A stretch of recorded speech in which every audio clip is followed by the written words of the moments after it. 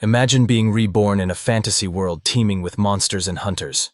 You'd think it's your big break, until you realize your family in this realm is flat broke. Somehow you awaken a system and become a beast tamer. Great, right? Except, you can't afford a beast because, well, you're still broke. Finally, you get your hands on a beast, but it turns out to be just your pet turtle. On the bright side, your girlfriend is both super hot and super rich.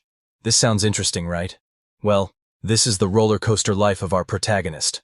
Armed with a turtle and dating out of his league, how on earth will he navigate this wild world? Before we dive into our tale, hit that like button and subscribe to our channel. It's easier than taming dragons, I promise. This story takes place in Zhengzhou City on May 20th, 2024. Like in many MMORPG games and Manhwa, a huge purple portal opened in the sky. A loud alarm sounded, announcing that another space rift had appeared above Zhengzhou. Monsters emerged from the portal and began attacking the citizens. A team of superpowered humans, much like the Avengers, arrived to fight these monsters.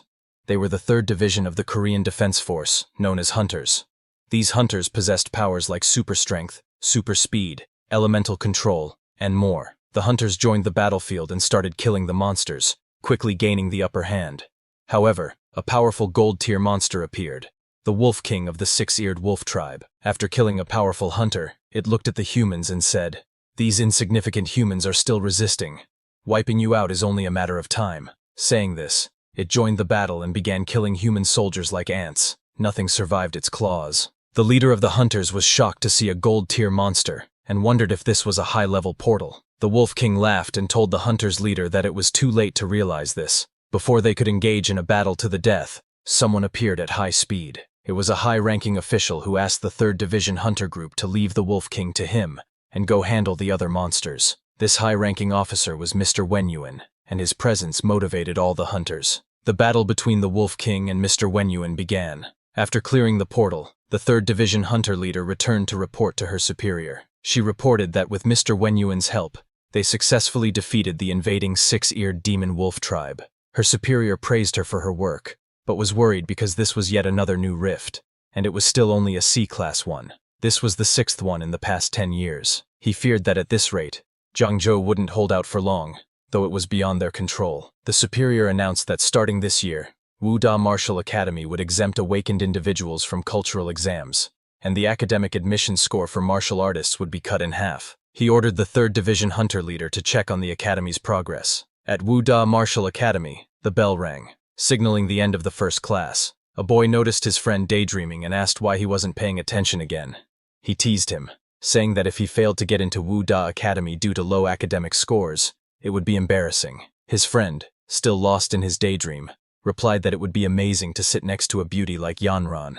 The girl he was referring to was Lin Yanran, the top beauty of the academy. While everyone's attention was on her, her attention was focused on our protagonist, seated next to her. Yanran smiled and asked him, since graduation was approaching, if he planned to attend the Literary Academy, or Wuda Academy. Our protagonist, Su Bai, lost in his books, replied that he didn't know. He explained that if he went to the Literary Academy, his grades were only average. Besides, in these chaotic times, what use were foreign languages and advanced mathematics? And if he chose Wuda Academy, his family wasn't wealthy enough to afford all the supplements.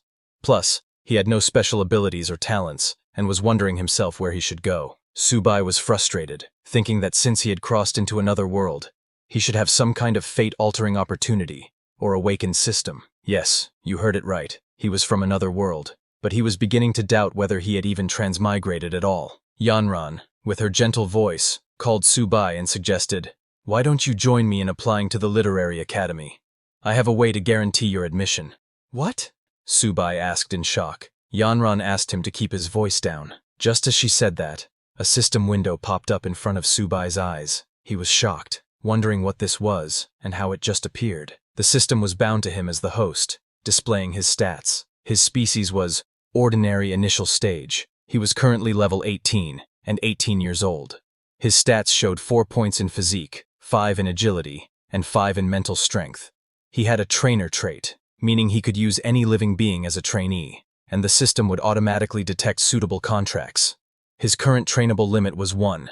His talent was evolution, allowing infinite evolution for all contracted trainees, with no upper limit to level progression, even breaking through racial limits. The trainee's hidden values and abilities would feed back to him, with higher levels providing a greater feedback ratio. Known levels were categorized as ordinary, bronze, silver, gold, platinum, diamond, lord tier, mid-tier, and divine, with each level having initial, intermediate, and advanced stages. Seeing this information, Subai realized that this was his system. Yanran, confused, saw Subai staring into the air and asked if he was okay. From her reaction, he understood that no one else could see it except him. He grabbed Yanran's hand and told her he was fine. Yanran blushed when he touched her hand, but all the boys in the class became angry, shouting for Subai to get his filthy paws off their goddess. One particularly angry guy shouted, "Subai, watch how I'll teach you a lesson." But a beautiful teacher stepped in, asking everyone to calm down, and just her words were enough to settle the class. The teacher announced, "I have good news. Zhengzhou Martial Academy just posted on their website that, starting with your class, awakened individuals are exempt from cultural exams and can directly enroll in Zhengzhou Martial Academy. Students with preliminary martial artist physiques will also have their academic requirements cut in half." Hearing this, the whole class cheered with excitement, thinking they could definitely get into Wu Da Academy now. As the class ended, the teacher asked students who had already awakened abilities or had a martial foundation to come to her office to register. Hearing the news, Subai thought, "This is interesting. I just got my abilities, and I'm already exempt from exams to get into Wu Da Academy." Seeing him deep in thought, Yanran wondered if he was really considering Wu Da Academy. The scene then shifted to outside, where Subai was walking home. He appeared normal on the outside, but Subai had something that set him apart. He was not originally from this world. He had transmigrated into this strange world 17 years ago. In this world, on September 18, 1906, a massive space rift had suddenly appeared in the sky. From this rift emerged countless strange beasts that soon rampaged everywhere. Armies from various countries fought against these alien creatures, and it took 3 months to eliminate the beasts from the rifts. However, as long as the rifts remained, new batches of alien beasts would periodically emerge. To counter this, humanity decided to send death squads into the rifts to explore. They discovered a vast, boundless land beyond the rifts, and to prevent the endless flow of alien beasts, military forces from various countries constructed bases within the sky rifts to defend against the beasts at their source.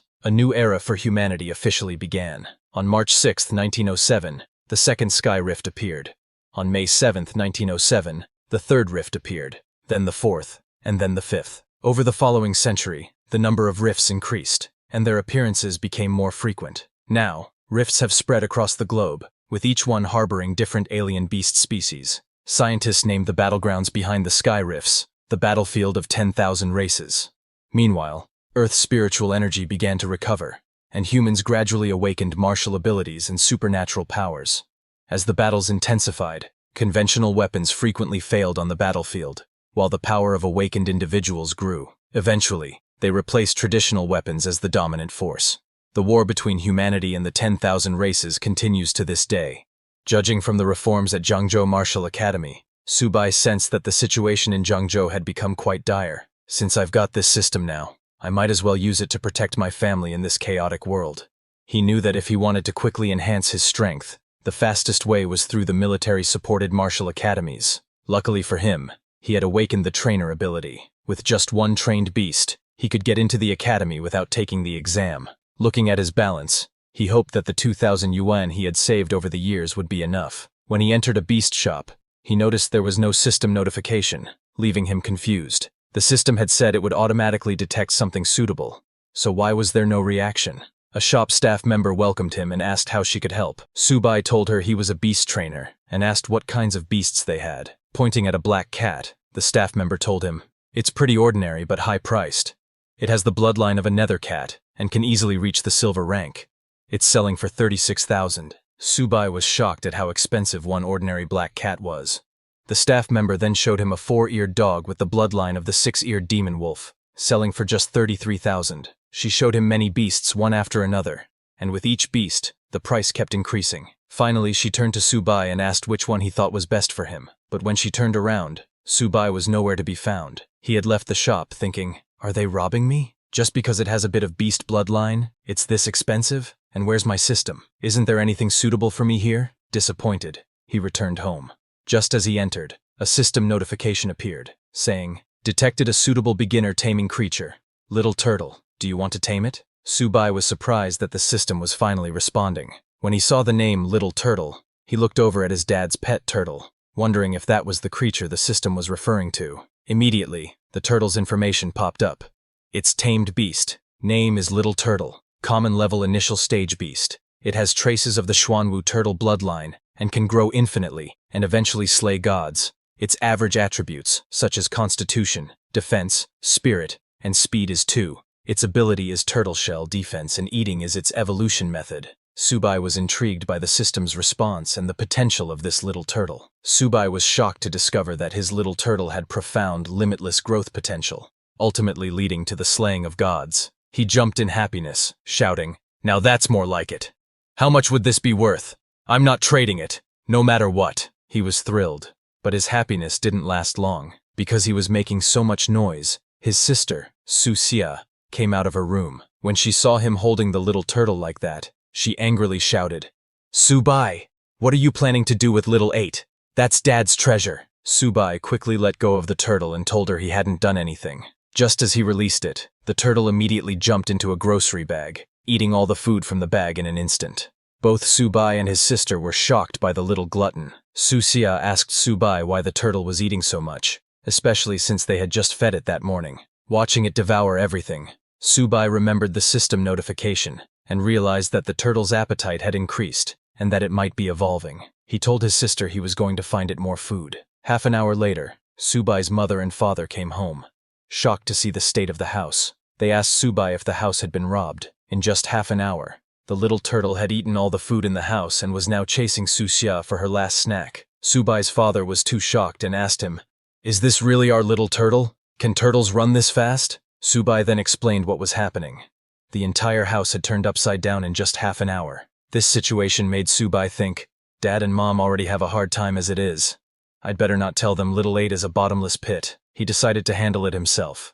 Meanwhile, after devouring everything in the house, the little turtle finally stopped. Su Xia was very angry at it, but as the turtle seemed satisfied, a huge robotic turtle form suddenly appeared from its body. Subai was shocked and asked, "Is this glutton finally full, or is it about to awaken its bloodline?" The scene then shifts to day 2. Little Turtle's explosive growth had come and gone, but its Xuanwu bloodline still hadn't awakened, and it had started eating even more. This was why Subai had come back to the pet shop again. When he entered, there were already 2 guests inside. When the shop staff member saw Subai, she asked if he had decided on what he wanted. He told her he wasn't here to buy this time. Getting closer to the staff member, he said, "I have exotic beast blood.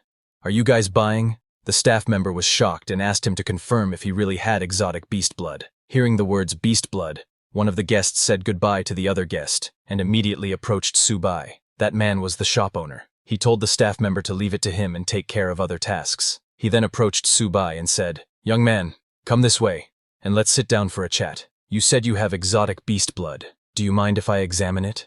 Subai handed him the beast blood and told him to go ahead. When the pet shop owner smelled the beast blood, he was shocked. "It's really exotic beast blood, and high quality too," he exclaimed. He asked Subai how much he wanted for it. Subai thought that it took so much effort to draw that small amount of blood from Little Turtle, so it had to be worth at least $100, right? But before he could say $100, the shop owner offered him $1,000. "What, $1,000? Subai responded in shock. Seeing his reaction, the shop owner misunderstood, thinking Subai was angry at the low price and actually knew how much it was worth. Laughing, the shop owner said, "Just a joke. Such a high-quality product is, of course, worth $10,000. In shock, Subai shouted, $10,000? The shop owner misunderstood again, thinking Subai was getting angry at the low price, and raised the offer to $15,000. Subai was stunned and covered his mouth, thinking, who would have guessed that Little Turtle is so valuable? It's getting difficult to keep my smile hidden. He turned around to hide his excitement and said, "Fine, it's a deal. If I didn't need the money, I wouldn't sell it at all." After getting the money, he left the shop, with the shop owner personally seeing him off and saying, "Take care, young friend. If you come across such good stuff again, you're always welcome to come to me." Walking away, Subai looked at his balance and was thrilled. He hadn't thought exotic beast blood was worth so much. 15,000 had just fallen into his lap like that. Little Turtle could be proud of himself this time. While he was walking, he suddenly got a call from his teacher, Ms. Lee. She told him that the results for cultural studies had just been released, And there was also an important announcement. She asked him to please drop by the school that afternoon to fill out his application form, and not to be late. Subai tried to ask Ms. Lee what the important announcement was, but there was no reply. Actually, it wasn't that she didn't reply. It was because Subai's old phone had no signal again. While talking, Subai hadn't noticed that he had wandered into an alleyway. Suddenly, a system warning notification popped up in front of him, telling him that there were 3 people nearby who bore great ill intent toward the host. They were currently within 10 meters. The notification read that Enemy 1's level is Beginner Cultivator. Enemy 2's level is Ordinary Person. Enemy 3's level is Ordinary Person. Subai was shocked to see the notification, and when he turned around, he saw 3 people behind him with weapons. He had been marked by thugs. The leader of the thugs was the same guy Subai had seen in the pet shop talking to the owner. The thug leader demanded that Subai hand over his belongings, assuming that, judging by the pet shop owner's attitude, Subai must have something valuable on him. Subai felt unlucky, but told the thugs that he had gone to the shop to sell something, not to buy. However, Subai had no intention of handing over the money. He thought that if the thug leader was only at the level of a beginner cultivator, he stood a chance. The thug leader insisted, telling Subai to just hand over the money. Subai replied, "Fine, I'll hand over the money," and took his little turtle out of the bag, instructing it to retract into its shell. Immediately, little turtle hid in its shell, and Subai threw it like a rock at the thug leader. The thug leader used his baseball bat to defend himself, angrily shouting, "You little bastard!" But before he could attack, Subai quickly moved and kicked the thug leader in the groin, nearly incapacitating him. The thug leader fell to the ground in pain. The other 2 thugs were shocked to see their leader like that, and chased after Subai, shouting, "How dare you touch our boss!" Subai and Little Turtle immediately ran away. While running, Subai asked his turtle if the baseball bat hurt him. Little Turtle replied that it just felt itchy.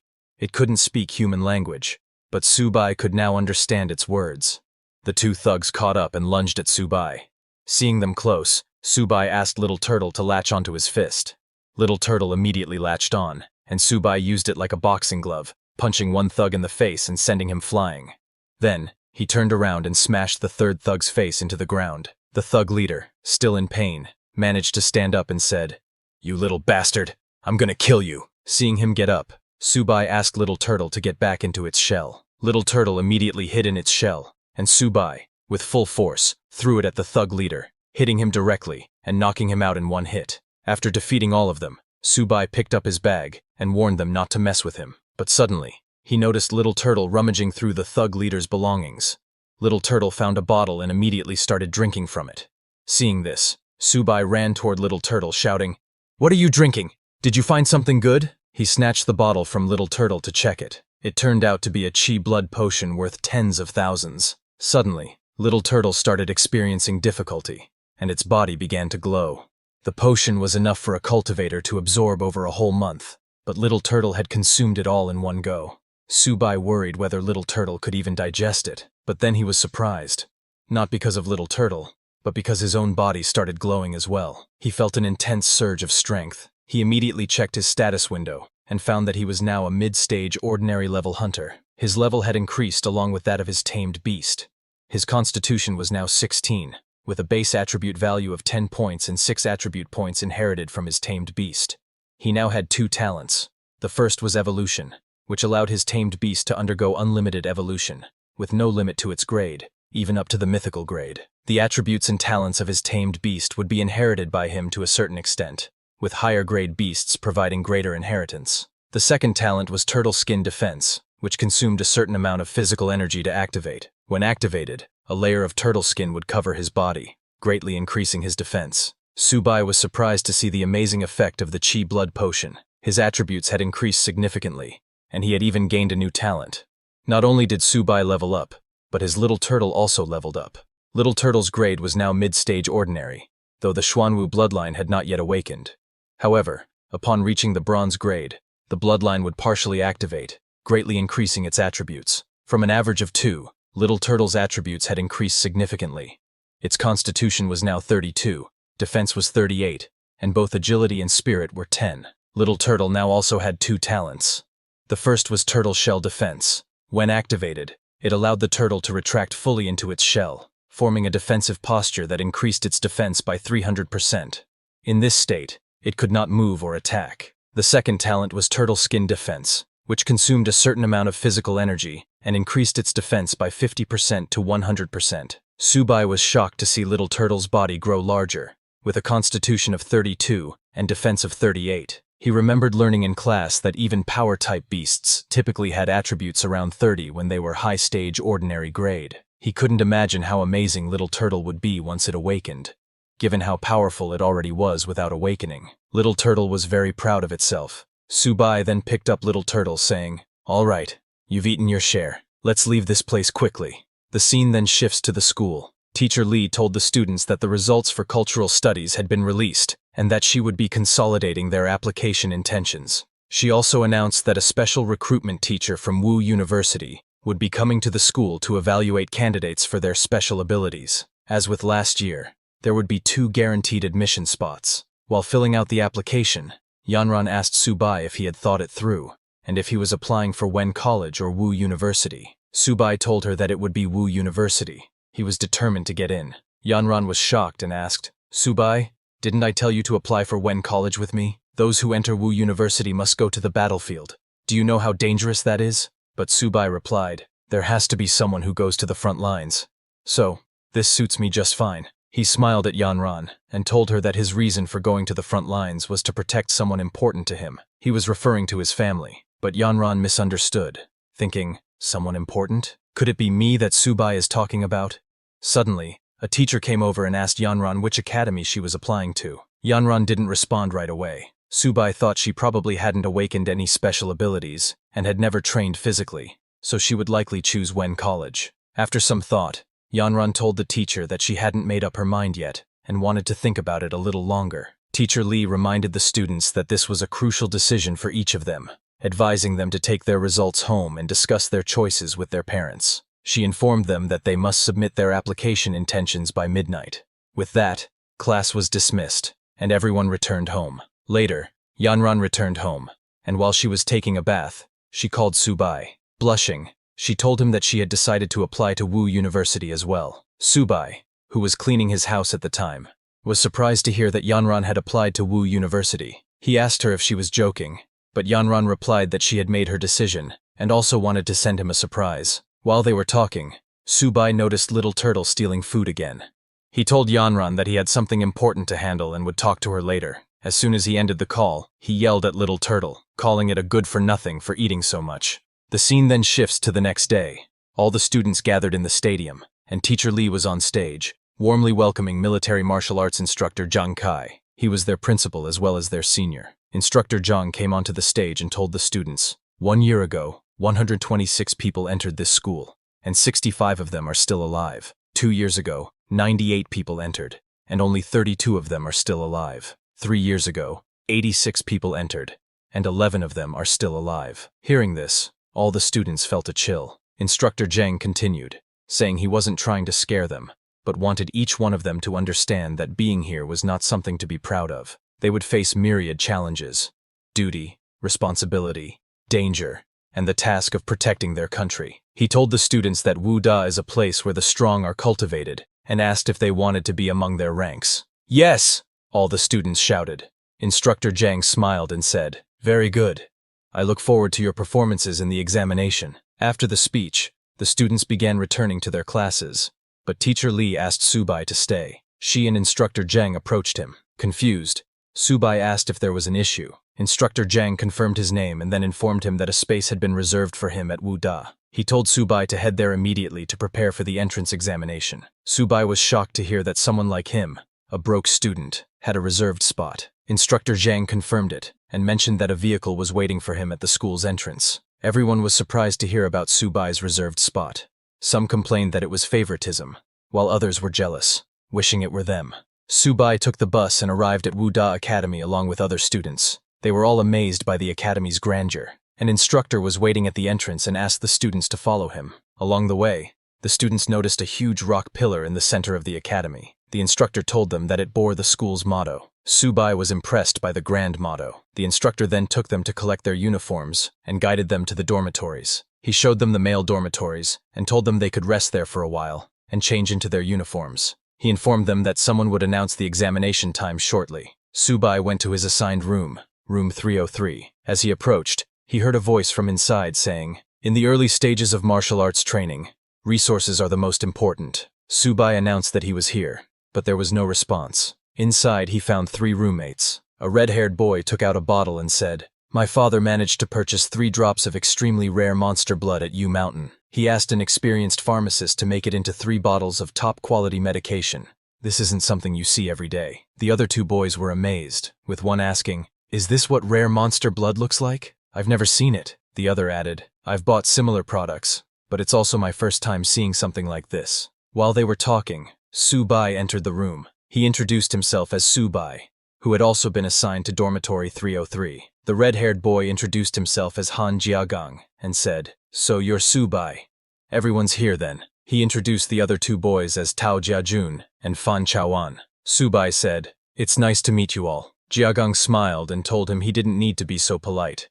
They were all dorm mates after all. He asked Subai to come over and take a look, explaining that Han Jiagang's father had sent him some rare monster blood. Proudly, Han Jiagang told Subai that his father had to send people all over the country to acquire it. When Subai heard U Mountain and 3 drops mentioned, he wondered if it could be the same blood he sold to the pet shop owner. He asked Han Jiagang if such rare blood was expensive. Han Jiagang boasted, "Not really. Each drop only cost around 30,000, so not even 100,000 in total. It's practically spare change." Hearing it was sold for 90,000, Subai became very angry, thinking, "That slimy bastard.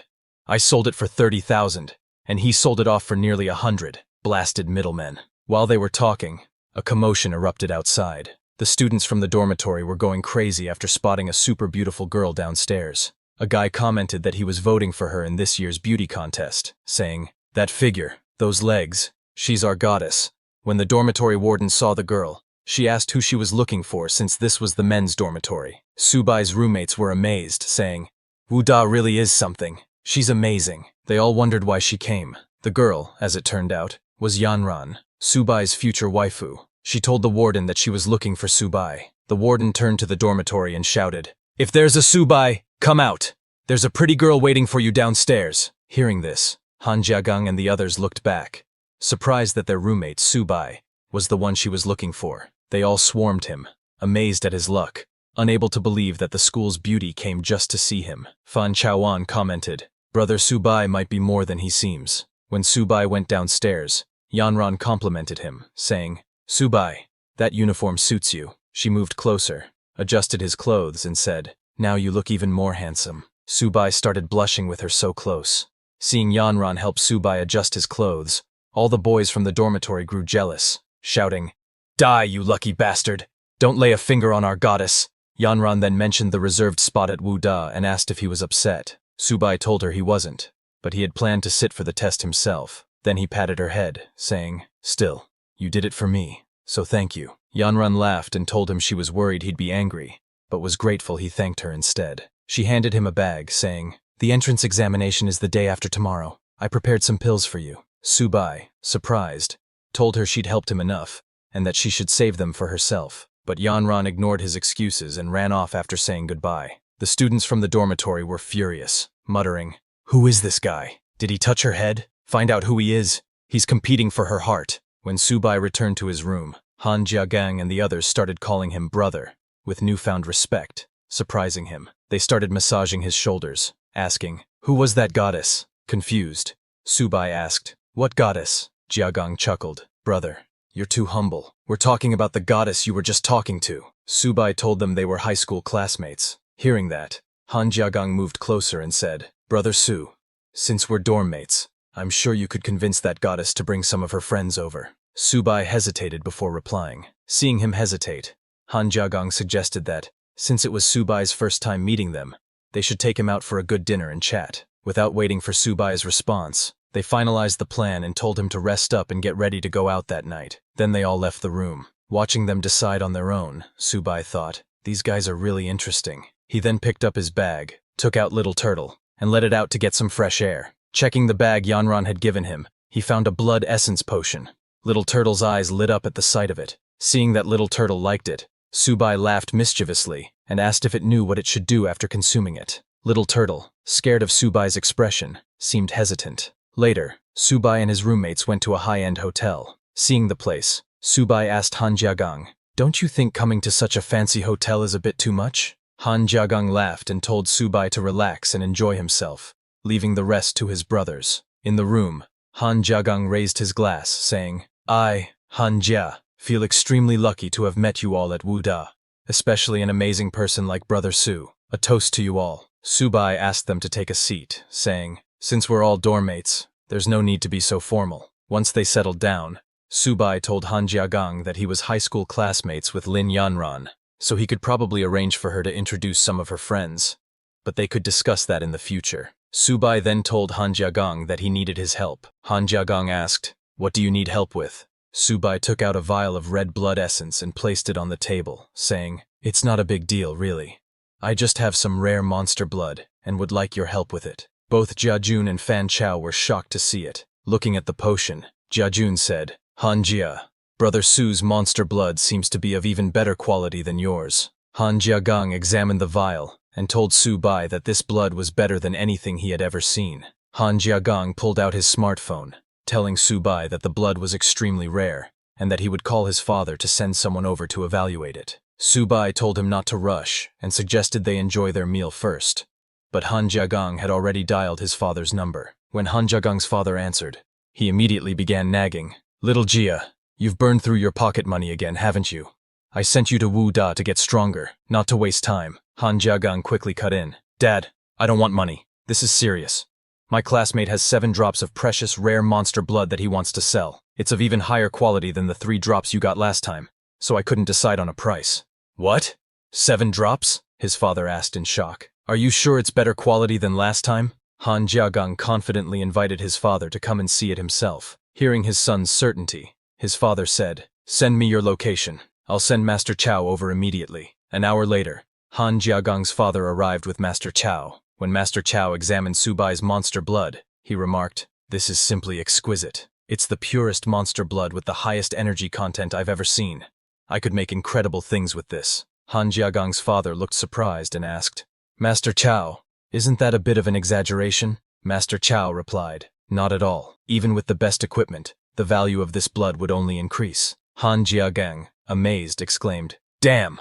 Brother Su, who knew your monster blood was this OP?" Master Chao approached Subai and, with respect, said, "Young man, what's your price for this monster blood?" Subai told him that his friend had advised that this blood shouldn't be sold for money, only exchanged for blood essence of equivalent value. Hearing this, Han Jiagang's father said, "Subai, since you're classmates with little Jia and I'm your senior, I wouldn't dream of shortchanging you. I'll take it all, and you'll get 14 bottles of blood essence in return. How does that sound?" Subai agreed and thanked him. Han Jiagang's father smiled and asked Subai if he would like to join the Han family, promising to provide him with resources for free. Subai thanked him for the offer but explained that he wasn't planning on joining a family just yet. Han Jiagang's father pressed him to reconsider, but suddenly, a loud voice came from outside. It was Yanran, who opened the door and said, "Subai said he didn't want to join a family, so no one is allowed to force him." She was visibly angry and asked Han Jiagang's father if he understood. Subai was surprised to see Yanran there and asked her why she had come. Yanran replied that she was there to settle her own business, but hadn't expected to run into him. Seeing Yanran's attitude, Han Jiagang's father grew angry, but Master Chao quickly intervened and informed him of Yanran's background. Han Jiagang's father was shocked and frightened upon learning her background. He quickly explained to Yanran that it was all a misunderstanding, saying that Subai and his son were just classmates and good friends. Hearing this, Yanran calmed down and asked Subai if he was heading back to school, suggesting they go together. Since Subai had finished his business, he agreed, said goodbye to everyone, and left with Yanran. Watching them go, Han Jiagang called out, saying he was going back to school as well, and started to follow, but his father stopped him. Han Jiagang's father advised him to build a good relationship with Subai, because the Han family's future might depend on it. He also instructed him to keep a safe and respectful distance from Lin Yanran. Han Jiagang was stunned, realizing that his friend Subai and the goddess Yanran were indeed very impressive. 2 days later, at the military training field at Marshall University, all the freshmen gathered on the university grounds. Instructor Zhang addressed the students, announcing that over the next few days, they would participate in freshman special training, which would take place in the battlefield of all races. Hearing this, many students were scared, asking if they were really going to the battlefield of all races for training. fearing it was far too dangerous. Failing the training was one thing, but losing their lives was another. Instructor Zhang reassured them, saying the area designated for their training had already been cleared, and that the instructors would ensure their safety. He continued, explaining that they would be divided into groups of 50, each led by a bronze-level instructor, who would act as their homeroom teacher and assign their training tasks. He wished all the freshmen a victorious return. After the announcement, Yanran came running to Subai, very excited, and told him they had been assigned to the same class. Subai smiled and asked if she arranged that on purpose. As they talked, a female instructor appeared and called for Class 8 to gather. Class 8 was the group that included Yanran, Subai, and his roommates. The red-haired instructor introduced herself as Liao Yuxin, their special training instructor. All the boys were going crazy over the beautiful instructor. Instructor Liao told them that she would be the one assigning all their training tasks, and their first task was to write a will. The students were shocked to hear this. Instructor Liao explained that they had one day to write their wills and would need to be at the teleport plaza by 8 a.m. the next day, as they would be departing for the battlefield of all races. The students were scared. One student exclaimed, "Is there really a risk to our lives? I still want to carry on the family line." Another said, "I'm going to write my will. There's so much I need to leave for my parents." Hearing this, Yanran asked Subai if he had any plans. He told her he didn't have much to prepare and would head back to the dorm first. While both Yanran and Subai were relaxed, Han Jiagang and the others were anxious. With the battlefield ahead, they felt there was a lot to prepare. When everyone returned to the dormitory, Han Jiagang invited Subai, saying that since they were heading to the battlefield the next day, he was taking the boys out for a good time that night. He asked Subai to join them, but Subai declined, saying he had other things to take care of, and told them to go enjoy themselves. Han Jiagang understood and agreed. As he was leaving, he noticed Subai's little turtle eating in a corner. He patted the turtle and said, "Brother Su, your little pet turtle is something. Its shell is tough." Subai told Han Jiagang that the turtle was named Little 8, but that it had a bit of a gluttonous side. Little turtle didn't like being called a glutton, pouting in response. After that, Han Jiagang and the other two roommates left the room. Meanwhile, Little Turtle finished its plate and asked Subai for more food. Subai said, "You little glutton. All you think about is eating. Fine, I'll let you eat all you want today. But once we're on the battlefield of all races, you'd better perform well." He gave Little Turtle more blood essence, which it immediately drank. Subai laughed and told Little Turtle to slow down, reassuring it that no one would take the food away. As he was feeding Little Turtle, a system notification popped up, congratulating him because his pet, Little Turtle, had leveled up to a high-rank ordinary exotic beast. Due to this, Subai's level had also increased, and Little Turtle had gained a new talent, Heavy Strike. Subai checked the status window and saw that his tamed beast, Little Turtle, was now high-rank ordinary. Its attributes had increased significantly. Physical strength was 64, defense was 78, agility was 20, and mental strength was 20. It now had 3 talents: Turtle Shell Defense, Turtle Skin Defense, and Heavy Strike. The new Heavy Strike talent consumed stamina to increase attack power by 100% to 200%. The more stamina consumed, the stronger the attack. Subai then checked his own status window and found that he had also leveled up to high-rank ordinary. His physical strength was 28, with 15 as his base strength and 13 points inherited from his beast. His agility was 19, and mental strength was 34. He now had 3 talents: Infinite Evolution, Turtle Skin Defense, and Heavy Strike. The new talent worked the same as Little Turtle's, consuming stamina to enhance his attacks. Subai was amazed, realizing that the blood essence was incredibly effective. Little 8 leveled up again, and these stat boosts are insane. He looked at Little Turtle and said, "Nice, Little 8. When we get to the battlefield of all races, let's go all out together." Now, both Subai and his Little Turtle were ready for the battlefield. The next day, all the students gathered in the field. Instructors reported to Chief Instructor Zhang that all trainees were geared up and ready for battle. Chief Instructor Zhang ordered a soldier to open Teleport Formation 1 and prepare for teleportation. The teleport formation activated, ready to transport students to the battlefield of 10,000 beasts. Seeing such a huge teleport formation, the students were amazed, saying, "Only Martial University has something like this." Yanran, feeling worried about Subai, told him to be careful once they were on the battlefield of all races.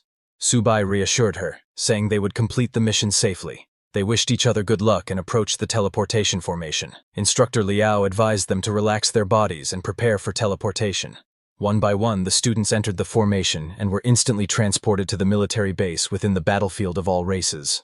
They were surprised by how epic the military base looked and how quickly they arrived. Instructor Liao stood at attention and asked Group 8 to quiet down. She apologized to Lieutenant Hunter, saying, "They're just rookies who haven't seen much." The man in front of her introduced himself as the Deputy Lieutenant of Military Base F-269 and told the students they could call him Deputy Lieutenant or Sir. He continued, "Here, I don't care if you're a student or an instructor. On my turf, you follow my orders." He asked if they understood, and everyone shouted, "Understood, sir." Seeing the lieutenant, Han Jiagang muttered, "So what if he's a deputy lieutenant? What's the big deal?" Subai pointed out the scar on the lieutenant's face, noting it showed he was an experienced officer. The lieutenant then informed the students they were in luck because his team had just returned from a battle. Their first task would be to clean the battlefield and, while doing so, eliminate any remaining phantom cats. He said it was the perfect job for rookies to get their first taste of battlefield experience. With a serious expression, he added that eliminating the phantom cats would earn them military merit points, which could be exchanged at the logistics department for blood vitality powder and various grades of body tempering elixirs to strengthen themselves. Hearing this, Jiajun got excited, exclaiming, "Truly, fortune comes with risk." Han Jiagang added, "No wonder so many risk their lives to come to the battlefield of myriad clans." Seeing them eager, the lieutenant smiled and said, "You little brats look ready to give it a try. Good. Move out immediately. Follow me." Everyone was thrilled. As they followed the lieutenant, Subai thought to himself that he needed to gather enough military merit points to exchange for elixirs. Little 8 would have a feast as well. The lieutenant first led them to some injured soldiers, explaining that these were the wounded, just back from the battlefield. Seeing the injured soldiers, Jiajun asked if they had been hurt while dealing with the phantom cats. Han Jiagang replied, "No way. Aren't phantom cats the weakest beasts? How could they be so terrifying?" Seeing the injured soldiers, some students grew scared and exclaimed, "Even the weakest phantom cats are this dangerous? How am I going to survive and make it home?" "Enough chatter," Instructor Liao shouted. She asked them if they thought the battlefield of myriad clans was a playground, reminding them that since they enrolled at Wuda, they must always be prepared to face danger. Yanran, seeing the injured soldiers, was scared and asked Subai to stay close to her once they were on the battlefield, as she didn't want anything to happen to him. Subai, understanding the danger, decided to stay vigilant in the myriad clan's battlefield and reminded Yanran to be careful too. When they arrived at the gate, a soldier reported to the deputy lieutenant that they were currently executing their assignment to guard the northern gate and that they had killed 35 ferocious beasts attacking the camp that day. The lieutenant praised them for a job well done and ordered them to open the main gate, allowing the recruits to see what the myriad clan's battlefield truly looked like. At the deputy lieutenant's command, the soldiers opened the main gate. Instructor Liao told the students that with Deputy Commander Hunter leading the team, this was a rare opportunity and encouraged them to make sure to perform well. "Understood, Instructor," everyone shouted. Seeing the students' energy, the lieutenant smiled and said, "Brats, you've all left your wills at the mail depot, right? Because from this moment on, you will be constantly walking with death." When the main gate opened, the students saw soldiers battling fierce beasts. Han Jiagang was amazed, exclaiming, "Is this what a battlefield is like? How gruesome." One of the soldiers fighting the beasts turned around, noticing their captain. He approached, saluted, and asked why the captain had personally come. The lieutenant told him to talk less and assemble a team of soldiers to help protect this batch of students. The soldier replied, "Yes, sir," and left to gather a team. Instructor Liao explained to the students that they would be heading to Area F-260, where there was a patch of forest. Most of the monsters there had already been killed, and their mission was to retrieve the monster cores from the human cats in the area. After the explanation, the lieutenant stepped forward and shouted, "Rookies, are you ready?" "We're ready, sir," all the students replied in unison. Meanwhile, the assembled strike team received orders to follow and protect the students. As they began moving, the strike team leader approached Instructor Liao and assured her there was nothing dangerous about clearing out a battlefield. Laughing, he remarked that sending these newbies to the front lines would be a waste, as they would be like nobodies on the battlefield. He then turned to Captain Fu and asked why he was personally leading the team. Captain Fu replied, "Strike team leader, you talk too much. Don't ask pointless questions." Hearing this, the strike team leader stopped. Instructor Liao thanked Captain Fu for his assistance, and he responded, "It's nothing. These students are all warriors on the battlefield. It's my duty to protect them." Meanwhile, at Didu, the highest military command post in Long, a soldier rushed to report an urgent issue to the senior officer. He informed him that there was a latest report from the battlefield of all races. A large horde of monsters had broken through the defenses. Currently, 12 powerful golden-ranked individuals from the Yuming Cats tribe were involved in the fight, attacking 12 military camps in the southwest, from D128 to D140. The senior officer instructed the soldier to determine the monster's direction and send word to the other camps to prepare for an attack. The new students from Wu Da are entering the battlefield to practice their skills. They are Long's future. They must be protected at all costs. Meanwhile, at Area F-269, all the students arrived at the battlefield they had to clear. Instructor Liao told them that when clearing a battlefield, time was of the essence. Every minute they stayed was another minute they were in danger. Hearing this, everyone immediately got to work. Subai and Yanran were working together. Yanran told Subai that the hides, blood, flesh, claws, and teeth of the Yuming cats could be used to make weapons and medicines. Subai replied, "No wonder so many people would want to come to such a dangerous place. There are rare materials everywhere. My little turtle is going to eat well again." Looking at his inventory, Subai decided he would collect a few more cores and exchange them for blood spirit essence, thinking that would help little turtle level up again. But while checking his inventory, a sudden system warning popped up, alerting him to extreme danger. 164 Yuming cats were rapidly approaching, obviously hostile, and only 3 kilometers away, in the southwest forest. The system advised him to stay on guard, marking the threat as a 5-star high-level threat, with a life-threatening danger level of 4 stars. Subai was shocked, as the last time the system gave him a warning, it was only for a beginner-level martial artist. This was a 5-star life-threatening situation. Seeing Subai's alarmed expression, Yanran asked what was wrong. Without explaining, Subai ran to Instructor Liao, who was in a tree, and told her he sensed a large horde of monsters moving towards them from the southwest. Hearing this, Instructor Liao looked in that direction but saw nothing. She came down angrily and said, "Subai, this is a battlefield, not a playground. Do you know what will happen if you cause mass panic?" Subai tried to explain that he wasn't joking, and that there really was a horde of monsters approaching.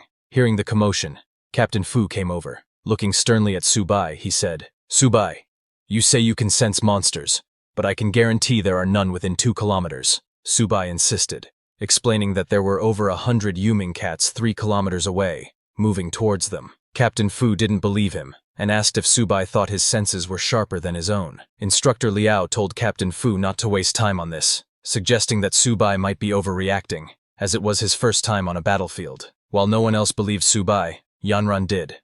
She told Captain Fu that no one should make a judgment before verifying the truth. Left with no choice, Subai stepped forward and pleaded with everyone to believe him, insisting that the monsters were getting closer. He explained that, as a monster tamer, he had an extraordinary sense for danger. Instructor Liao was surprised to hear that Subai had such a skill. She asked why the school hadn't recorded it. Subai replied that he was guaranteed a place at Wu Da, so his special abilities hadn't been noted. The students were shocked to hear that Subai had special abilities. One guy said, "If Subai has the ability to tame monsters, why haven't I seen anything he's tamed?" While they were talking, a loud noise suddenly came from the southwest.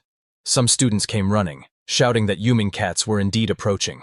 Instructor Liao asked if they were sure, and the students confirmed that a whole lot of them were on their way. Hearing the news, Captain Fu ordered everyone to form a defensive formation. He instructed the messengers to contact the base and request reinforcements. The messenger returned with an update from the base. The surrounding camps were also under attack, so no reinforcements could be sent. Instructor Liao asked Captain Fu if there were truly over 100 Yuming cats, expressing concern that the students couldn't fight them without support. Captain Fu drew his weapon and confirmed that Subai's senses had been accurate. He could now sense the approaching horde of monsters himself. He ordered the strike team leader to assign 4 soldiers to protect the students. Subai, wanting to join the fight, told Captain Fu there was no need to protect him. Suddenly, a Yuming cat, a monster at the early bronze stage, appeared and immediately leaped to attack. Captain Fu and the soldiers started shooting at the monsters, ordering a retaliatory defense to protect the students. However, the regular soldiers were no match for the Yuming cats, which were more like tigers than cats.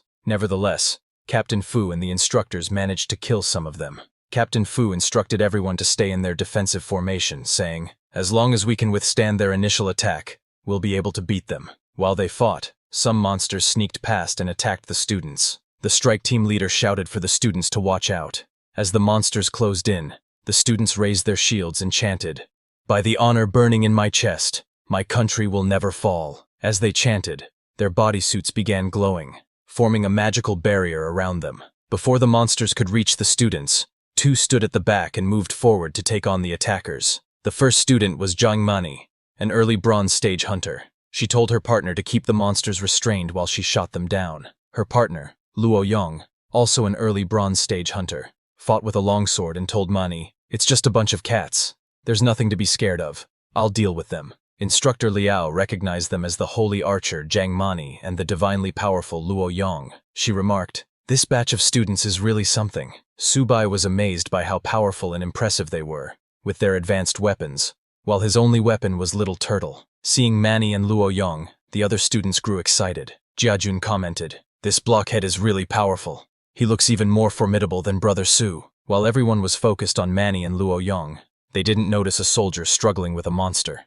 Suddenly, a loud roar came from the forest, causing everyone to cover their ears. When the sound ceased, a large monster emerged from the forest, and all the Yuming cats knelt before it. The new monster was the king of the Yuming cats, a middle silver stage beast with a constitution of 45, agility of 88, and spirit of 43. Captain Fu was shocked to see the king of the Yuming cats, and couldn't understand why a silver stage cat king had appeared here. He immediately ordered the messenger to contact the base again and request reinforcements. Unaware of the monster's strength, Mani and Luo Yong charged at it. Luo Yong jumped to attack with his sword, while Mani supported him by restricting the monster's vision.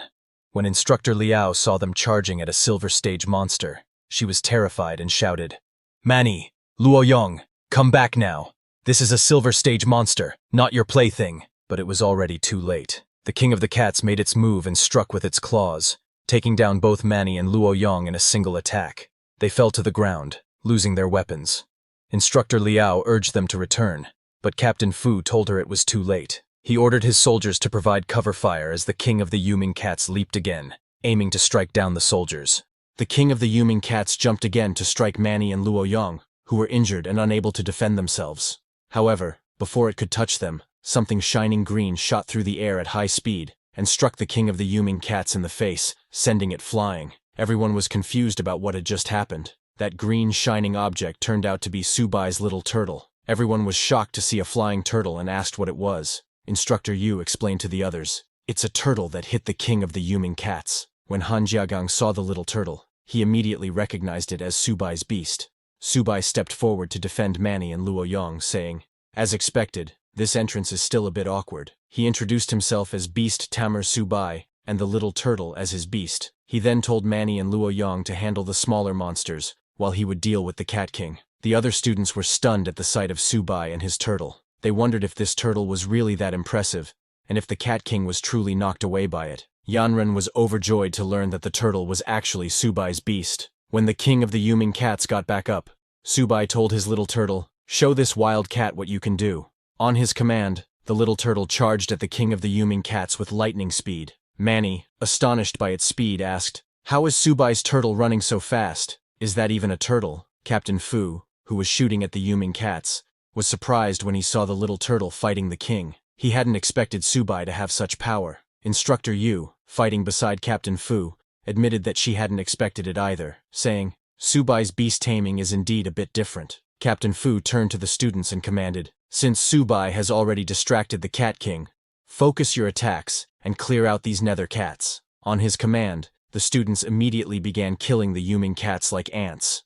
Meanwhile, the king of the Yuming cats, furious at the little turtle, used demonic flames to strike it with its claws. The attack landed squarely on the little turtle's shell. Instead of injuring the turtle, the king of the Yuming cats lost all its claws. The little turtle had used its shell defense ability, which increased its defense by 300%. Captain Fu was shocked to see a normal-grade creature withstand the Silver Cat King's crushing claws. He marveled at the little turtle's insane defense but quickly refocused, realizing that now wasn't the time to be distracted. Captain Fu immediately moved towards the king of the Yuming cats and ordered his soldiers to cover him. "While the Cat King is occupied, I'll finish it," he shouted. While the king was busy fighting the little turtle, Captain Fu sneaked up from behind and jumped at it, aiming for its abdomen, its known weak spot.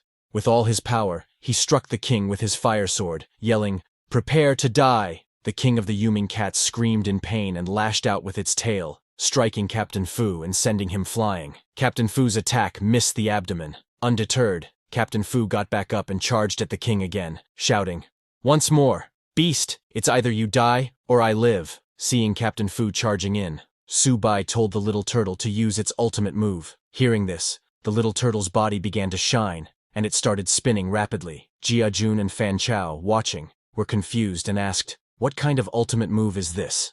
Why is the turtle spinning in place?" Ignoring their confusion, Su Bai sprinted toward the spinning little turtle. He had read in a book that the Cat King's weak spot was its abdomen. Timing his move perfectly, Su Bai kicked the spinning little turtle like a football, aiming directly at the Cat King's abdomen. The little turtle flew toward the king like a bullet at high speed. Before the Cat King could strike Captain Fu again, the little turtle hit the king squarely in the abdomen with a solid impact.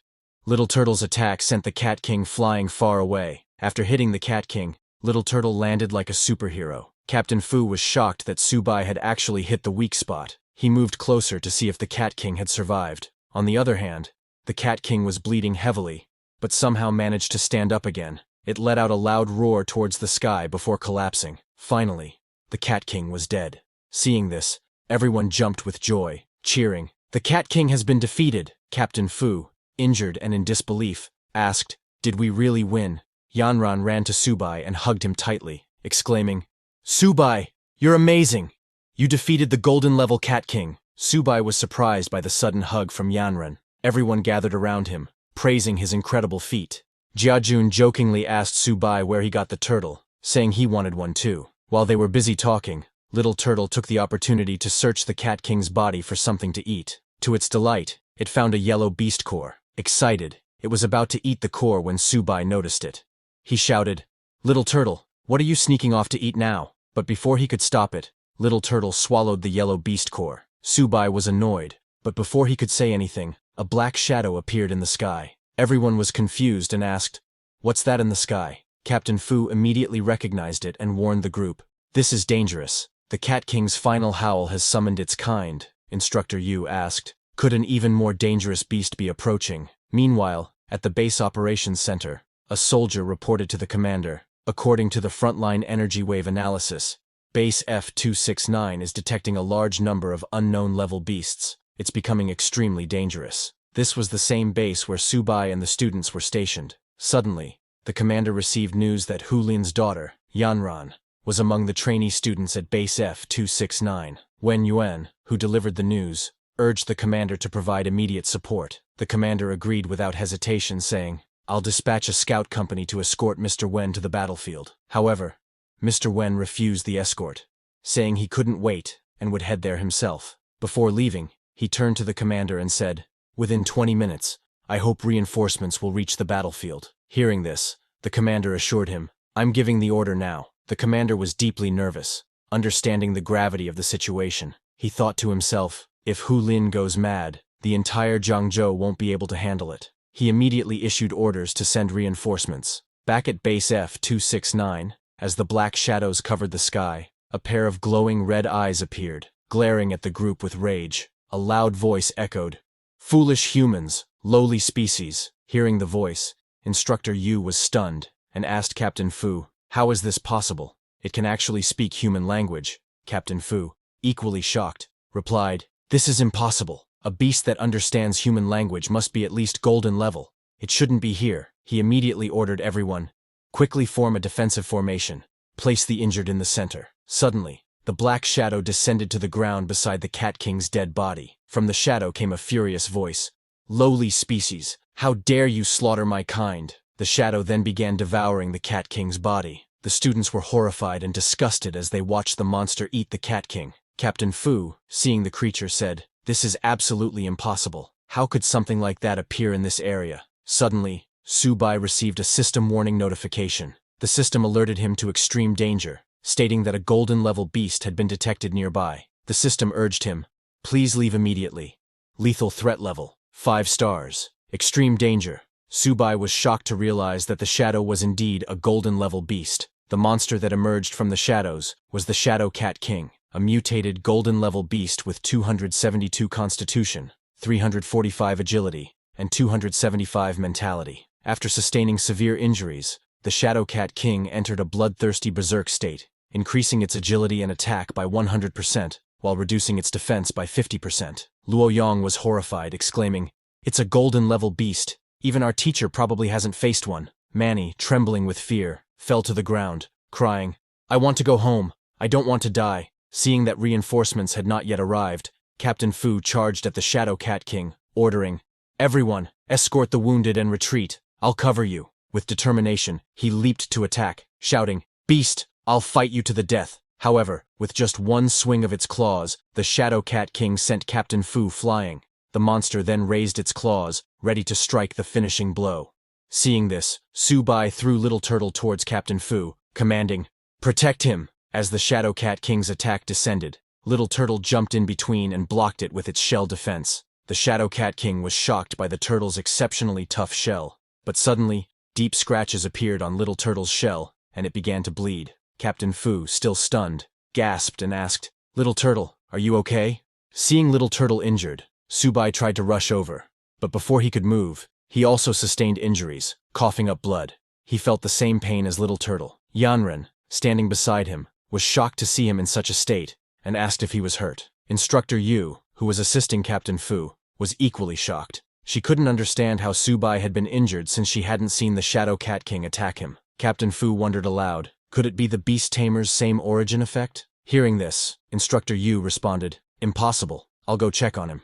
Suddenly, a system notification appeared for Su Bai, explaining, because the tamed beast has fallen into a serious injury state, the tamer's talent, the same origin, has been triggered. The host and the tamed beast now share energy and damage. Instructor Yu came to check on Su Bai, but found no external injuries. Shocked, she wondered, could Su Bai have truly mastered the legendary beast taming skill? In pain, Su Bai collapsed, but Yanren caught him before he hit the ground. She was deeply worried about his condition. Su Bai, reading the system notification, understood what had happened. He reassured Yanren, saying, "I'm okay." Instructor Yu, pointing her sword at the Shadow Cat King, declared, "Su Bai is sharing the attacks of the golden-level Shadow Cat King with his tamed beast. We can't let him fight alone. Let's support him, yes, we can't let him fight alone." All the students and soldiers shouted in unison.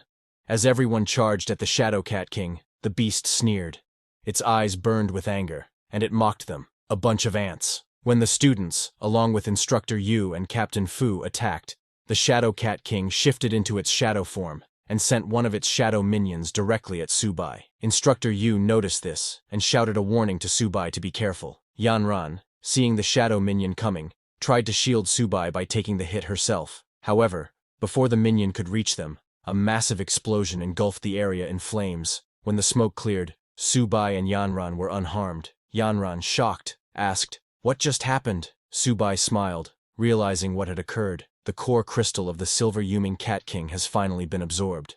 A system notification appeared, announcing, "Little Turtle has upgraded to bronze level, Black Turtle." The Black Tortoise bloodline has been activated, allowing the Black Tortoise illusion to be maintained for a short period. Little Turtle has gained a new talent, Turtle Gravity. With 10% of its bloodline activated, all attributes have improved, and talents are enhanced. The system detailed Little Turtle's new stats. Its physical strength is 218, defense is 362, agility is 55, and spirit is 60. Now it has 3 skills. First skill is Black Turtle Barrier. Gathers Little Turtle's energy to form a defensive barrier, increasing defense by 300%. Second skill was Turtle Spirit Possession. Consumes physical energy to envelop Little Turtle's body, enhancing attack power by 100% and defense by 200%. Third skill was Turtle Gravity. Launches a gravitational skill at a designated target, pulling them in. As the Black Tortoise bloodline awakened, Little Turtle entered its spirit form. A colossal beast, resembling a projection, emerged from Little Turtle's body. Everyone was awestruck, staring at Little Turtle's spirit form. Instructor Yu asked, "Has Su Bai's beast evolved?" Seeing the golden light radiating from Little Turtle, Captain Fu wondered, could this be the mark of an epic beast tamer? After Little Turtle's awakening, Su Bai stood up. Yanren asked him, "Is your injury healed?" Su Bai reassured her, "I'm fine." He then pointed at the Shadow Cat King and commanded Little Turtle, "Kill that beast for me." On Su Bai's command, Little Turtle's spirit swung its massive hand and struck the Shadow Cat King, sending it flying with just one attack. Everyone was astonished by Little Turtle's power. Captain Fu was shocked and exclaimed, "Su Bai's tamed beast is only at the initial bronze level, but it has such terrifying strength. The bloodline level must be extremely high." Luolong couldn't believe their eyes, marveling that Su Bai, a bronze-level beast Tamer, managed to knock away the Shadow Cat King.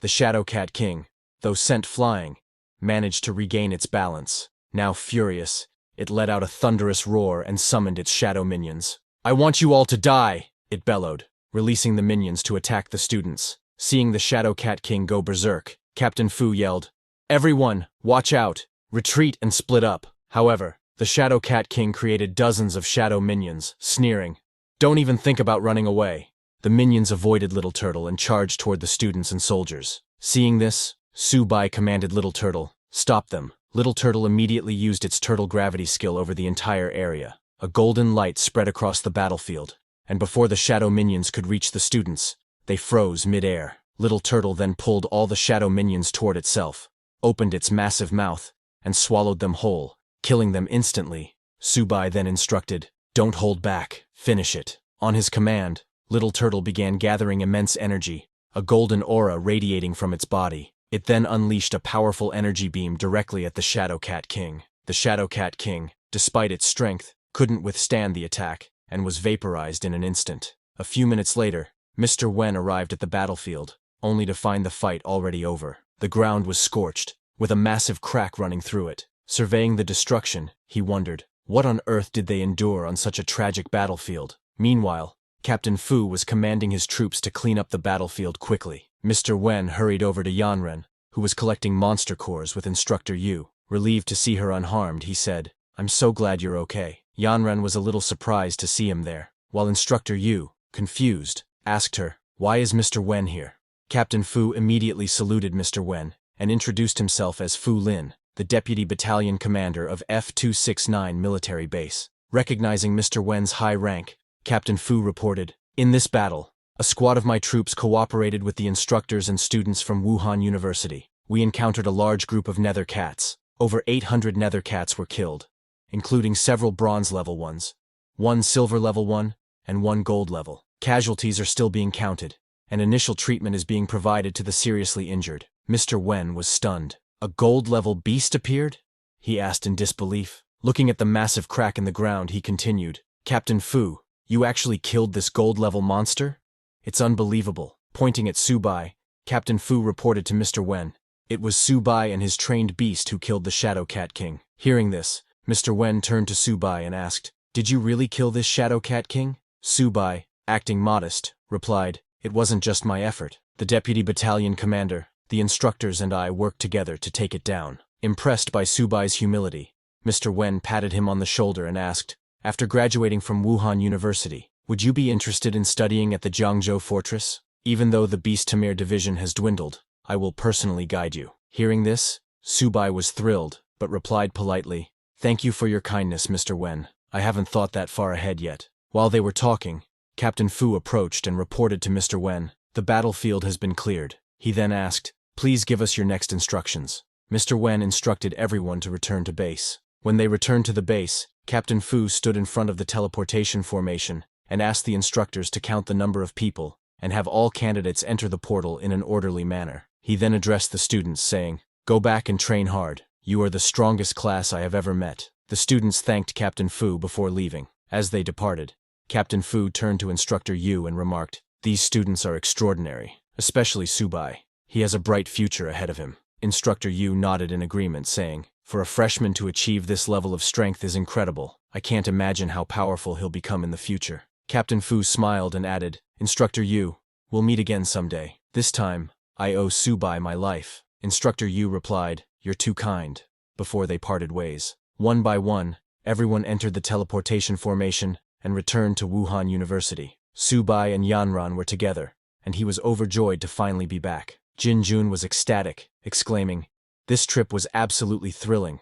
Upon their return to the university, they were greeted with banners and cheers from the other students, who had gathered to welcome the heroes back from victory. All the teachers and students of Jiangzhou Wuhan University were present. A teacher handed a bouquet of flowers to Luo Yong, saying, "Welcome home, hero." Luo Yong was surprised and humbly responded, "The real hero is Su Bai. We're nothing.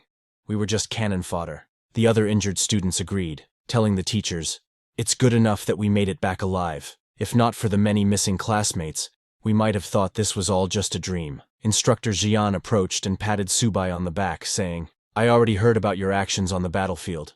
You are all heroes of Zhangzhou Wuhan University. Your test scores this time will be the highest ever recorded. Hearing about the assessment results, Subai was overjoyed and said, All I want to do now is go back to the dormitory, take a shower, and have a good night's sleep. All the students laughed and agreed that they all needed rest. In Subai's room, Jinjun joked, Don't you feel like the bed is extra soft tonight? Fan Chao laughed and replied, I've already been trapped by this bed. Turning to Han Jin, Fan Chao asked, Since we accomplished such a great feat this time, will we be credited with a military achievement? Han Jin laughed and teased, How many resources do you think you can exchange for your limited capabilities? But our brother Su killed the gold-level monster, so he'll definitely exchange it for a ton of cultivation resources. Suddenly, Han Jin remembered something and stood up, asking Subai, What kind of turtle is yours? I want to buy one to raise at home.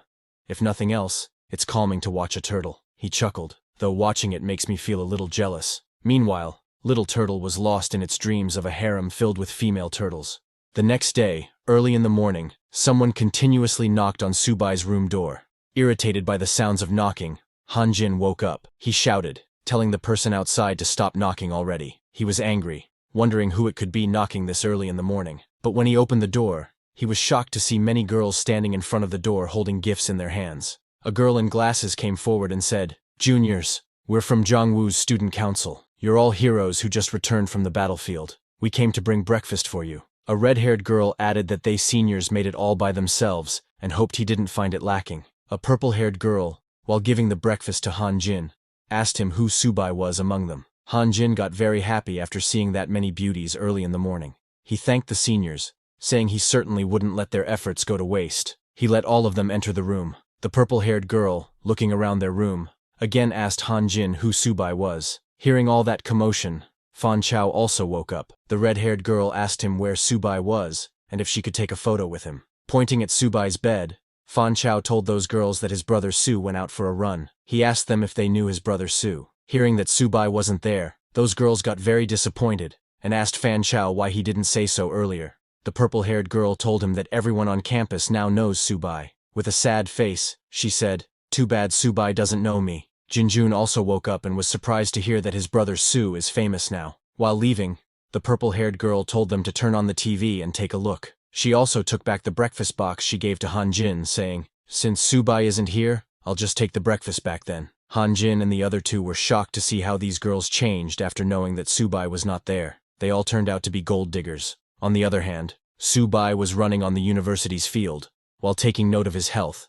Suddenly, an important announcement on Longguo's military channel attracted the attention of everyone in the stadium, and they all looked at the broadcasting screen. The announcement was that yesterday, several provinces experienced large-scale attacks by ferocious beasts from the myriad races on military bases behind human lines. Among the beasts attacking the bases, gold-tier combatants were present in each instance. Students from martial arts universities across provinces were massacred, with survival rates less than 1 in 100. During this campaign, the instructors and students of Zhangzhou Martial University fought valiantly. They slew 1 gold-tier beast, 1 silver-tier beast, and numerous bronze-tier and ordinary-tier beasts. Among them, freshman Subai single-handedly held off a gold-tier beast with the support of instructors and a bronze-tier expert from the military. He achieved the feat of cross-tier slaying, a complete defeat across the board, with Zhangzhou Martial University standing as the sole victor. The news also showed Subai's photo on the screen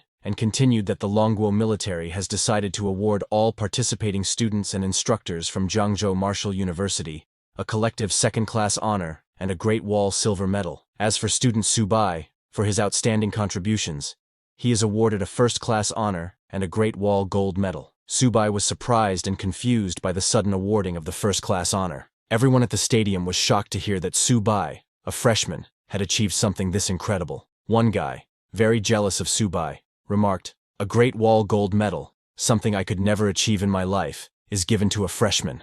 A girl, very impressed by Subai, shouted, The Martial University is mighty. I really want to meet Subai. And she asked others who were acquainted with Subai, saying she wanted to date him. Realizing that if he stayed there, those crazy girls would not let him escape, Subai covered his face, thinking it was better to sneak away quickly. Slowly, he got away from there and hid behind a wall where others could not see him. While he was taking a breath, His phone rang. It was Subai's sister, Susia, who was very excited and told Subai that he was on TV. Subai was surprised that even people outside the university also got the news. He told his sister that he had already seen it. Susia told him that their mom and dad wanted him to come home to celebrate for him. Knowing his family's financial condition, Subai asked, "Isn't that unnecessary?" Subai's mother and father, who were sitting beside Susia, were very proud of Subai. His father told him that he had achieved such an honor, and now everyone in the neighborhood wanted to see him. Subai's mother told him that his third uncle's sister-in-law had just called, saying she wanted to introduce him to a girlfriend. Susia told him he better come back quickly.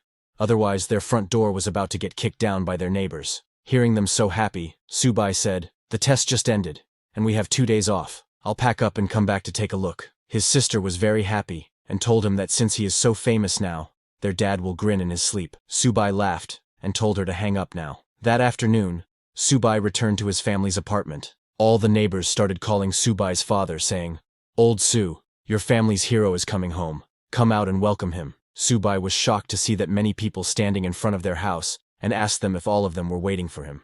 The whole neighborhood was gathered there to welcome Subai. They started cheering that the great hero was back. A woman came forward and asked Subai if he still remembered her, saying she had held him when he was a kid. Subai was very surprised and asked, "Isn't everyone being way too enthusiastic?" Subai's family also came out. Susia jumped to hug her hero brother. His mother and father were very happy to see Subai. Subai's father grabbed his hand and asked him to come home. While he was going, another woman asked Subai to come and eat at her house, saying she made seafood dumplings. Subai thanked her but told her that he is allergic to seafood. An old man came forward and asked Subai's father to bring Subai to his house, saying he had stewed turtle soup, and they could have some together. Subai's father thanked everyone and told them that they had already prepared food at home. He added that he would bring Subai to visit each of them once he had rested. Subai told them that later on, he would definitely visit all the uncles and aunties. Hearing that, an old auntie came forward and asked Subai's father to bring Subai over later. Her granddaughter is a university student in the city, and they could meet there.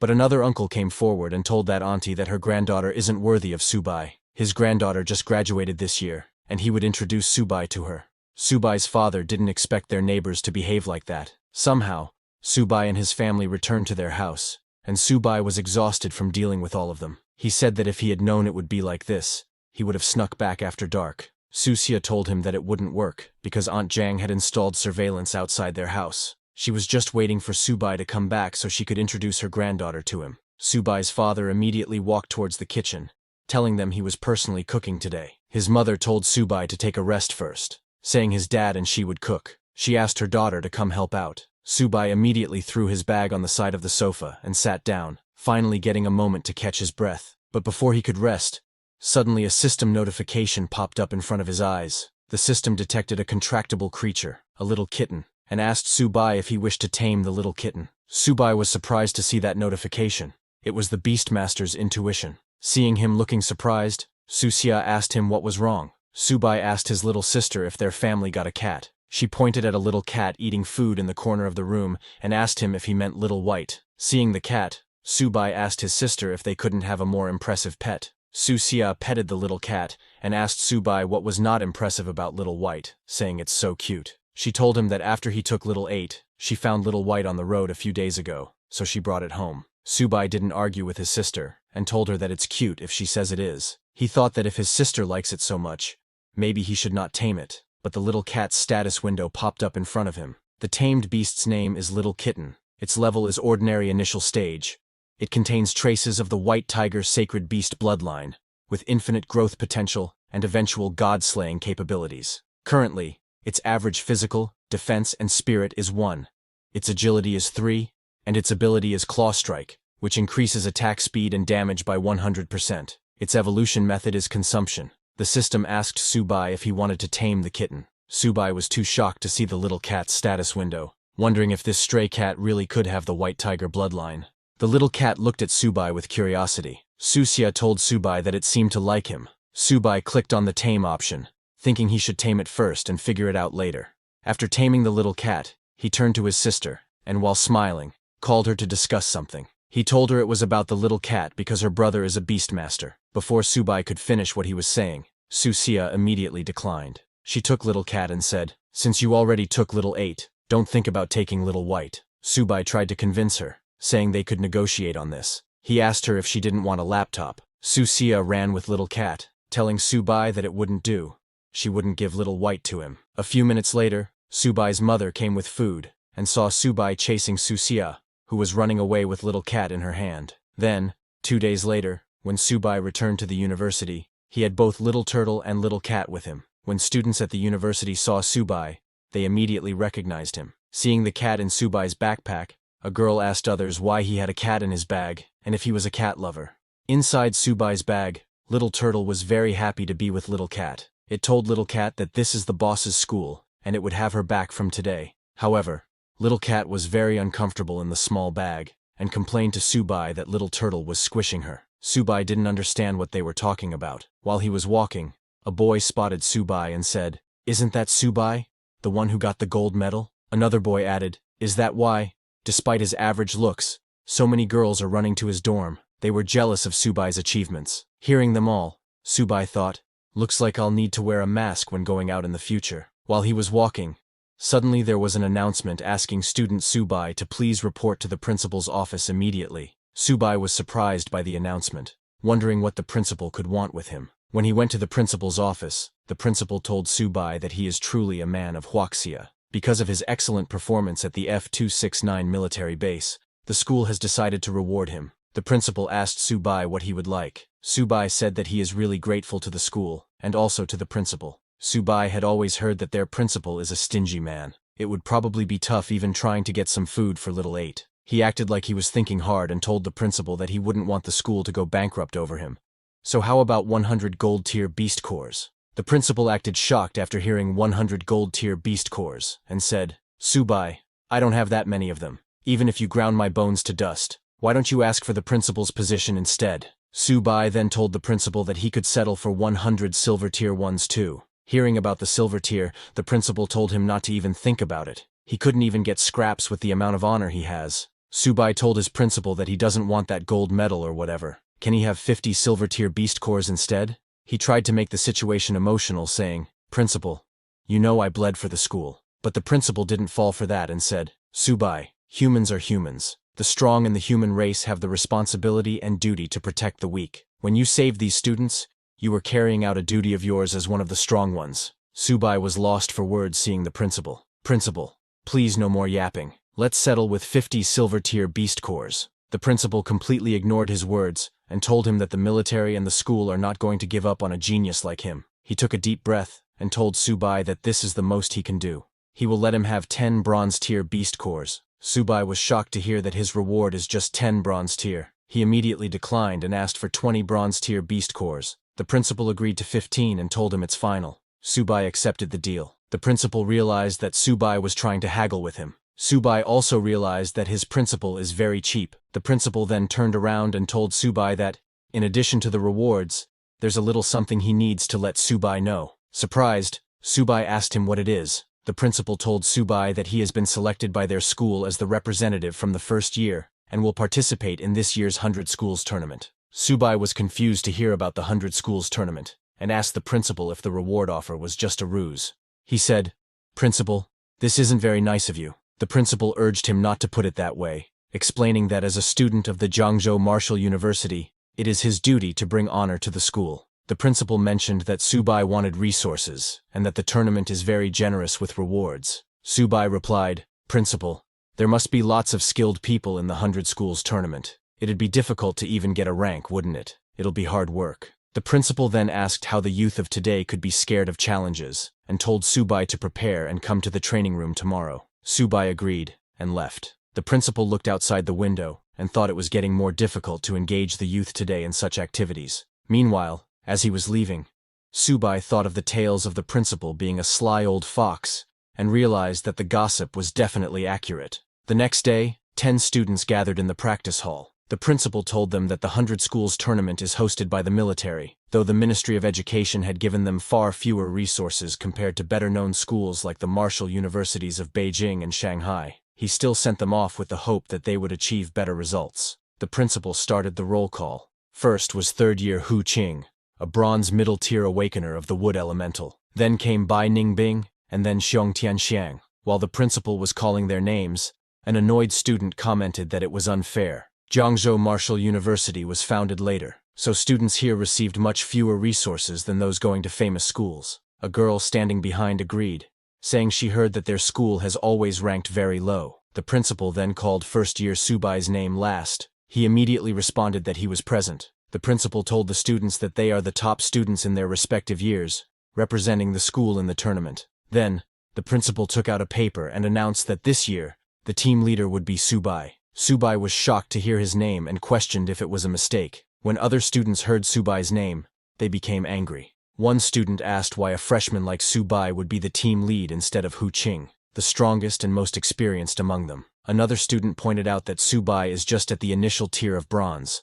a whole tier behind Hu Qing, questioning how he could lead them. The principal became angry and asked if they had seen the news in the past 2 days, explaining that Subai is capable of defeating gold-tier beasts. He challenged anyone who wanted to be the leader to kill a gold-tier beast right now, and he would consider making the swap. Hearing this, a boy laughed and doubted Subai's ability, suggesting it might have just been luck. Another student looked angrily at Subai and said he didn't believe it either. He challenged Subai to a fight right there. All the seniors were angry at Subai, saying they also wanted to challenge him. Subai tried to calm them down, explaining that he was not aware of the whole leader situation at all. Subai was angry with the principal because he felt he was being made a target by everyone. The principal immediately walked away, stating, "That is all for today." He told them to get ready now, as the tournament was less than 20 days away, and he looked forward to their performances. While others were listening to the principal, Subai also made his escape. Some students noticed and shouted, asking where he was going.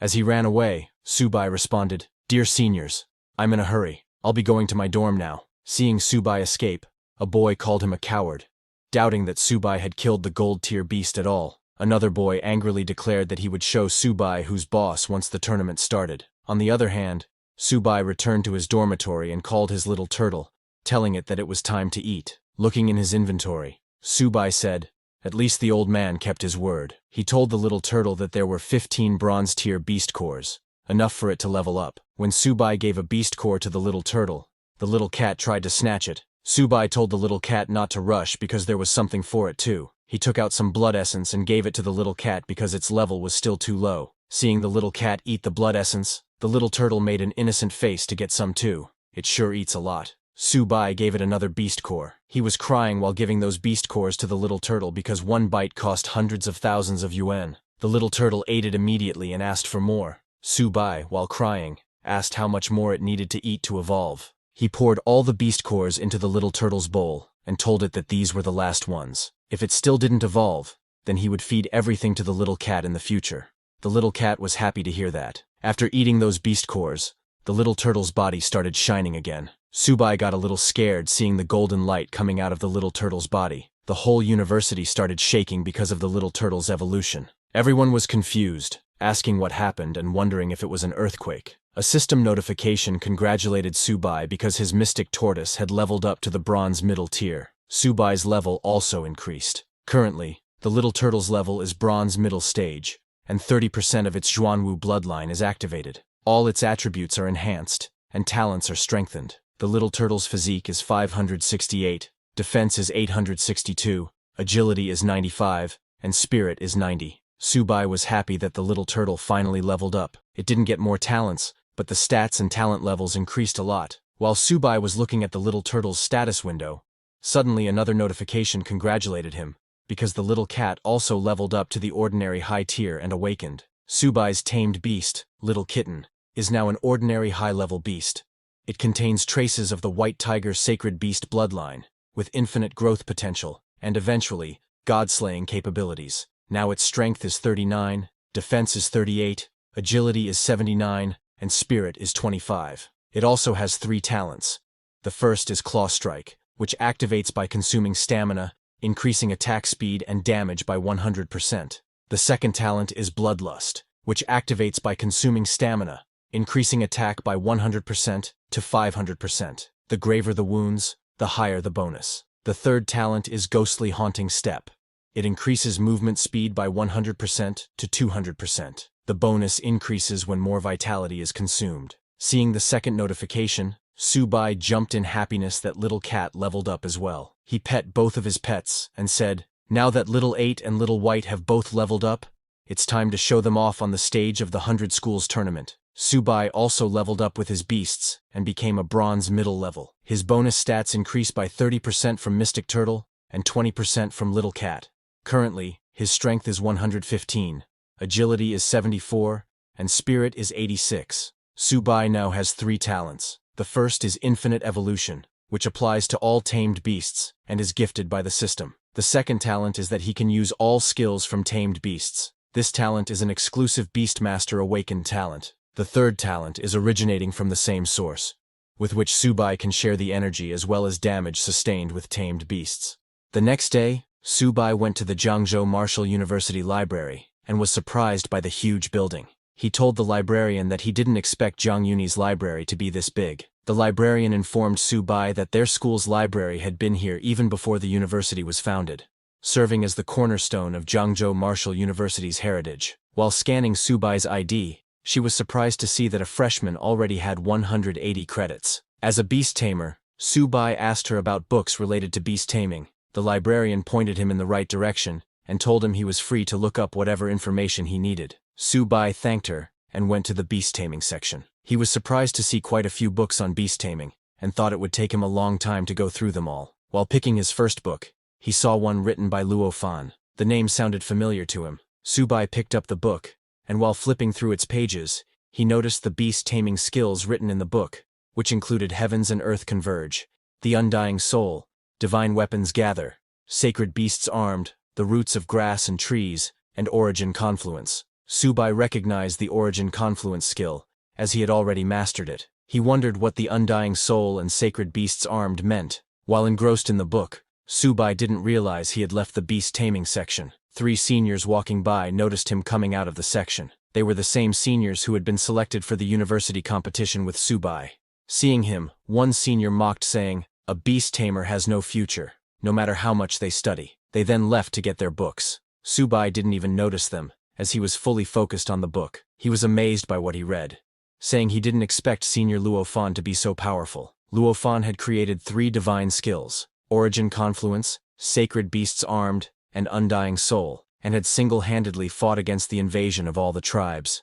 It was a pity that he was eventually outnumbered and died on the battlefield. Just by briefly looking into the book, Subai understood that he needed to read it carefully. Suddenly, something shocking happened. While reading, the book started shining. Subai was shocked and confused. He couldn't understand what was going on and why the book was floating. He even felt a force flowing into his body. After the book stopped shining, Subai took it to the librarian and asked if he could borrow it. The librarian was surprised to see the book because it didn't have a classification label. She told Subai that it probably wasn't from the library. Subai insisted that it couldn't be possible because he took it from the bookshelf. The librarian decided to check the contents of the book, but even after using all her power, she could not open it. Frustrated, she wondered why she couldn't open the book. Subai was surprised to hear that and said, "That can't be right. I was just reading it a moment ago. Let me take a look." When Subai tried to open the book, it opened immediately. He asked the librarian to look, saying, "How is it possible that it can't be opened?" The librarian was also confused and said, "Maybe something went wrong." She told Subai to just take it to read, and that he could return it whenever he was done. Subai immediately took the book, and asked the librarian if he could borrow it for as long as he wanted. The librarian said yes. Subai was happy to hear that, and thanked the librarian before leaving. After Subai left, the librarian called the university principal, and told him that the book he left on the bookshelf had been taken by Subai. The principal was shocked, and asked if Subai could actually open that book. The librarian confirmed that it was true. She had seen it with her own eyes. The first-year student, Subai, opened that book. Hearing this, the principal was very happy. He looked up at the sky and said, "Luo Fan, the person you've been waiting for has finally appeared after 100 years. If you, in the underworld, are aware of it, you should be very happy." 2 weeks later, at the Martial University's 100 Schools League, people started to gather at the stadium. A reporter informed the audience that the 100 Schools League was divided into 5 major battle zones: East, South, West, North, and Central. Each battle zone would have 2 qualifying teams. The 8 martial universities of Jiangzhou province would all gather at Jiangzhou Martial University to compete. The stadium was full, and tickets for this year's 100 Schools League were hard to come by. University buses began to arrive, carrying the participants of the competition. A group of students from Fuchuan made fun of the Longying Martial University students, saying, "Longying Martial University dares to show up? They're just here to get beaten. The Longying Martial University students responded saying, "Who gets beaten is still up in the air. Just wait and see, you trash from Fuchuan." All the students were very competitive towards each other as they entered the stadium. The audience also started to gather as the competition was about to start. At the seating stand of Subai's Jiangzhou Martial University, Instructor Fu arrived and asked if everyone was there. A senior told Instructor Fu that Subai hadn't arrived yet, but everyone else was there. Another senior said, "Subai is our team captain. He wouldn't back out at the last minute." Just as he said that, a voice came saying, "How could I back out at the last minute?" It was Subai. Instructor Fu was shocked to see Subai. It had only been a few days, but she could feel that Subai's strength had improved significantly. She told Subai that the match was about to start, and they needed to arrange their lineup. Subai told Instructor Fu not to worry, saying he had it all planned out. Before the start of the competition, a host appeared on the big screen and said, "Ladies and gentlemen, teachers and students, just a month ago, the myriad beast clans deployed large-scale forces to pin down the military's frontline capabilities. Meanwhile, smaller groups of vicious beasts bypassed the front lines to attack several provinces' rear military bases. The Martial University students in the attacked provinces were nearly wiped out by the myriad beast clans, with less than 1 in 100 surviving." The host asked, "Compatriots, shall we avenge this?" The whole audience shouted together, "We must avenge them! Kill all the vicious beasts! The human race must win!"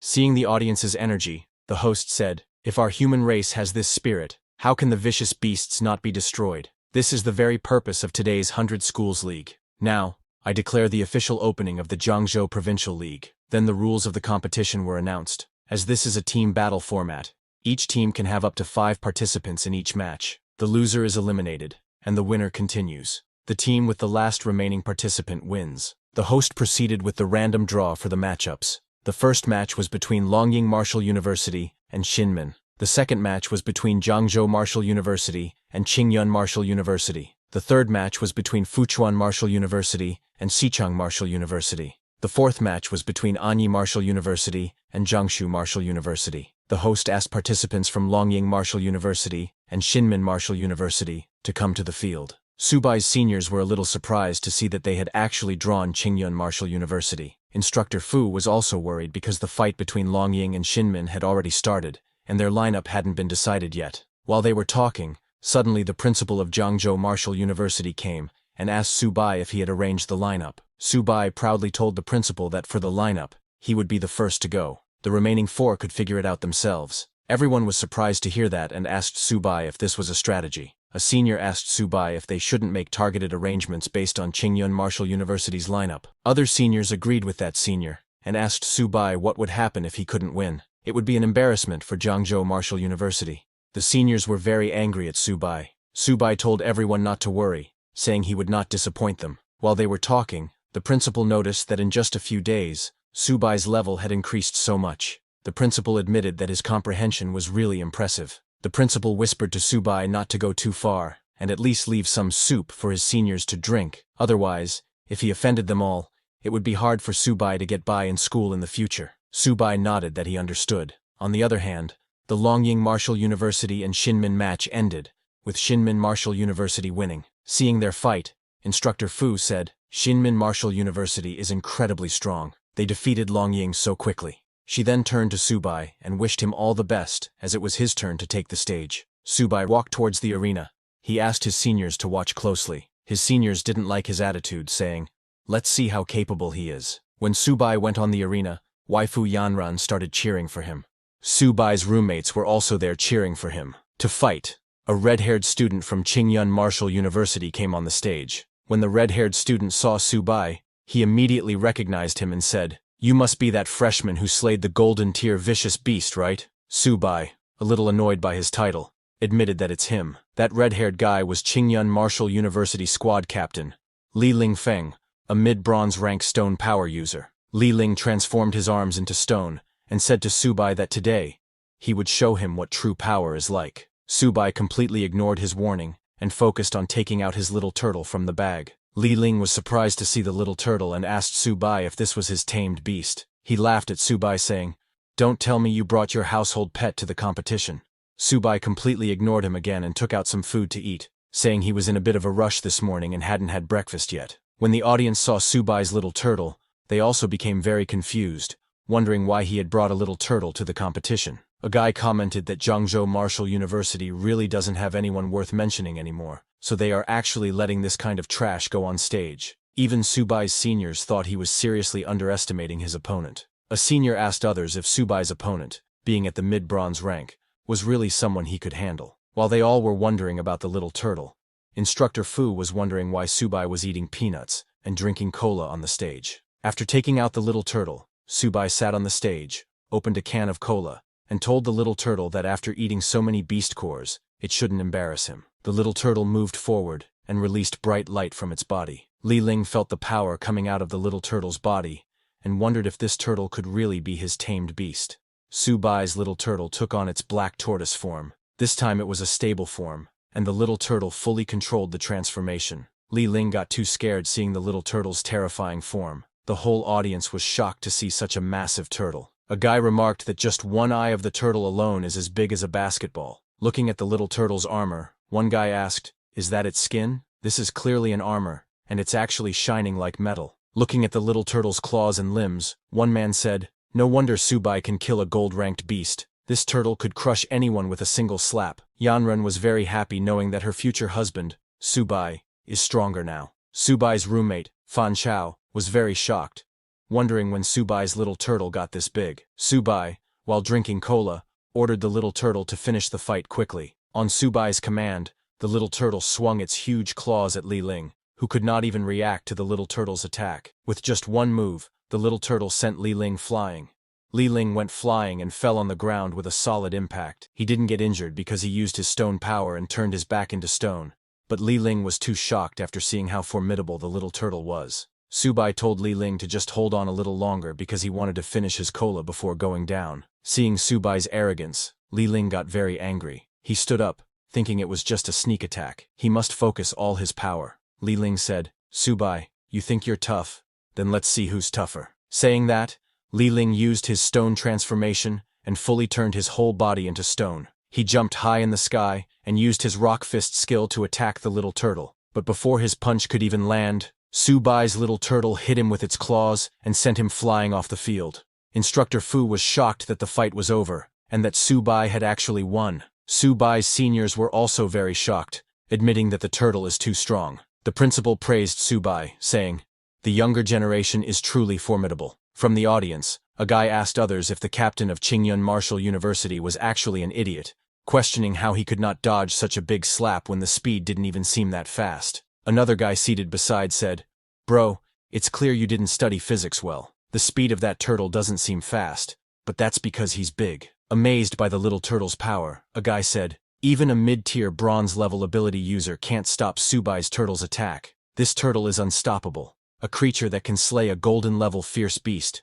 How could it be so easy to deal with?" Fan Chao was also very shocked because he knows that the little turtle wasn't this strong before. The host then announced that in the first match, Zhangzhou Martial University's Subai wins. After that, the second contestant from Qingyun Martial University, Zhang Xuan, came on the stage. Zhang Xuan, a mid-bronze rank blade user from Qingyun Martial University, took out her blade and thought, "I'll rely on speed to win, and I can't let that turtle get close to me." Thinking that, she charged at the little turtle with full speed, changing her direction again and again to confuse the little turtle. The host told the audience that Xuan was using her speed advantage, constantly staying outside the range of the giant turtle's attacks. Hearing that, the whole audience shouted, "Yes, that's how you fight."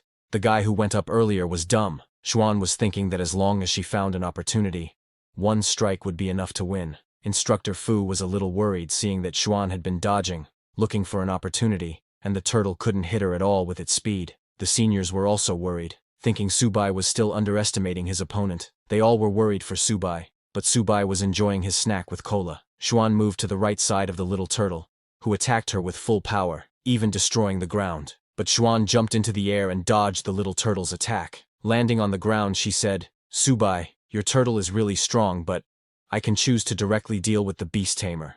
Saying that, she jumped to attack Subai, thinking it was too late for Subai to reverse the situation now. Subai was still drinking his cola. Instructor Fu got scared seeing that Xuan was going to attack Subai directly. Yanran was also very worried, asking Subai to be careful. Xuan struck at Subai with her sword, saying, "Subai, you lost." but before her sword could even touch him, the little turtle hit her and sent her flying. The little turtle used its tail to attack, which Xuan was unaware it could use. Seeing the little turtle's attack, the audience jumped in excitement, calling that move the turtle's divine tail swipe. Yanran also took a sigh of relief, as that was a close call. Subai's seniors were shocked to see that Subai won again, asking, "Isn't that too fast?" Both Instructor Fu and the principal admitted that Subai is really strong. Xuan lost her sword, so there was no point in fighting anymore. On the other hand, Subai was finally full. Then he stood up and came near Xuan, told the little turtle that it was too close to him, then told Xuan to hurry up and heal herself because his little turtle's strike was a bit too harsh this time. Xuan was really heavily injured. Some doctors took her off the stage on stretchers. On the other hand, Subai returned to his turtle and said, "All right, I'm going to get serious now." He stood beside his little turtle and asked who was coming up to challenge him next. Subai had already defeated 2 members of the Qingyun Martial University squad when the third opponent came to fight.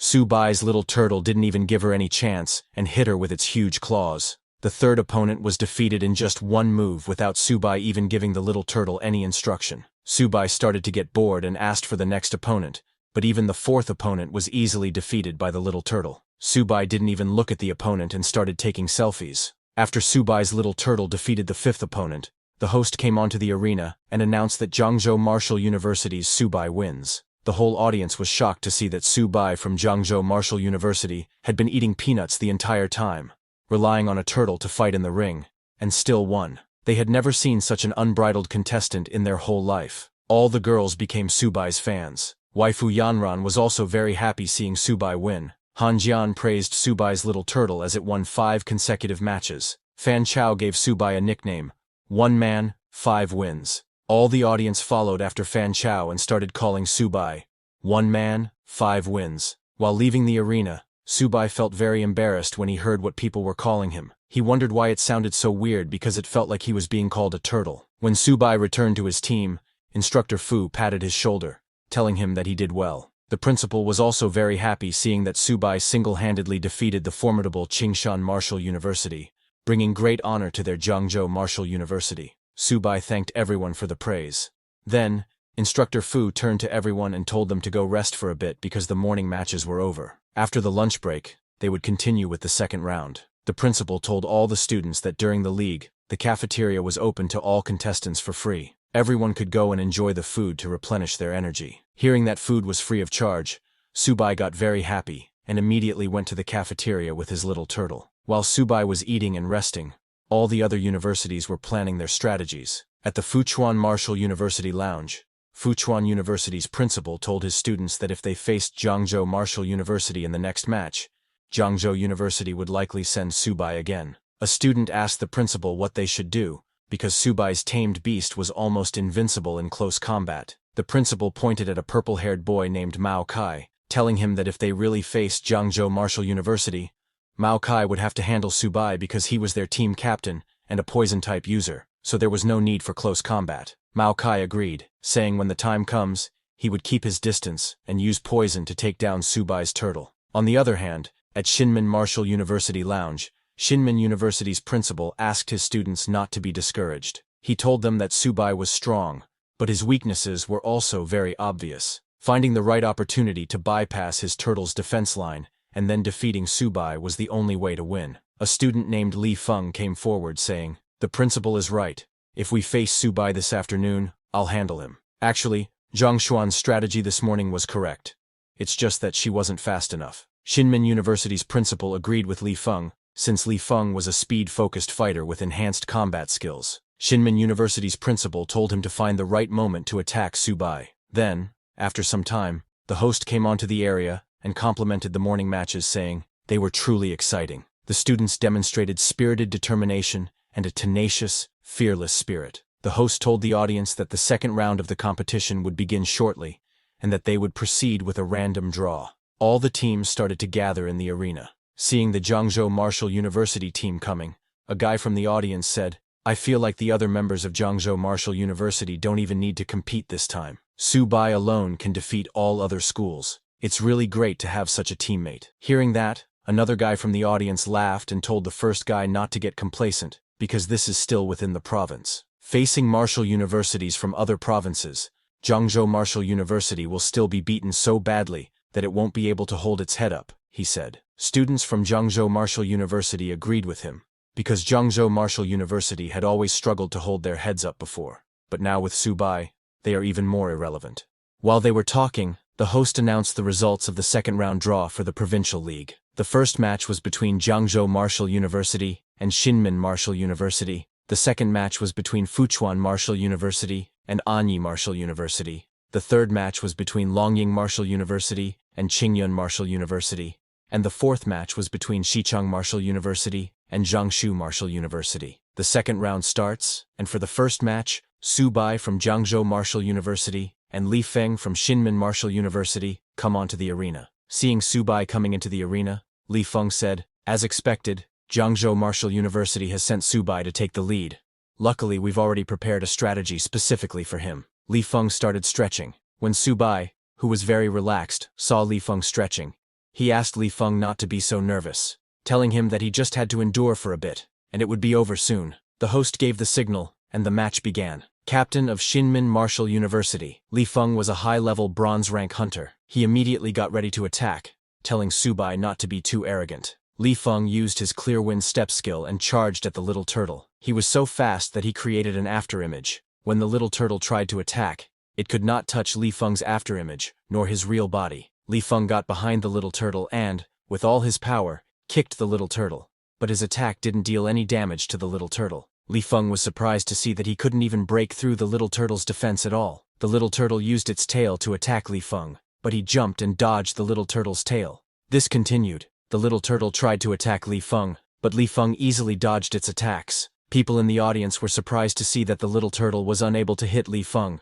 A guy laughed at the little turtle, asking others to look at how Su Bai's turtle seemed provoked by Li Feng and was angry, howling repeatedly. A girl asked her friend if Li Feng suddenly charged at Su Bai, would he have any chance of winning? Her friend told her that Li Feng might actually have a chance because right now Li Feng was just bullying Su Bai's turtle for being so dim-witted. The girls who were cheering for Su Bai before now started cheering for Li Feng, shouting, "Come on, Li Feng!"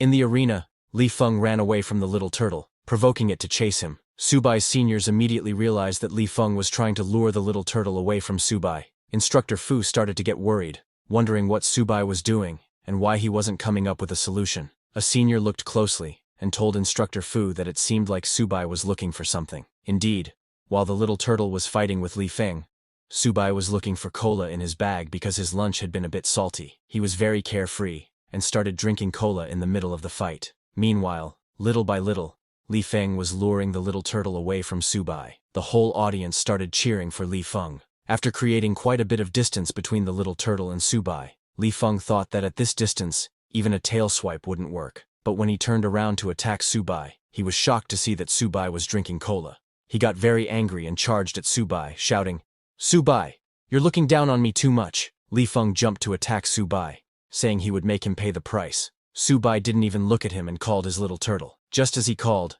a yellow light came towards Li Feng. Before Li Feng could hit Su Bai, his body turned yellow and froze in midair. Li Feng was shocked. He couldn't understand why he couldn't move. That yellow light came from the little turtle's black tortoise illusion form. Su Bai ordered the little turtle to stop playing around and hurry up to finish the battle. The little turtle brought Li Feng near itself, then used its black tortoise gravity, and started collecting energy into its mouth. Seeing the little turtle collecting energy, Li Feng got scared and asked Su Bai to wait, wondering what he was going to do. But Su Bai's little turtle didn't stop and shot an energy beam from its mouth, which hit Li Feng and sent him flying, crashing into the stadium. Li Feng hit the stadium wall so hard that it created a hole in the wall. The little turtle's attack was too powerful, and seeing that, the whole audience was shocked. The guys who were laughing at the little turtle finally understood that it wasn't that Li Feng wasn't strong enough. It was that Su Bai was just too overpowered. A guy commented that if it was him, he would just surrender right away when facing Su Bai. How can one even fight against him? Seeing Li Feng's condition, a girl from his team asked their principal what they should do, because Li Feng had already been injured so badly. Left with no choice, Xinmin Martial University's principal decided to just give up. After a few minutes, the host came and announced that, unfortunately, facing the powerful opponent Su Bai from Jiangzhou Martial University, Xinmin Martial University had chosen to forfeit. He announced that the next university to face off against Jiangzhou Martial University is Fuchuan Martial University. The audience was surprised to hear the announcement, wondering how Shinmin Martial University could forfeit without even fighting. But deep down, they all understood that Subai was indeed too strong. So forfeiting was better than being humiliated in vain. Hearing that Shinmin had voluntarily forfeited, Instructor Fu said, Subai can conserve his strength for Fuchuan now. Hearing that, one of Subai's seniors got annoyed and asked Instructor Fu where Subai even needed to save his strength, as he had not even moved a muscle to fight. Another of Subai's seniors told the others that this next fight was going to be interesting, because the captain of Fuchuan is a poison-type user, so it won't be so easy to deal with him. Then, after a few minutes, Subai from Zhangzhou Martial University and Mao Kai from Fuchuan Martial University entered the arena. But just as the match began, Mao Kai asked Subai to wait, saying, "Let's not rush to fight yet." Mao Kai was a mid-level bronze rank hunter. While hiding one hand behind his back, Mao Kai walked towards Subai and said, "Subai, I admit you're very strong, and I know I'm no match for you. So how about we make a deal?" Subai, who was drinking cola, was surprised to hear Mao Kai and asked him what deal he was talking about. Mao Kai walked a little closer to Subai, telling him that he admits he might not be Subai's match in this round, but he really wants to discuss beast taming with him. Subai became very confused, hearing that Mao Kai wanted to discuss beast taming with him. He could not understand what Mao Kai was up to. On the other hand, Mao Kai, while hiding one hand behind, was continuously mobilizing his poison elements. It didn't take too long for Subai to realize that Mao Kai was trying to stall for time, because it takes a long time for poison-type ability users to mobilize their elements. Subai immediately ordered his little turtle to attack. Seeing the little turtle coming to attack, Mao Kai realized that Subai had figured out his plan, but it was too late. Mao Kai had already mobilized his poison element. He threw poison fog towards the little turtle, telling Subai that even a divine beast can't escape his poison fog. The poison fog immediately surrounded the little turtle and moved towards Subai. Seeing the poison fog coming, Subai realized there was no way to dodge this.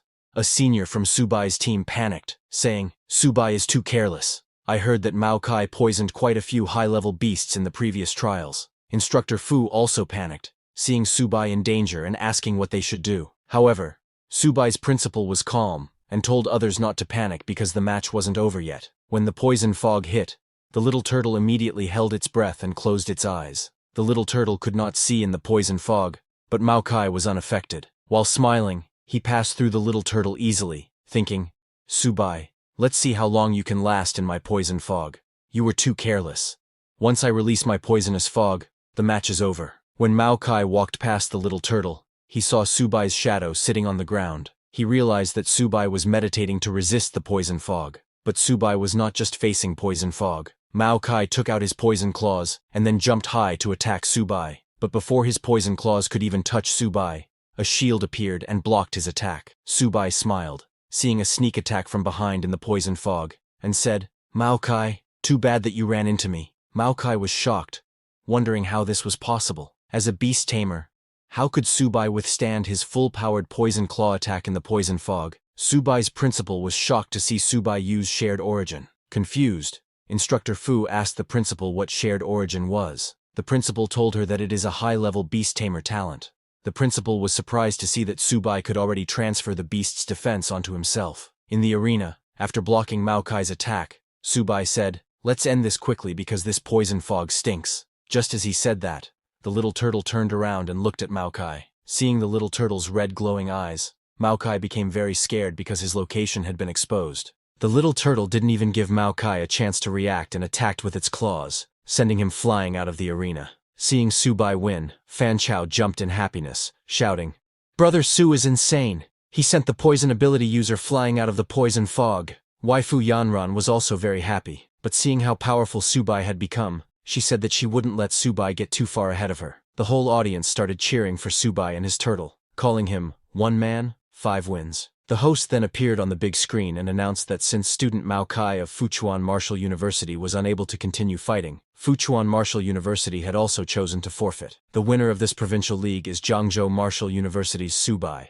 After winning the competition, Subai was very happy and proud of his beast, Little Turtle. He patted the little turtle, saying it was time to wrap up. When Subai came down from the arena, his principal praised him, telling him that he had brought honor to Zhangzhou Martial University this time. "Well done," he said. Hearing his principal's praise, Subai asked the principal if, in that case, he could get some more medicine resources. Hearing that, the principal understood that Subai was trying to take advantage of him again, but he wouldn't fall for it so easily. The principal tried to change the topic and pointed at Subai's seniors, telling them that since Jiangzhou Martial University won the provincial league, the military would award them with military merit points, and they could exchange them for resources at the logistics department. Hearing that, an annoyed senior asked the principal if, since they only sent out Subai, the military merit points had anything to do with them. The principal was at a loss for words hearing that, and he changed the topic again, saying, "In 3 days, we'll be heading to Luo City to participate in the All Warzone League. Do you have confidence?" Subai immediately replied that they do have confidence. Hearing that, the principal said, "Good." He turned around and said, "Since everyone's tired, go back and have a good rest to prepare for the Warzone League in 3 days." Subai tried calling the principal again to ask him about the resources, but the principal didn't even look back, and, while leaving, told Subai that he was looking forward to seeing his outstanding performance in 3 days. Seeing the principal running away, Subai called him an old fox, because he runs so fast when it comes to resources. Then, after some time, it was telecast on the news that the Provincial League of the 100 Schools League had now concluded. The top 3 were Imperial Capital Martial University, Magic City Martial University, and Great Wall Guard Martial University. Many talented individuals performed exceptionally well in this league, but the most dazzling of them was Subai from Jiangzhou Martial University, who, winning all 3 matches 1 versus 5, secured the overall championship for Jiangzhou Province. Students of Jiangzhou Martial University were amazed to see that Subai was in the news again. Now those fangirls really wanted to meet him. Meanwhile, Subai went to his university's training room. He was happy to finally find a quiet place. He took out his little cat from his bag, telling it that he knew it was eager, but there would definitely be a chance for it to go on stage later. Subai exchanged his military merit points for 4 high-grade silver beast cores. He showed them to the little cat, telling it to eat them sparingly. He first gave 1 core to the little cat, and seeing that core, the little cat's eyes lit up, and it immediately ate the core. Just as the little cat ate the core, its whole body started shining, releasing yellow energy. Subai immediately received a system notification informing him that his ordinary high-grade common bronze rank cat had upgraded to a sharp gold white tiger. The little cat's sacred beast, white tiger bloodline was activated, and it acquired the sharp gold gale talent. Subai was amazed to see that his little cat leveled up after eating just 1 core, and that its white tiger bloodline had been activated. Subai immediately gave the other 3 remaining beast cores to his little cat, telling it to eat a few more. Seeing the 3 more cores, the little cat jumped in happiness and started eating them immediately. Subai told it to eat slowly, saying, "No one's going to steal them from you." Subai thought that after eating these, his little cat should be able to level up again. However, after the little cat ate those 3 cores, there was no change. Subai was very confused, seeing that his little cat had eaten all of them, and there was no reaction. He wondered if those high-grade silver beast cores were fake, but suddenly, the little cat's whole body started shining again in yellow light, but this time, the light was 10 times stronger than the first time. When the light stopped, Subai was too shocked to see his little cat. The little cat's body had transformed completely. It grew bigger than Subai's height, and looked even more amazing. Seeing that, Subai thought it was way cooler than Little Turtle's transformation. A notification informed Subai that his sharp gold white tiger had upgraded to the intermediate bronze level. Immediately, Subai checked his little cat's status window. The little cat had leveled up to the intermediate bronze level. Its white tiger bloodline had been activated 30%. All its attributes had greatly improved, and its talents had been enhanced. Currently, its constitution was 158, defense was 105, agility was 295, and spirit was 60. The little cat has 3 talents. The first talent is Sharp Gold Claws, which consumes a certain amount of physical energy to launch 100 attacks on a single enemy in a very short period of time. The first attack power is 150% of the basic attack value, and after each attack, the amplitude of the next attack increases by 2%. The second talent is Sharp Gold Spirit, which consumes a certain amount of energy to cover the whole body with sharp gold energy. Each attack has a 200% tearing effect. It can be used in combination with the Sharp Gold Claws to greatly increase the damage caused by the Sharp Gold Claws. The third talent is Sharp Gold Ghost, which consumes a large amount of physical energy, causing the movement speed and attack speed to increase by 300%. It can be used in combination with Sharp Gold Claws, allowing Sharp Gold Claws to complete 100 attacks instantly. Seeing the little cat's status window, Subai became very happy, saying it was worth giving the little cat 4 high-grade silver beast cores because these stats are insane. Subai petted the little cat, telling it that he was counting on it for the Warzone League. The little cat became very happy to hear that and hugged Subai. Meanwhile, at the Imperial capital where the Warzone League is going to be held in 3 days, in a huge mansion, a man watching Subai's match on the television said, "This Subai is interesting. It seems he has a lot of secrets." That man ordered his subordinate to go and investigate Subai, saying, "Maybe his turtle is even more ridiculous than Luo fans back then." His subordinate said yes and left. 3 days later, at the Luohe Martial University competition venue, teams from across the country arrived for the competition. They were all amazed by the venue, commenting, "As expected of Luohe Martial University, their competition venue is several times larger than others." When Subai and his team entered the venue, they saw the whole audience cheering for Luohe Martial University to claim the championship. Subai and his seniors were confused to see everyone cheering for Luohe Martial University. The principal of Jiangzhou Martial University told Subai and others that Luohe Martial University was trying to intimidate them. While walking, Subai noticed an empty area and asked his principal why it was there. The principal explained that only 9 martial universities were participating this time, and 1 university had voluntarily forfeited. Subai asked the principal if that meant 1 university would have a bye during the random draw. The principal confirmed this and said it all came down to luck. Whoever got the bye would advance directly to the next round. Hearing this, Subai prayed to God that they wouldn't get the bye during the draw later, because he was counting on playing more matches to earn military contributions to feed his turtle and cat. One of Subai's seniors stepped forward and asked the principal to please allow him to participate this time no matter what. Hearing this, other seniors also stepped forward, requesting to participate. Subai was shocked to see that all of them wanted to participate. The principal laughed and reassured all the seniors, saying, "This time, all of you will have the opportunity to compete." Walking towards their university's area, the principal asked them to wait for Subai to draw lots first. A few minutes later, when the draw was complete, the host appeared on the big screen to announce the matchups. The first match was between Luohe Martial University and Fuchuan Martial University, and the university with a bye this round was Jiangzhou Martial University. Subai was too shocked to hear that because now he would get fewer chances to fight. Subai's principal laughed, telling him that he was truly their lucky charm. Instructor Fu was also very happy as they skipped the first round and went straight to the next, but only Subai was sad, wondering why he was so unlucky to have drawn the bye, because he wanted to compete. Then, after a few minutes, the first round matches began. Students from both Luohe Martial University and Fuchuan Martial University came onto the arena. When the match began, Fuchuan Martial University's contestant struggled to hold on, as Luohe Martial University's contestant pressed the attack. 2 hours later, the host came onto the big screen, announcing that the first round quarterfinals had concluded, and now they would announce the results of the second round draw. But when the host saw the draw results, she was shocked herself. She announced that the university with a bye this round was still Jiangzhou Martial University. Hearing this, people in the audience were very shocked, asking what was going on, and if there was some kind of shady business happening. A guy asked, "What kind of luck is this? Jiangzhou Martial University hasn't done anything.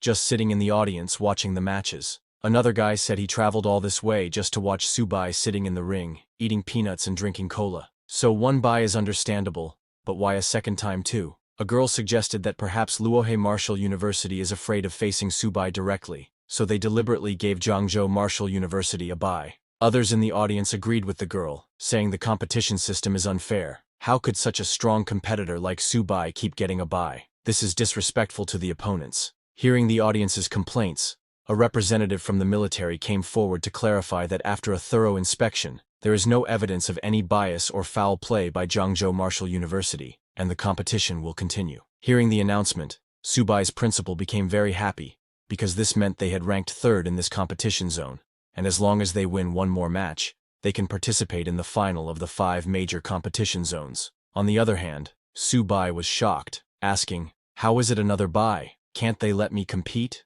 Then, 1 hour later, a host announced that the exciting moment was coming soon. The final match of this round's competition zone was about to begin. The next match is Jiangzhou Martial University versus Lanzi Martial University. But even when it was Jiangzhou Martial University and Lanzi Martial Universities competing, people from Luohe Martial Universities were cheering for Luohe. When it was finally Jiangzhou Martial University's turn, all of Subai's seniors surrounded the principal, asking him to let them go first this time. The principal asked everyone to please calm down, saying, "Although we have been very lucky, we still can't be complacent." The principal pointed at Luo Yonghao and Bai Ningbing, telling them to go up first and second. After them, Wang Qingqing would go, then Hu Qingshu, and then Su Bai would go last for the grand finale. Hearing the principal's fight order, all the seniors became very happy and excited, saying, "All right, principal, we'll definitely bring glory to the school." Only Su Bai was disappointed, because it looked like there was no chance for him in this match. When the match began,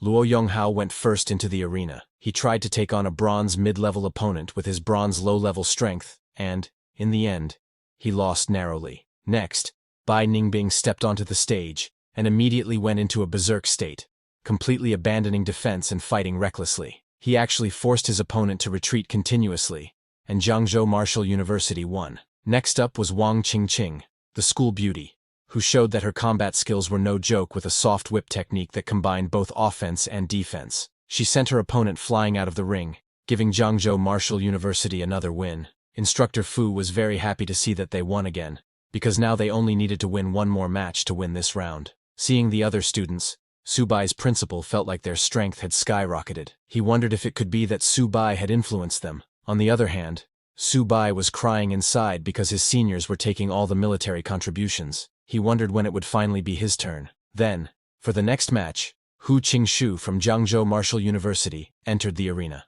When he entered, he invited the two remaining students from Lanza Martial University to come together, saying it would save him time. Hearing this, the students from Lanza Martial University became very angry, warning Hu Qingshu not to get too cocky, otherwise, he would lose miserably. However, the host informed everyone that the competition rules allow one person to challenge multiple opponents at the same time. Hearing this, both students from Lanza Martial University came onto the stage, and the match began. As the match started, Hu Qingshu closed his eyes and concentrated all his energy into one point. Suddenly, a huge spiritual tree appeared behind Hu Qingshu. This was a wood-type supernatural ability. With one swing of his finger, Hu Qingshu shot the leaves of the huge spiritual tree toward the students of Lanza University. When the tree leaves touched the students, they cut their skin. Both students were surprised by the attack. One senior student cautioned the other to be careful, noting that the leaves were suspicious, and just to hold on, as Hu Qingshu's psychic power wouldn't last much longer. Su Bai was surprised that a wood-type user could summon a millennium-old maple tree like this.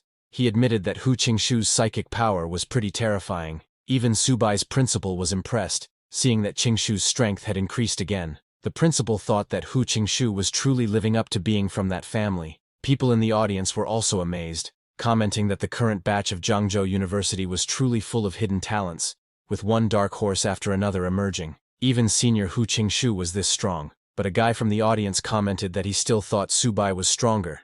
After all, his tamed beast had already defeated a golden-ranked one. On the other hand, Hu Qingshu's leaf attack was getting stronger by the second. The two students of Lanza University were struggling in the middle of that leaf attack, starting to panic because there were no signs of weakening in Hu Qingshu's attack. To end the match, Hu Qingshu collected hundreds of leaves together and shot them at the students of Lanza University to break through. In that attack, both students of Lanza University went flying without even being able to defend. Both of them fell out of the arena and lost consciousness. The host announced that in this round's competition, Jiangzhou Martial University won. On the other hand, Luohe Martial University also won their match. The host congratulated Jiangzhou Martial University and Luohe Martial University for advancing to the national finals.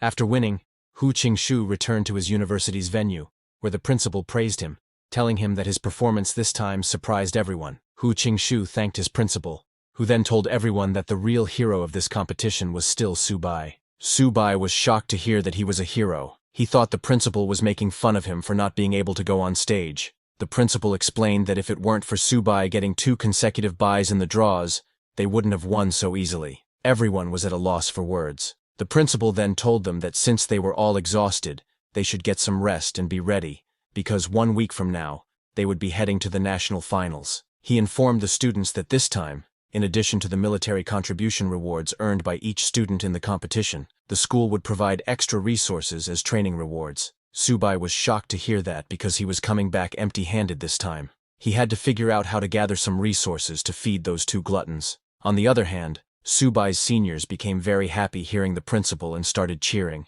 saying, "Long live the principal." Meanwhile, at the Lin family mansion of waifu Yanren, while she was practicing with some robots, her uncle Wen came to tell her that it was time to eat. Yanren, while practicing, kicked a robot and sent it flying. She then turned to her uncle and told him that she wasn't hungry yet and wanted to practice for another hour. Hearing this, Uncle Wen sighed because ever since Subai participated in the 100 Schools League, all Yanren did every day was watch Subai's matches and practice like crazy, completely ignoring the balance between work and rest. Suddenly, Yanren called to her Uncle Wen, telling him that the pills he gave her were almost used up, and asked if he could help her ask her father for some more because she wanted to increase her strength as quickly as possible. Her uncle said, "Okay," and left. He was very annoyed because many top families in the imperial capital had proposed marriages to Yanren, but she rejected them all with a single word. Her uncle was worried, wondering what kind of potion Subai had given her. 7 days later, Subai and his team arrived at Magic City. When they reached the university,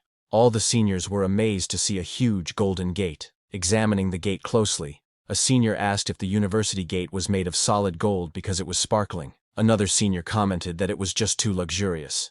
However, Subai was not impressed by the gate and said, "This gate alone must have cost billions.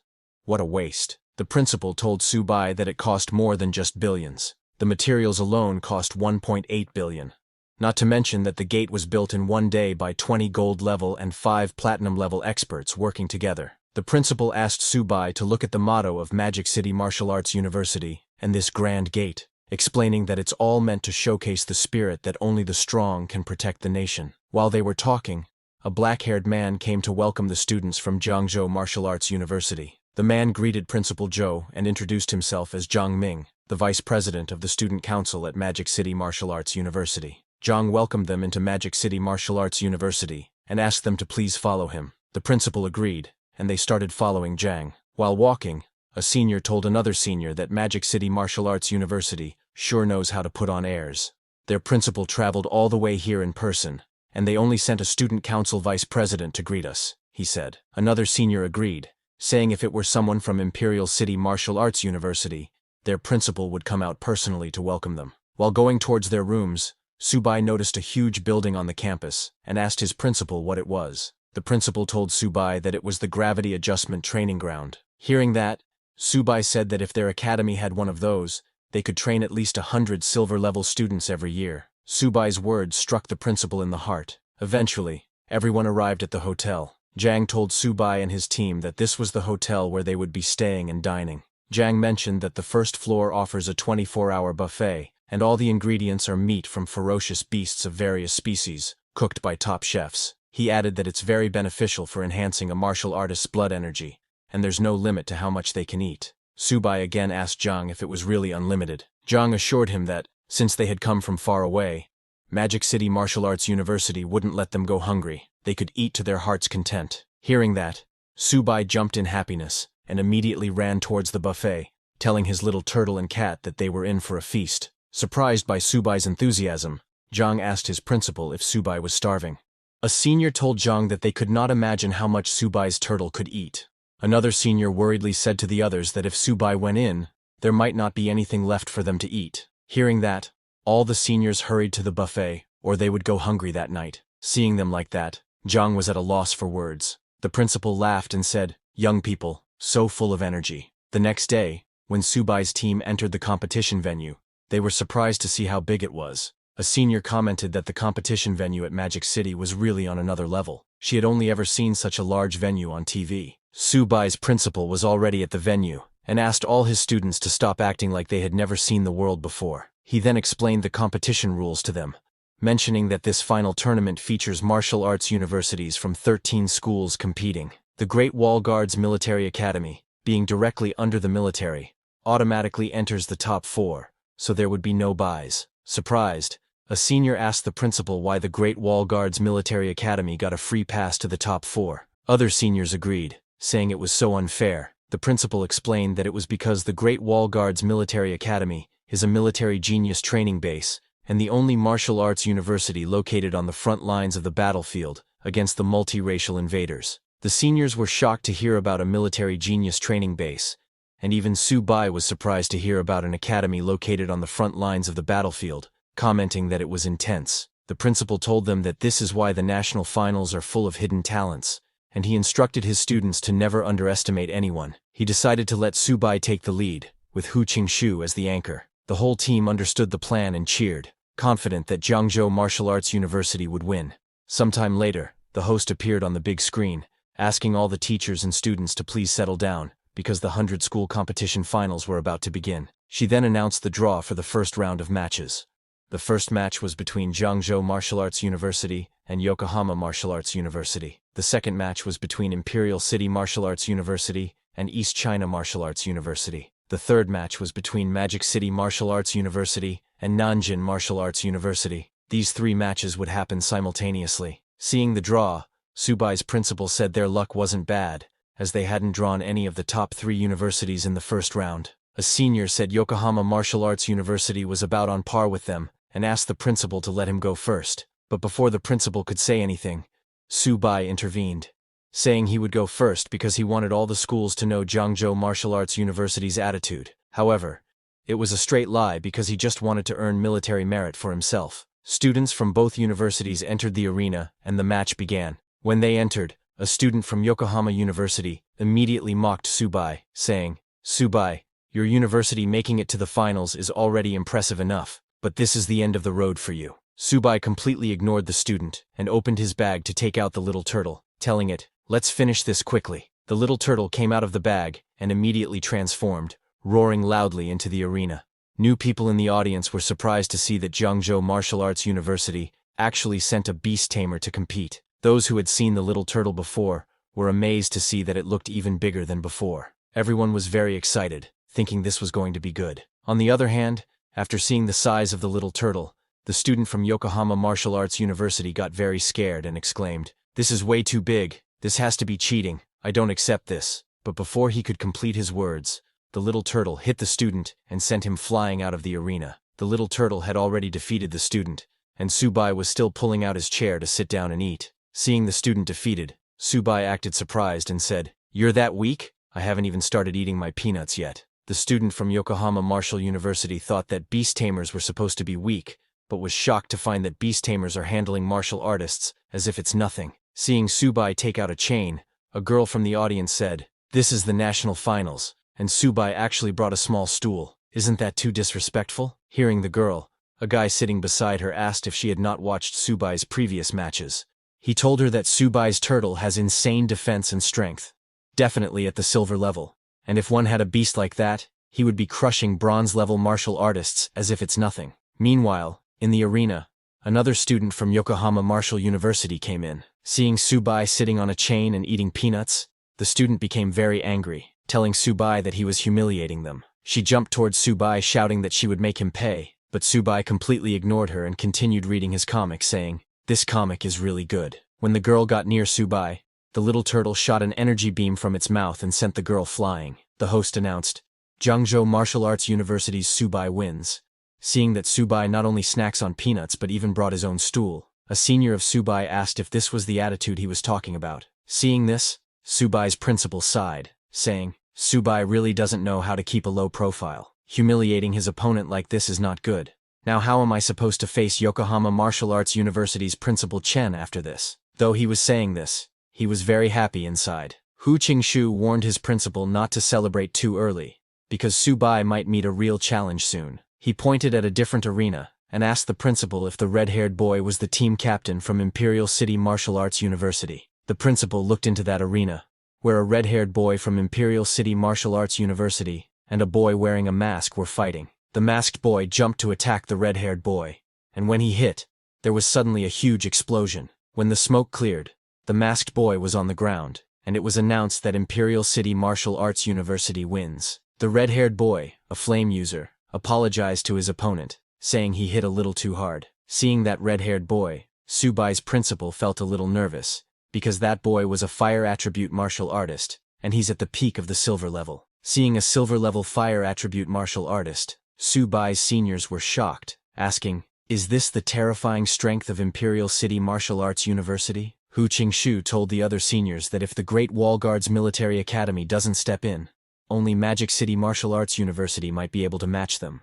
While they were talking, Subai defeated another student from Yokohama Martial University. The host announced on the big screen that Jiangzhou Martial Arts University had won the match. Subai and his little turtle were very happy hearing that. While he was celebrating, two people were looking at him from the side. One was the principal of Luohe Martial Arts University, and beside him was Wang Mingkun, a silver rank student of his university. Mingkun asked his principal to let him handle Subai, saying he would let Jiangzhou Martial Arts University taste the feeling of 1 versus 5. The principal of Luohe Martial Arts University agreed, and advised Mingkun to use his speed to win, and not to go head-to-head with that turtle. Mingkun laughed and told his principal not to worry. Then the host announced that the next match would be between Jiangzhou Martial Arts University and Luohe Martial Arts University. After the announcement, Wang Mingkun entered the arena from Luohe Martial Arts University, and the match began. Mingkun walked towards the little turtle, telling Subai that he got lucky last round, but this time,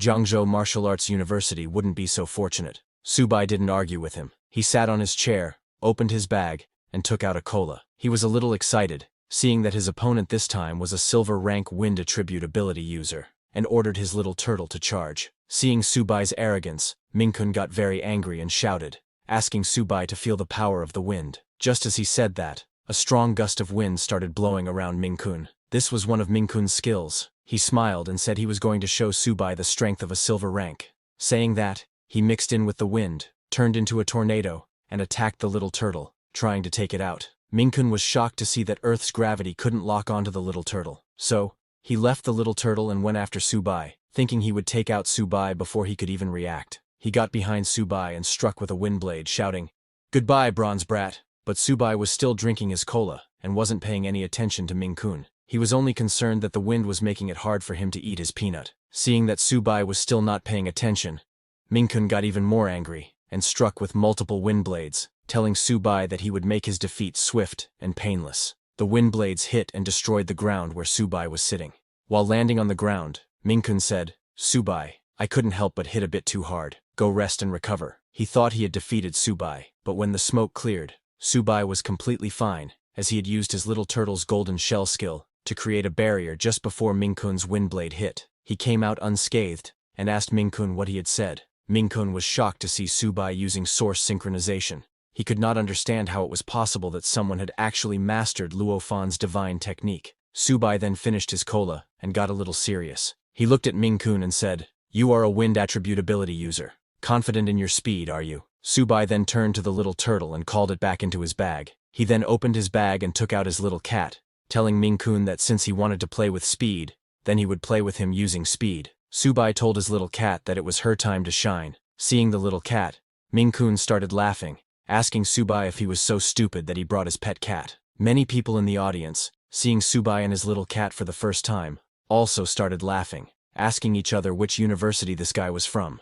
A girl from the audience told others that he was from Jiangzhou Martial Arts University. That girl complimented Subai, saying he was interesting for bringing his pet cat, and that the little cat was so cute she wanted to raise one too. Subai's seniors were also very confused seeing the little cat, wondering what Subai was doing. Was he trying to mock his opponent? First a small stool, then a small cola, and now he's brought out his pet to mock his opponent, worried a senior. He asked the other seniors if this would work because Subai's opponent is a wind attribute ability user, but the principal of Jiangzhou Martial Arts University was very calm, as he could see that the little cat was not a normal cat. He told all the senior students not to rush and just watch, because that's no ordinary cat. Mingkun, unaware of this, continued laughing. He asked Subai to just bring out that turtle, but Subai completely ignored his words, and told his little cat not to hit too hard, because this was just a match, not a battlefield. Just as he said that, the little cat transformed into her beast form and roared loudly. Its roar was so loud that Mingkun immediately covered his ears. Shocked to see the little cat's huge form, Mingkun wondered if the shadow he saw just now was his imagination. But when he looked towards the little cat, he got shocked because the little cat had gotten bigger, and it jumped to attack Mingkun. Seeing the little cat's transformation, people in the audience were shocked. A guy said that this is no pet cat, it's clearly a big tiger, maybe a white tiger. Another guy sitting beside the first guy told him that he had seen white tigers in zoos, but none of them were as big as Subai's cat. Subai's seniors were shocked to see that Subai's cat had transformed into a white tiger. They all wondered if this tiger was Subai's second tamed beast. In shock, a senior asked their principal how it was possible for Subai to have two tamed beasts. Because even for a silver rank beast tamer, taming a second beast is extremely difficult. Subai's principal smiled and told them it seems Subai has more secrets than they know. On the other hand, in the arena, Mingkun used his super speed and struck the little cat with his wind blade. His aim and speed were completely perfect, and his attack even landed on the little cat's neck. But when he looked back at the little cat, he saw that the little cat he had just attacked had just disappeared. He was shocked to see that it was an afterimage. He couldn't understand how the little cat could be so fast. Subai's little cat started running around Ming-kun with super speed, creating many afterimages. It was faster than Ming-kun and surpassed the wind. Ming-kun couldn't believe it. He couldn't admit that the little cat's speed surpassed the wind. He turned to Subai, sitting in a corner, and decided to forget about the little cat, thinking that as long as he defeated Subai, he would win. He charged at Subai with all his speed to attack, but before Ming-kun could reach him, the little cat reached there first, and raised its paws to attack. Ming-kun was too shocked to see that the little cat reached Subai before him. He said this was impossible, but he didn't have any chance to dodge the little cat's attack. In a single strike, Subai's little cat sent him flying out of the arena. Ming-kun hit the ground with a solid impact and fell unconscious. The host appeared on the big screen and announced that Subai from Zhangzhou Martial Arts University had won. The audience was shocked to see that Subai had actually won. A mid-tier bronze had defeated a silver-rank captain from a prestigious university. A guy commented that this was almost complete domination, questioning if it was fake. A girl from Zhangzhou asked others why it felt like Subai's white tiger was even fiercer than the turtle, wondering about the deal with this big tiger. Regardless of what the audience was thinking, it was clear that Subai had won, and everyone was cheering for him. From the judges' panel, a judge asked the other judges if they had ever heard of this Subai before, and what year he was at Zhangzhou Martial Arts University. Another judge commented that even the top students from the elite university in the capital and the army aren't this strong. He continued, saying Zhangzhou Martial Arts University had actually produced such a monster this year, predicting that Zhangzhou Martial Arts University was about to rise. Meanwhile, at the Imperial City Martial Arts University rest area, a student told his captain that Ming-kun from Luohe Martial Arts University was too weak. Looking at Subai, an Imperial City Martial Arts University student angrily said, "This country bumpkin, bringing 2 tamed beasts to freeload on our tens of thousands worth of buffet. If we meet him, we won't let him off easy." Imperial City Martial Arts University captain, Cao Zixuan, laughed and told his teammates that Subai was cocky, so if they meet him in the semi-finals, they should beat him to death. His teammates agreed, saying this country bumpkin needed to be taught a lesson. On the other hand, Subai's little cat continued winning its matches. She also defeated the second participant from Luohe Martial Arts University by easily overpowering him. When the third participant entered the arena, the little cat sent her flying in 2 seconds and also won the third match. The fourth guy was an ice attribute user and created an ice wall to block off the little cat's attack, but his wall didn't last long against the little cat, and Subai won the fourth match again. After that, the host came on the big screen and congratulated Zhangzhou Martial University for advancing to the top 4. The whole audience started cheering for Subai and his little cat, shouting, "Zhangzhou Martial University rises to the top." Seeing Subai win and advance to the top 4, Subai's principal started crying,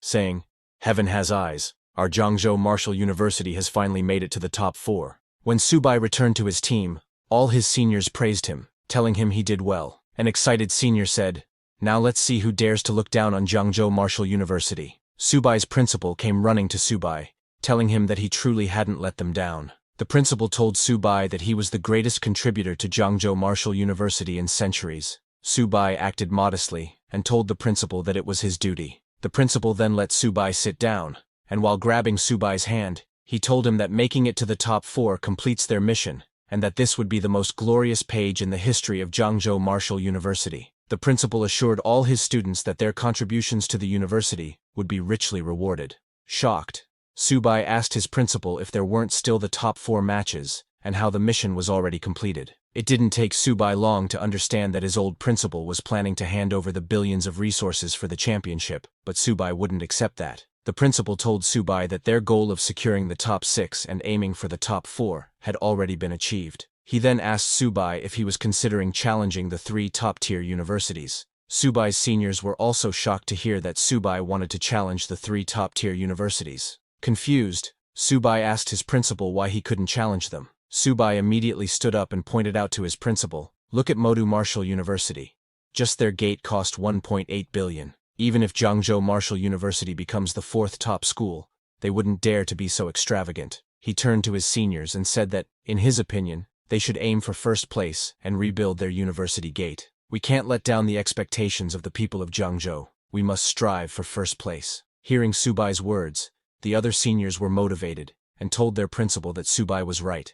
They couldn't give up like this. A senior told Subai that although he found them quite annoying, their performance made them a worthy captain. They all agreed that the top 4 matches would be arranged by Subai. Hearing all of this, the principal stood up and praised them, telling them their enthusiasm and courage were commendable. He asked them all to go back and rest, prepare well for tomorrow's top 4 matches, and strive for first place. After receiving their principal's approval, all the students left. Seeing them going, the principal thought, these kids are still young and impulsive. They actually want to challenge the 3 top-tier schools. Later, at the Dragon Nation's Supreme Military Command, a meeting was going on. The secretary told the marshal that the 100 Universities League was about to enter the top 4 finals, expected to conclude in 2 days, and the military preparations for the counterattack against the myriad races were complete. Gathered at the front lines, ready to launch the counterattack at any moment. Hearing that, the marshal said it was good. He told everyone present there that once the 100 Universities League concludes, the counterattack against the myriad races would officially begin.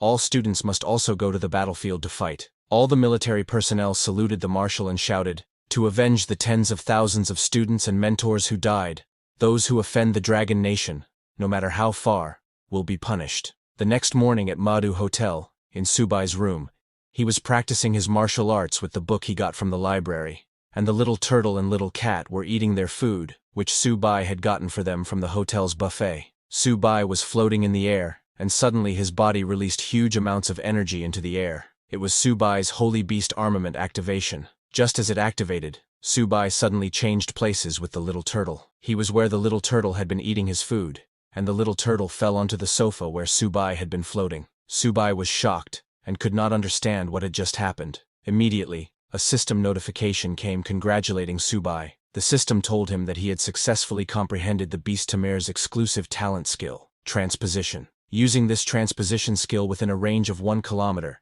the beast Tamer and the tamed beast can swap positions, ignoring all restrictions. In shock, Subai looked at the even more shocked little turtle, and thought about how they had instantly swapped positions. What kind of skill is this? But he didn't pay more attention to it, thinking that more skills won't hurt, and they might have unexpected effects on the battlefield. He picked up his bag and asked his little turtle and little cat to let's go, saying, "We're going to challenge the 3 top-tier schools," and then he left for the competition. In the stadium, the host told the audience that after a day of intense battles yesterday, the 100 Universities League had finally entered the top 4 competition stage. The host then introduced the audience to the Great Wall Guardian Military Academy, which was about to take the stage. She told the audience that the Great Wall Guardian Military Academy was originally a military base of the Great Wall Guardians, established in 1907, and was one of the first military bases erected on the myriad races battlefield. In its 94-year history, the myriad races have launched hundreds of campaigns against the Great Wall Guardian Military Academy, but the students and mentors fought to the death, killing countless myriad race beasts and strong warriors, and it still stands tall. The motto of the Great Wall Guardian Military Academy is, "As long as the myriad races exist, the Great Wall will never fall." To this day, the strongest human, the only king-level expert, Mr. Ni Qing, is the honorary principal of the Great Wall Guardians. This is also why the myriad race strongmen dare not set foot in the territory of the Great Wall Guardian Military Academy. Just as the host said that, king-level expert Nie Qing entered the stage with his students. The host told the people that as the strongest martial arts university in the Dragon Nation, and the frontline barrier of humanity, the Great Wall Guardians are well-deserved. The whole audience was amazed seeing the students and the principal of the Great Wall Guardian Military Academy. A guy from the audience told others that it's said that the Great Wall Guardian Military Academy is a city of heroes, and every student inside is a hero. Another guy standing beside him said that Modu Martial University and Capital Martial University are already so strong, and the Great Wall Guardian Military Academy is even stronger. It's hard to imagine how terrifying their strength must be. A guy asked others if the host said the Great Wall Guardian Military Academy has 5 team members. Don't they have substitutes? Another boy seated beside him laughed and told the first guy that he is underestimating the Great Wall Guardian Military Academy. They are the Great Wall Guardian Military Academy. Do they even need substitutes? Looking at the big screen, Subai's principal told him that king-level expert Nie Qing is the bulwark of our human race. For Jiangzhou Martial University to fight against the Great Wall Military Academy is already an honor. Seeing the king-level expert, Subai got very motivated, thinking about when he will be able to become the bulwark of humanity like him. After that, the host came on the big screen and told the audience that the top 4 competition is about to begin, and she showed the draw results. The first match was between Great Wall Guardian Military Academy and Capital Martial University. The second match was between Modu Martial University and Zhangzhou Martial University. Seeing the result of the draw, the captain of Modu Martial University, with an annoyed expression, said, "This is so boring. We're up against Zhangzhou Martial University. Fighting such weaklings. I can't be bothered to even make a move." A girl from their team made fun of Zhangzhou Martial University, saying, "Our opponent is Zhangzhou Martial University. That trash. Winning against them won't even be glorious." Others from their team agreed, commenting that Zhangzhou Martial University is just a troublemaker. How do they even deserve to be in the top 4? A yellow-haired girl from their team asked her captain to let her go this round, saying she would take them all down in one go. While they were talking, the first match between Great Wall Guardian Military Academy and Capital Martial University began. The host informed the audience that the first to take the stage for the Great Wall Military Academy was their captain, Han Zhan, a Lord-level expert and grandson of General Han Dong. His purple-gold armor, forged from diamond-level cores, shone brilliantly. She wondered who Capital Martial University would send to face him. When Han Zhan entered the arena holding a huge spear blade, he challenged Wang Yang, the captain of Capital Martial University, asking him not to waste time and settle this between them. He asked Wang Yang if he dared to fight.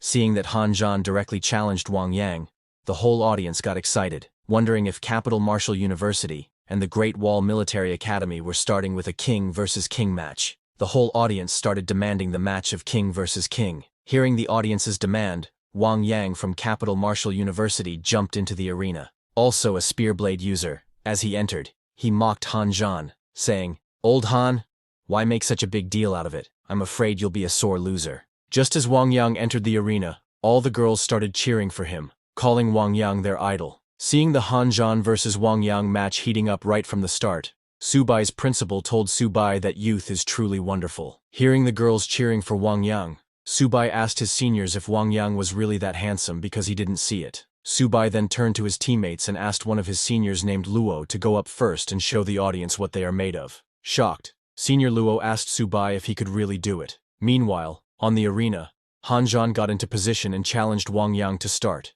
saying he would let Wang Yang make the first move. Wang Yang accepted Han Zhan's challenge, and with lightning speed, charged at Han Zhan to attack with his spear. However, Han Zhan, while standing still, blocked Wang Yang's attack. People in the audience were surprised to see Han Zhan's diamond rank armor skill. They were shocked to see that Han Zhan had developed it to this level, but Wang Yang was not going to stop. He continuously attacked Han Zhan from all directions, shouting, "Han Zhan, so what if your blood ki is high? So what if your armor is strong? I can still defeat you." Seeing them fighting, Subai's principal told Subai that Wang Yang is an extreme agility and attack-type fighter, coupled with the howling wind, making it completely impossible to see him. Subai agreed with his original comment that he is absolutely terrifying. Watching their fight, Subai thought to himself that this is the power of a mid-silver rank, wondering who he is going to stand against them as he is only a mid-bronze rank. On the other hand, in the arena, while Wang Yang was continuously moving and attacking, Han Zhan saw an opening in his movements and smiled. He raised his spear weapons high, and after collecting huge amounts of energy, he hit the ground. His attack was so powerful that it destroyed the arena ground and sent strong shockwaves all around. The shockwave hit Wang Yang, who was running around. As Wang Yang got hit, he lost his movement and stopped running. Seeing Han Zhang's attack, a judge told others that this is Grand General Han's Sky Splitter Slash. He remembered 3 years ago, Grand General Han Dang used this slash to kill a diamond rank enemy. That judge was shocked to see that this attack's terrifying power forced Wang Yang to stop. A commentator praised Han Zhan, telling the audience that Han Zhan actually used an extremely offensive combat technique as a control technique. This move was unthinkable. Another commentator said it is brilliant that Han Zhan actually thought of such a tactic. He truly deserves to be the top warrior of the Military Martial University. While everyone was praising Han Zhan, Wang Yang stood up again to fight. He was not going down that easily. While swinging his spear, he charged at Han Zhan again. He was using his full power in this attack, and was aiming to finish this match in one go. Seeing that Wang Yang was going for a direct confrontation, Han Zhan told Wang Yang he was going to lose. Saying that, Han Zhan also used his most powerful move, because of which there was a sudden blast of flames in the arena that even scared the audience. His attack was so powerful that Wang Yang could not even reach him. Because of Han Zhan's attack, Wang Yang's spear broke down, and along with the spear, All of Wang Yang's bones also broke down. Seeing Wang Yang's condition, people in the audience felt bad for him, saying it was too harsh. They felt even worse because that was just a strike with the back of the blade of Han Zhang. Otherwise, Wang Yang, the captain of Imperial Capital Martial University, would probably be a corpse by now. Some people were angry, saying it's just a competition. Is it necessary to go for the kill? It's just a tournament. Why not show some restraint? While people were talking, Wang Yang stood up again with the help of his spear. He praised Han Zhan, saying he is amazing, and then announced that he lost this match. The host immediately announced that in the semi-finals, first round, Great Wall Guard Martial University wins. It was Han Zhan's win, but after striking Wang Yang with his spear, Han Zhan's right hand was shaking. After seeing Han Zhang's power, Subai remarked, "It seems that Great Wall Guard Martial University is really strong." Then, Subai's principal came forward and said that since the first round was over, it was their turn. He asked one of his students, Luo Yong, if he was ready. Luo Yong told the principal that he was ready, and then entered the arena. The principal advised Luo Yong to know his limits because their focus was on participation, ensuring everyone gets a chance to compete. So, if he couldn't handle it, he should just surrender and not push himself. However, Luo Yong was very confident and, while taking out his longsword, told his principal not to worry, saying he wouldn't embarrass Jiangzhou Martial University. On the other hand, for the second round, Imperial City Martial Arts University sent a black-haired boy named Zheng Leiqiao. When Zheng entered the arena, the match began. Zheng, a dual-blade user, laughed as he entered the arena and took out his two blades, saying, "This will be fun." Zheng, somewhat of a lunatic who looked down on Luo Yong, licked his blade and said, "Little brother, how do you want me to play with you?" Hearing his words, Luo Yong got angry and charged at Zheng, challenging him to bring it on. With full power, Luo swung his sword at Zheng, but Zheng dodged the attack with a slight move and mocked Luo, asking if that was all he got. Then, with super speed, Zheng moved and swung his dual blades to cut Luo multiple times. Luo got cuts everywhere, but he still didn't fall. Seeing that, Zheng laughed and said, "Little brother, let me write a few words on you," and began attacking Luo's back with his dual blades. While laughing, he told Luo that he was going to toy with him. Seeing Zheng attacking mercilessly, Luo's teammate said this was going too far, and that it was clearly humiliation. Another teammate asked the principal to let Luo Yong come down, but Subai stopped them. He told them that Luo was defending his dignity, defending the dignity of their Jiangzhou Martial University. In the arena, after attacking, Zheng stopped and put his blade at Luo's neck, telling him that if he didn't surrender, it would be worse. He asked if Luo wasn't afraid, but Luo, who had cuts all over his body and had no energy to even lift his sword, told Zheng that Jiangzhou Martial University would never surrender. Hearing that, Zheng stabbed Luo with his blade, asking if he was still not surrendering. Luo threw up blood from his mouth but said he would never surrender. Hearing that, Zheng's eyes turned red, and he began striking at Luo, acting like a lunatic who enjoyed cutting others. While laughing, Zheng said, "Let's see how long he can last," but Luo replied that he would never surrender. He continued taking on Zheng's strikes, repeating that he would never surrender, and at last, Luo lost consciousness and fell to the ground. Seeing that, someone from the audience said, "This is a bit too cruel. Does Zhen have no humanity?" A girl asked if this was too much, torturing one's opponent like this. After Luo lost consciousness, the host announced that Magic City Martial University's Zheng Leiqiao won the first match. Subai and his teammates ran towards Luo to check on him. Subai was very angry, telling Magic City Martial University that they had gone too far. A senior from Subai's team carried Luo down in his arms. After Luo came down, another senior from Subai's team named Bai Ning entered the arena, telling his principal that he was going next, and he wouldn't let Zhen act so arrogantly. Subai's principal asked Ning to be careful and not to fight Zhen head-on. Ning, a sword user, entered the arena as Zhen laughed and said, "Another one's here, but it seems like he's not very durable." While taking out his sword, an angry Ning told Zhen that he talks too much. The host immediately announced the beginning of the second round. As the round began, Ning charged at Zhen, shouting, "Zhen, I want your life." Ning swung his sword at Zhen, but like before, Zhen dodged Ning's attack. Seeing Ning's ruthless intent to kill, Zhen maneuvered his body and counterattacked with his sword, telling Ning that he wouldn't give him the chance to strike. Both Ning and Zhen continuously attacked each other, aiming to kill. Witnessing the fight, a spectator from the audience questioned whether they were really just kids, and remarked on the brutality of the battle between students. People in the audience started to get worried. One person suggested that they should call it a draw, because if the fighting continued, they might end up killing each other. Another remarked that even from hundreds of meters away, he could almost smell the strong scent of blood, and it was terrifying. In the arena, both Ning and Zhen were injured by each other's blades. When Zhen began to get scared due to his injuries, he asked Ning if he was trying to die. An injured Ning responded that he wanted Zhen's life. Ning then swung his sword aiming for Zhen's neck, but Zhen dodged and attacked Ning's leg. As Ning turned, Zhen came from behind and attacked Ning with his dual blades. However, Ning blocked Zhen's blades from reaching his body with his sword. Zhen mocked Ning, telling him that he was just a lowly bronze rank from a trash martial university. Tightening his grip, Zhen smiled and told Ning that he would lose. Struggling, Ning asked Zhen if he had forgotten that Jiangzhou Martial University never gives up. Saying that, Ning turned his sword's hilt towards himself, and without any hesitation, stabbed both himself and Zhen together. Shocked, Zhen asked Ning if he was crazy for also hurting himself. Ning laughed and told Zhen it wasn't enough to kill him. Ning then pushed his sword even deeper, telling Zhen that this is how Jiangzhou Martial University fights, unlike Zhen, who only knows how to bully the weak. Ning shouted, "Go to hell!" and pushed his sword further. In pain and scared, Zhen shouted, "Don't kill me, I don't want to die." Zhen then called for his principal to save him. Just as he said that, a hand appeared and stopped Ning's sword from behind. It was the Imperial City Martial Arts University's principal, who came to his students' rescue. He declared that in this match, Magic City Martial University concedes. To everyone's surprise, the host announced that Magic City Martial University concedes. Then, the Imperial City Martial Arts University's principal pushed the sword away from Zhen and Ning's bodies. Immediately, Subai's principal entered the arena to save Ning. He caught Ning as he was falling and, in anger, confronted the opposing principal, criticizing how Magic City Martial University students behave, first humiliating their opponent on stage, then begging for help at the brink of death. While removing Zhen, the Imperial City Martial Arts University's principal told Subai's team not to think that just because they made it to the top 4, Jiangzhou Martial University is qualified to clash with Magic City Martial University.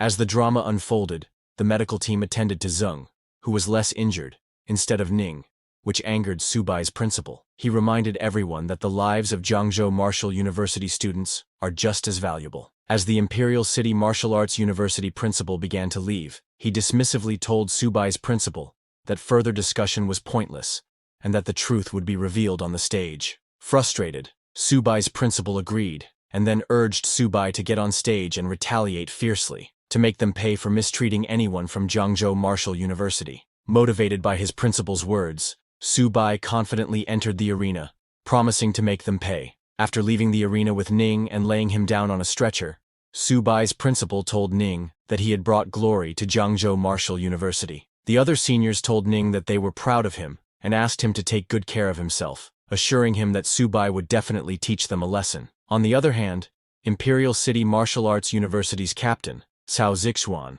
approached his principal and asked to take care of the good-for-nothings from Jiangzhou Martial University. However, his principal advised Zixuan to be patient since the championship was still awaiting him. In the arena, when Subai entered, he declared, "I, Subai of Jiangzhou Martial University, hereby challenge Magic City Martial University. If Magic City Martial University loses, I demand that they publicly apologize to Jiangzhou Martial University." He shouted, asking if Magic City Martial University dared to accept the challenge. The audience also supported Subai, encouraging him to add oil and beat Magic City Martial University, expressing their anticipation for an apology. The public became very excited. A blogger asked his audience whether they thought Magic City Martial University would apologize to Jiangzhou Martial University, while a journalist noted that Jiangzhou Martial University, being close to overtaking the famous Magic City Martial University and forcefully demanding an apology, was a good headline. Imperial City's captain, Zixuan, questioned Subai, asking if he from Jiangzhou Martial University was even worthy. Another student from Imperial City Martial Arts University, named Huang, came forward and told his principal that he would go up and teach Subai a lesson, to let Jiangzhou Martial University know the gap between them. His principal approved Huang for this round. When Huang entered the arena, Subai asked him if he was there to apologize. Tightening his fist, Huang laughed and said that this so-called apology was just the moaning of the weak. Why should the strong apologize to the weak? Strength is right.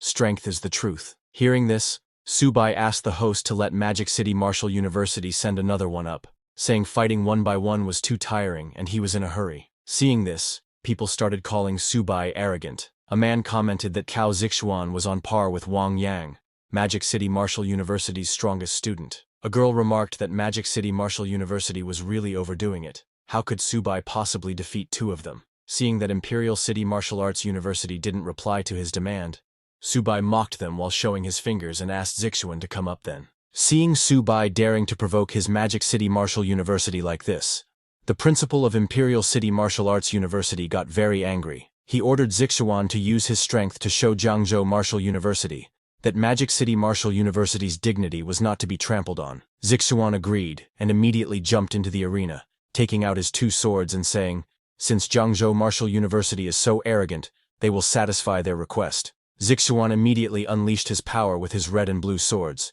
his whole body covered with a red and blue aura. Zixuan called Subai Kid, telling him he would show him how boasting without strength is just asking for humiliation. Just as Zixuan unleashed his aura, a judge pointed out the dual swords in Cao Zixuan's hands to the other judges. He explained that they were made of Millennium Cold Iron and Molten Scarlet Iron, materials so rare that these two sharp swords were priceless. The cores at the hilt were from platinum-level experts of the myriad races. The other judges were shocked to learn that the Cao family and Magic City Martial University were really willing to invest such resources into Cao Zixuan. The first judge mentioned that the god of ice and fire, a graduate from Magic City Martial Arts University, had left the strongest cultivation method to them. Could it be that Cao Zixuan was cultivating this technique? Then, after releasing his aura, Zixuan told Subai not to accuse their magic warriors of bullying the weak. He was giving Subai time to release the tamed beast now. Otherwise, he might not have a chance. Subai thanked Zixuan for his kindness,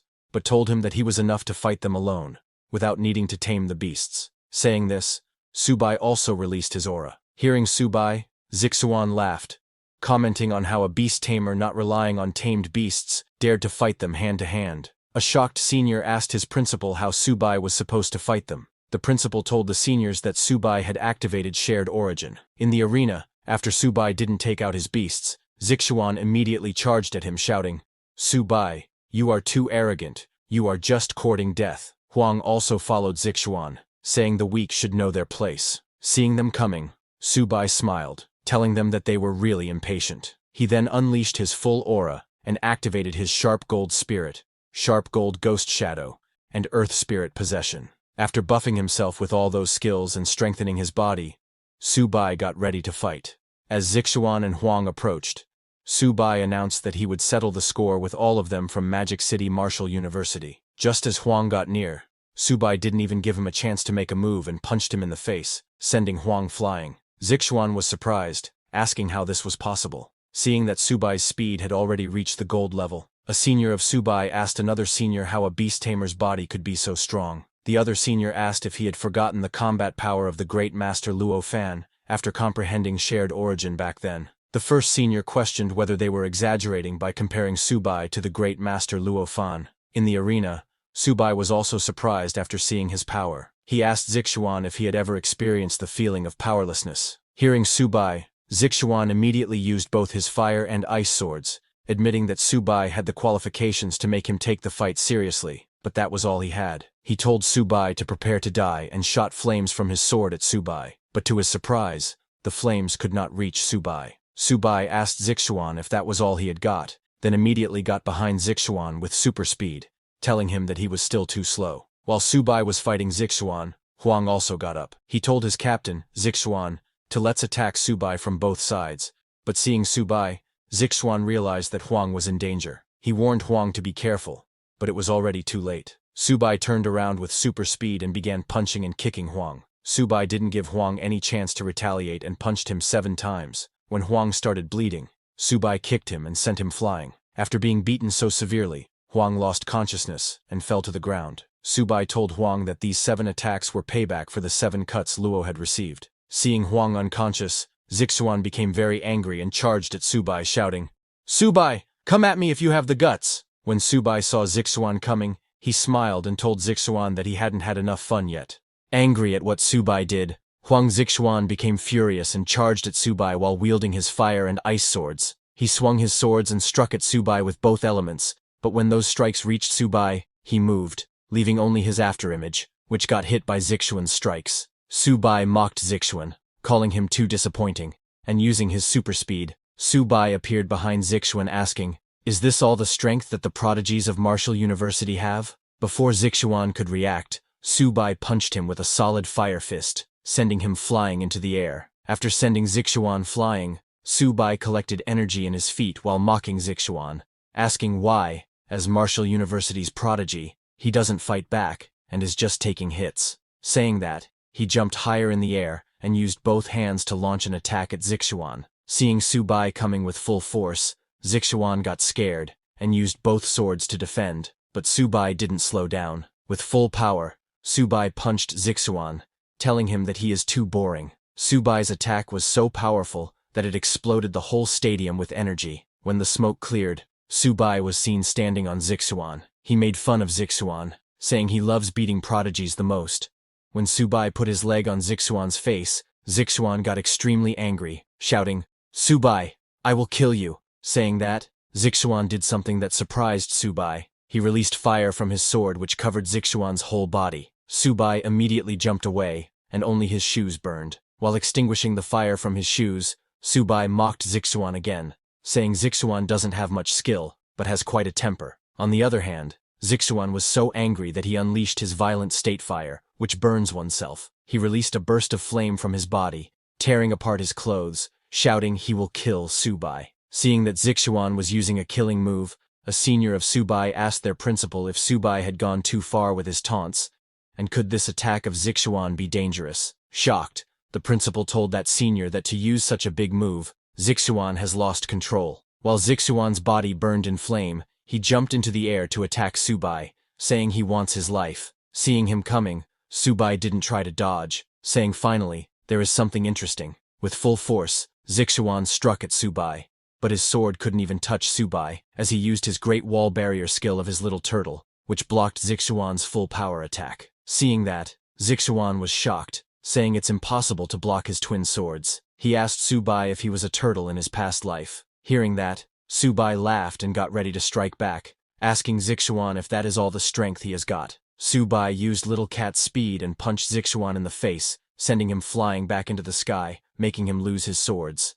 With a solid impact, Zixuan fell on the ground while his sword fell far away from him. Judges of this match were shocked, seeing that Subai actually has such a terrifying killing move. But the more surprising thing was that the battle between Subai and Zixuan even cracked the golden level arena. A judge told others that this is the terror of the primordial flow. Watching Subai's figure reminds him more and more of Luo Fan from back then, and Subai is only at mid-bronze rank, which means his talent might be even scarier than those from elite families. While they were talking, on the other hand, in the arena, Subai pulled out Zixuan's swords, saying, "These two swords look quite valuable." Seeing that, Zixuan got scared and asked Subai what he was doing. He told Subai to put them down because those are his twin swords, but Subai wasn't going to let it go. He told Zixuan that after seeing how Imperial Martial University acts, he knows they definitely won't apologize or compensate. So, these two swords will be considered compensation from Imperial Martial University. Hearing that,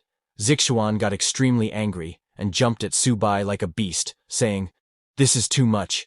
I will kill Subai." But Subai easily dodged Zixuan's attack, asking, "Do you still think you have the strength for that?" He immediately kicked Zixuan in the face, telling him he is overestimating himself. With just one solid kick, Subai broke Zixuan's nose and sent him flying. Subai was very angry that Imperial Martial University dared to bully his Jiangzhou Martial University people. He jumped at Zixuan, who could barely stand, and continuously punched and kicked Zixuan, telling him that this is his punishment from Martial University. People in the audience were shocked, seeing that Zixuan had no power to resist in Subai's hands. They thought Subai was a total freak. Speed, strength, technique, he does not have a single weak point. They all started to wonder if anyone in Martial University stood a chance against him. A girl said she thinks only Han Zhan might be able to match this monster Subai. People felt bad seeing Zixuan's condition, but they were still very angry at Imperial Martial University, so they supported Subai, and wanted to see if Martial University would dare to be arrogant again after today. People of Jiangzhou, Martial University were very happy, shouting, "See, this is the price of provoking our Jiangzhou Martial University." Then in the arena, Subai stopped after he was satisfied and his anger calmed down. The host announced that this round, Jiangzhou Martial University's Subai wins. After the match ended and Subai calmed down, he suddenly looked at Han Zhan wondering why he kept staring at him. Subai noticed that from the start, Hanjan had been watching him like a hawk. When Hanjan saw Subai looking at him, he smiled and said, "Jiangzhou Subai, I'll be waiting for you." Subai didn't hear him and started leaving the arena while looking at Zixuan's swords. He thought that since Zixuan was so anxious just now, that means these swords are worth quite a bit. But while he was leaving, suddenly someone stopped him. The one who stopped Subai was the principal of Imperial Martial University. He told Subai that the match is over, so he should return Zixuan's weapons to Martial University. But Subai hid those swords on his back, telling the Imperial Martial University principal that the referee just said the arena is the battlefield, so weapons seized on the battlefield don't have to be returned. But he then smiled and told the Imperial University principal that he is not unreasonable. So if Martial University apologizes to Jiangzhou Martial University and apologizes to all the ordinary martial academies they have bullied and compensates for medical expenses and mental distress, then he will return these swords. Hearing Subai, all the contestants of the competition supported him, saying Martial University went too far so they should apologize. Everyone started shouting, demanding Imperial University apologize. Hearing them, the Imperial University principal said this was outrageous. Subai was not backing off. He asked the Imperial University principal, "Isn't this the survival of the fittest philosophy your Martial University people believe in? So I am just treating them the same way they treat others." Hearing that, Subai's principal got excited, shouting, "Subai, well said. Let's see how Martial University saves face this time. Let's see if Martial University dares to act arrogant again." Hearing them, Martial University's principal, who was a diamond rank hunter, got extremely angry and unleashed his aura. In anger, he walked towards Subai, saying, "Today, I will teach this immature brat a lesson." Seeing the Imperial University principal release his aura, Subai's principal became worried and asked Subai to move away quickly. On the other hand, the military university's principal, who was also a diamond rank,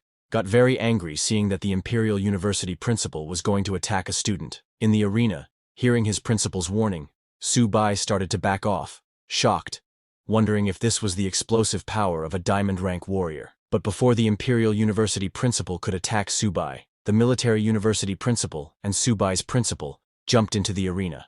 The military university principal asked the Imperial University principal, as a dignified martial university principal and a diamond rank expert, unleashing his full power on a student, "Don't you feel ashamed?" But the angry Imperial University principal told the military university principal that this is Magic City. Martial University has autonomy here, so military university should not interfere. Hearing the Imperial University principal, Subai's principal got very angry and told him that if he dared harm a Jiangzhou Martial University student, he would fight the Imperial University principal to the death. But while they were arguing, suddenly lightning struck between them. Immediately, all the principals controlled their aura and looked at the source of the lightning. They saw a white-haired man flying in the sky. That white-haired man was Zhao Yi, a Lord-level expert, ranked 6th in the most powerful person's ranking. Seeing him, the Imperial University principal got nervous, calling him Elder Zhao. He backed off as Elder Zhao came down to the ground. With disappointment,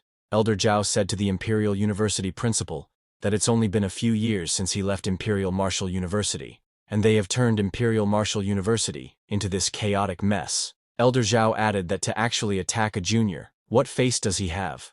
What face does he have to be the principal of Imperial Martial University when such outstanding talents emerge from the younger generation? The Imperial Martial University principal could not say anything in front of Elder Zhao.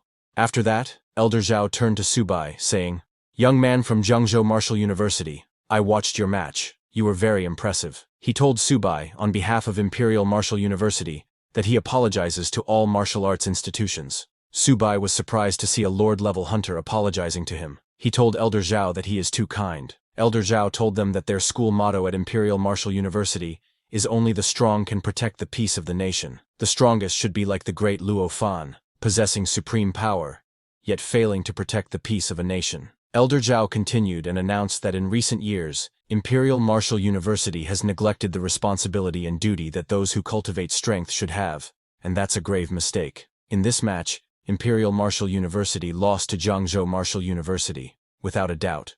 So those two swords will be given to Subai. Hearing that, Subai and others got very happy. The Military Martial University principal told Mr. Zhao that his generosity is truly admirable. Subai suddenly thanked Elder Zhao, saying as a junior he is grateful for his teachings. But the principal of Imperial Martial University was still unwilling to let go of those swords, and tried to say something to Elder Zhao. However, without hearing him, Elder Zhao told the Imperial Martial University principal that with such an impatient temperament, he couldn't be the principal of Imperial Martial University. He should just be an instructor. Saying that, Elder Zhao left the arena. Then, the host appeared on the big screen and announced that next, the school would repair the arena, and the finals of this league would begin in 1 hour. Hearing that, the whole audience got very excited, saying that Jiangzhou Martial University is really making people look at them with new eyes this year, and Subai is probably the dark horse of this year's league. After winning, Subai and his principal left the arena. All of Subai's seniors praised him, saying he had done well and won dignity for their Jiangzhou Martial University. They were all proud of him. Embarrassed, Subai asked everyone not to praise him too much, because he was also terrified just now. Subai's principal was also very happy, seeing that even Elder Zhao had appeared. He proudly said that today, Jiangzhou Martial University can finally hold its head high. While they were talking, a senior of Bai's came, telling their principal that next up is the battle against Great Wall Guard Martial University. Hearing that, Subai's principal asked Subai to take a rest, as it was already unexpected that they had made it to the finals, so now they should just do what they can. Hearing that, Subai smiled and told his principal that there's no need to rest. He then asked his principal if, today, having won glory for Jiangzhou Martial University, they think they could give him some rewards. Hearing that, Subai's principal smiled and told him that he had 2 high-grade silver beast cores here that he would personally subsidize Subai with. Hearing that, Subai thanked his principal, saying he would definitely perform well. Hearing that, Subai's principal laughed, saying, "You little rascal, you really know how to take advantage of a situation." Then, 1 hour later, the host announced that the highly anticipated 100 Schools League finals officially begin. Hearing that, the whole audience got very excited. Some people cheered for Han Zhan, while some cheered that Jiangzhou Martial University would win. Then, after a few minutes, Han Zhan from Great Wall Guard Martial University and Subai from Jiangzhou Martial University entered the arena. Han Zhan, holding his long spear, said to Subai that he had been waiting for him for a long time. He wanted one match to decide the victor, and asked Subai to play a single match to decide the victor. Subai immediately agreed, saying that's exactly what he was thinking. Knowing that Han Zhan is very powerful, he asked his system to help him scout Han Zhan's attributes. Immediately, a system notification window popped up in front of Subai with Han Zhan's information. Han Zhan is currently an early silver stage hunter with 316 constitution, but his actual constitution is unknown. His agility is 216, but his actual agility is also unknown. His spirit is 96. After system analysis, he asked Subai to be extremely cautious. Seeing Han Zhan's stats, Subai said, "As expected, Han Zhan, your strength is extraordinary." But while Subai was looking at the status window, Han Zhan charged at him, shouting, "Subai, what are you waiting for? Fight me like a warrior." Seeing Han Zhan coming in such a hurry, Subai unleashed his power by activating Sharp Metal Spirit, Sharp Metal Phantom, and Earth Spirit possession skills. After buffing himself, Subai got ready to attack, telling Han Zhan that he would now show his true power. Han Zhan moved quickly and struck at Subai with his spear, but using his super speed, Subai dodged his strikes and attacked him from all directions, challenging Han Zhan to come on and show his full power. Subai evaded and dodged while dealing damage to Han Zhan, but Subai was surprised to see that Han Zhan was matching his speed. This was just as Subai expected. Han Zhan was not being straightforward. He was actually holding back when he fought Wang Yang. Even the judges were surprised because Han Zhan wasn't this fast when he fought Wang Yang last time. They all understood that he had actually hidden his strength, even against Wang Yang. A judge said she previously thought Han Zhan's speed would be his weakness. But looking at it now, Han Zhan has no weaknesses in speed, power, or defense. Han Zhan is indeed an unrivaled existence among the younger generation. Another judge said that, unless Han Zhan is overwhelmed by a far superior cultivation level, there's no chance of victory. It seems Jiangzhou Martial University will only reach second place as Subai can't possibly be Han Zhan's opponent. Ignoring their words, Subai tried to punch Han Zhan but, to his surprise, Han Zhan easily dodged his punch, telling Subai that it was still far from enough. Han Zhan used this opportunity, when Subai was near him, to attack, but Subai immediately backed off and put some distance between them. Subai praised Han Zhan, saying, "As expected of a man who has fought on the myriad races battlefield, completely without weaknesses." But Subai smiled while dodging Han Zhan's spear, and told Han Zhan that he definitely wouldn't be able to dodge his next move. Subai asked Han Zhan to get ready to feel his most vicious attack. Well, Subai's most vicious attack was not strong, but fatal for the body. Hanjan was shocked as Subai aimed and punched below the belt. Seeing that, people in the audience started laughing, saying this was dirty and too despicable. It's shameless. But they liked it. Some people cheered for Subai, saying he was awesome, and they don't admire anyone but Subai. But some people were angry, asking if attacking that area was against the rules. However, some came to Subai's defense, saying, "What rules?" The deputy commander said, "This is a real battle, so winning is all that matters." After getting hit by Subai, Hanjan's whole body froze. While shaking in pain, he asked Subai why he resorted to such a shameless attack. Subai laughed and told Hanjan that the arena is like a battlefield. Subai then jumped to attack Hanjan while he was down and unable to defend. Hanjan tried to defend with his hand, but Subai's punch was so strong that it sent Hanjan flying. This made Hanjan a little angry. He stood up, telling Subai that he was going to get serious. Hanjan released his aura and raised his spear, saying he had tested this move many times, and Subai wouldn't be able to dodge this move either. Saying that, Hanjan swung his spear and threw hundreds of powerful energy strikes at Subai.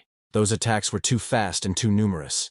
Subai didn't have time to dodge them, so he put his sword back, saying, "Since I can't dodge it, let's clash." On the other hand, the judges were shocked to see that Hanjan had actually learned this move, as this was Grand General Han's signature technique. A judge recalled that 3 years ago, Grand General Han's slash annihilated thousands of fierce beasts in an instant. Among those thousands of enemies were a diamond and several platinum ranked from other races. In the arena, to defend against Hanjan's attack, Subai activated his Great Wall barrier. But when Hanjan's continuous strikes hit Subai's barrier, it started to break. While using his full energy to maintain the barrier, Subai saw that Hanjan was really going for the kill. However, Subai's energy was not enough, and his barrier got destroyed, sending Subai flying. After destroying Subai's barrier, Hanjan pointed his spear at Subai, challenging him to show his full power, because he didn't believe that Subai was that weak. When Subai fell, a senior asked his principal if Subai had lost. The worried principal told the senior that no one could withstand such a powerful attack, but to their surprise, Subai stood up again. He took out his bag and opened its chain, telling Hanjan that he had forced him to do this. Subai raised his hand and asked his little turtle and little cat to come out and help him beat Hanjan. Both little turtle and little cat came out of the bag and activated their ancient beast forms. Seeing them, Hanjan said, "Very good, Subai. You've finally shown your full power." Subai reactivated his energy, and together with little turtle and little cat, charged at Hanjan shouting, "Old Han, you're dead." First, Subai tried to kick Hanjan, but Hanjan moved and dodged his attack. Then, after Subai, Little Cat came and struck with its claws, but Hanjan used his spear to block Little Cat's attack. But Subai's attack didn't end there. While Hanjan was busy defending against Little Cat, Little Turtle attacked him. Little Turtle's attack was so powerful that when it hit Hanjan, his armor immediately broke. Hanjan went flying as half of his gold-grade body armor broke. But Hanjan stood up again. Subai told Hanjan not to be stubborn because there's no shame in admitting defeat. However, Hanjan didn't want to give up. He grabbed his spear with his other hand while releasing his energy. He told Subai that he originally didn't want to use this move as he still can't fully control this power. However, now he had no choice. Saying that, Hanjan unleashed his full power. The purple energy that came out of his body was so much that it reached the stadium ceiling. Subai was shocked, seeing Hanjan's power, and asked if he was even human. Subai felt a little scared seeing Hanjan's aura, wondering if this was really gold rank power because it was too terrifying. Suddenly, a system warning notification popped up in front of Subai, telling him that his opponent is in extreme danger. As Hanjan's eyes turned purple, he laughed and told Subai that he was destined to lose this round. The audience were not happy hearing the judges say that everything below gold is an ant, but a guy from the audience explained to others that the gold rank is the watershed of true experts, and Hanjan was probably at the peak of the gold rank. Subai, being only bronze ranked, could not compete with a gold rank. Into the arena, after fully unleashing his aura, Hanjan shouted at Subai that he couldn't withstand his final blow. Saying that, Hanjan struck at Subai with full power. The strike was so powerful and big that it reached the stadium ceiling. Seeing that massive strike, Subai immediately realized that he couldn't withstand the blow that was about to hit him. At this moment, Subai remembered about the new transposition skill that he had unlocked a day before. He immediately turned to Little Turtle, asking it to save him. Using the transposition skill, Subai swapped positions with Little Turtle. Now, Little Turtle, having swapped into Subai's position, was hit by Hanjan's aura strike. As the aura strike hit Little Turtle, It exploded with a huge explosion, shocking the whole audience. But after swapping places with Little Turtle, Subai was completely fine. He didn't waste any time, and in the middle of that explosion, asked Little Cat to attack Han, as he would definitely be exhausted now. The judges were shocked seeing Subai swap places with his Little Turtle, asking what this spatial ability was. They couldn't believe their eyes because this is an ability that Platinum rank can barely touch. They all started to wonder if Subai was really bronze. A judge asked if this could be the characteristic of shared origin, but a senior judge immediately decided there that explaining that shifting position is a heaven rank technique, and Subai actually modified it. That judge wondered if Subai's talent could be comparable to the great Luo Fan. The students who participated in the tournament were shocked, seeing the power of Han, questioning if this was really a gold rank league. A worried student from the Magic Martial University said that this match was going to tear down their university. Meanwhile, in the arena, as the smoke of the explosion started to clear, the host said that it looked like the winner had been decided. And just as he said that, when the smoke cleared, Subai was still standing, and Han was under Subai's Little Turtle, lying on the ground. Han admitted his defeat, telling Subai that in this match he had won. Hearing that, Subai laughed, saying, "Old Han, you're a pervert." The host was quite shocked seeing that Subai won because most of the people didn't see Subai swapping places with his Little Turtle at the last second. While collecting his composure, the host announced that the champion of this league was Jiangzhou Martial University's Subai. Hearing that, all of Subai's seniors jumped in happiness. While crying, Subai's principal got on his knees, saying, "Great, I didn't misjudge you, Subai." The whole audience started to cheer for Subai, saying he is the strongest of the younger generation, he is invincible. People started to call him champion. This match was live telecasted at the Jiangzhou Martial University, and the students of the university got very excited seeing that Subai really won this match. Subai's roommate, who was in the audience, started shouting that Brother Su was too awesome. Waifu Yanren was also there, and she got very happy seeing Subai, saying he is the best. In the Su family living room, Subai's sister jumped in happiness, seeing that her brother had won and was now the champion. She asked her dad to look quickly, telling him that Subai had won and was now the national champion. Subai's father started crying, seeing that his son had won the match and become the national champion. In the arena, after Subai was about to leave, many reporters suddenly surrounded him from all directions. Some asked Subai if he had anything to say to his opponent Han, while others questioned him about his next plan as the champion of this 100 Schools League. Subai, very exhausted from the fight, was not happy seeing all those reporters charging at him together. Then, Subai's principal came to his rescue, asking the reporters to please make way, because Subai needed to rest now, and they would talk about the questions later. The principal somehow rescued Subai from those reporters and helped him come down from the arena. While going, the principal told Subai that he had consumed too much energy and should go back to the hotel to rest first, and that he would handle the rest. With excitement, the principal told Subai that he had made a fortune after this battle, and they were rich. The military's resource rewards were all Subai's now. Hearing his principal's words, Subai immediately got excited and asked the principal how much it was. The principal told him that it was at least 600 million. Hearing that, Subai's jaw dropped. In excitement, he asked his principal to let him go because the match wasn't over yet. He wanted to fight 10 more Han. Later, at the Magic City Hotel, it was reported on the Dragon Kingdom military channel that the 100 Schools League had recently concluded. The students of the martial universities had also shown their impressive talents to the world through this 100 Schools League. The most remarkable of them was the overall champion of this 100 Schools League, Subai of Jiangzhou Martial University. In recognition of Subai's brave and fearless performance on the stage, the military had decided to award him a first-class merit, a Great Wall Honor Medal, and 60,000 military merits. They hoped other martial university students would learn from Subai, and, no matter how strong the enemy was, they must have the spirit to fight to the end. The new ranking list of hundreds of schools had also been announced. First place was Jiangzhou Military University, where the military would invest 50 billion every year. Second place was Great Wall Guards University, where the military would invest 50 billion every year. Third place was Imperial Capital Military University, where the military would invest 20 billion every year. And in fourth place was Modu Military University, where the military would invest 10 billion yuan every year. With that,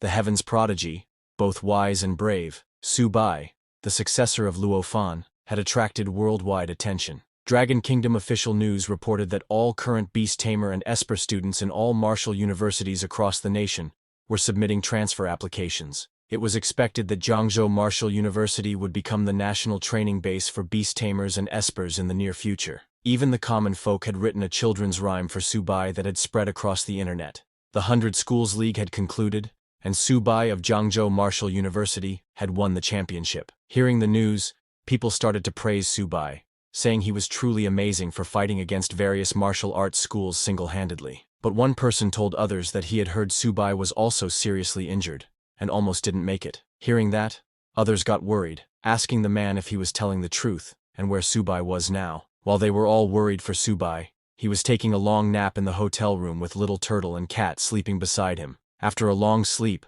Subai finally woke up, wondering why he had been sleeping for so long. Before he could understand anything, one of his seniors named Manny entered his room with some food after seeing that Subai was awake. She told him that the principal didn't let them wake him up. Shocked, Subai immediately covered himself with a blanket and asked Manny why she was there. Manny told him that the principal said that when he woke up, they would all go back to Jiangzhou Martial University together, and that the special car downstairs would be waiting for them. While Manny placed the food on the table, Subai tried to stand up, saying, "I will get ready so we can go back to school. But before we go back, I want to take Little Turtle and Little Cat to the Magic City Martial University buffet for another feast." Hearing that, Manny laughed, saying, "This time, Magic City Martial University is really going to suffer." Later, at Jiangzhou Martial University, when the bus carrying Subai and others returned to the school, there was a huge crowd already present to welcome him. Pointing at the university's main gate, the principal asked Subai if he remembered saying before that he didn't like the gate of Jiangzhou Martial University. On Subai's demand, he was going to change it because this year, they were not allocated 1.8 billion. Jiangwu had been allocated 50 billion yuan. Subai was amazed to hear that their university's gate was going to be even more imposing than Magic City Martial University's. As Subai stepped off the bus, the whole crowd came forward to welcome their hero with a victorious return. They all started cheering, saying, "A top university should have the grandeur of a top university." Later, Jiangzhou Martial University hosted an award ceremony. Principal Jin took the stage and told the students that, as they had heard, Jiangzhou Martial University had won the championship in the 100 Schools League, which could be said to be unprecedented. He invited everyone to welcome the hero's victorious return. Just as the principal said that, the whole crowd started chanting that Jiangzhou Martial University is invincible. Next, the principal invited the captain who had performed best in the league, Subai, to speak. When Subai got the mic, he told the crowd that what he wanted to say most about this league was that there is no myth that cannot be broken, no matter how strong the opponent is. As long as they never give up, they can definitely defeat them. Hearing Subai, all the students got very motivated. He added that in this league, their school won the championship, and officials had increased funding support for their school. The principal asked Subai if he had any suggestions regarding the development of their school. Subai thought for a second, and told his principal that he thought the key difference between them and top universities was cultivation resources, so he suggested they hire alchemists to refine potions for them, which would fill the gap in students' cultivation resources.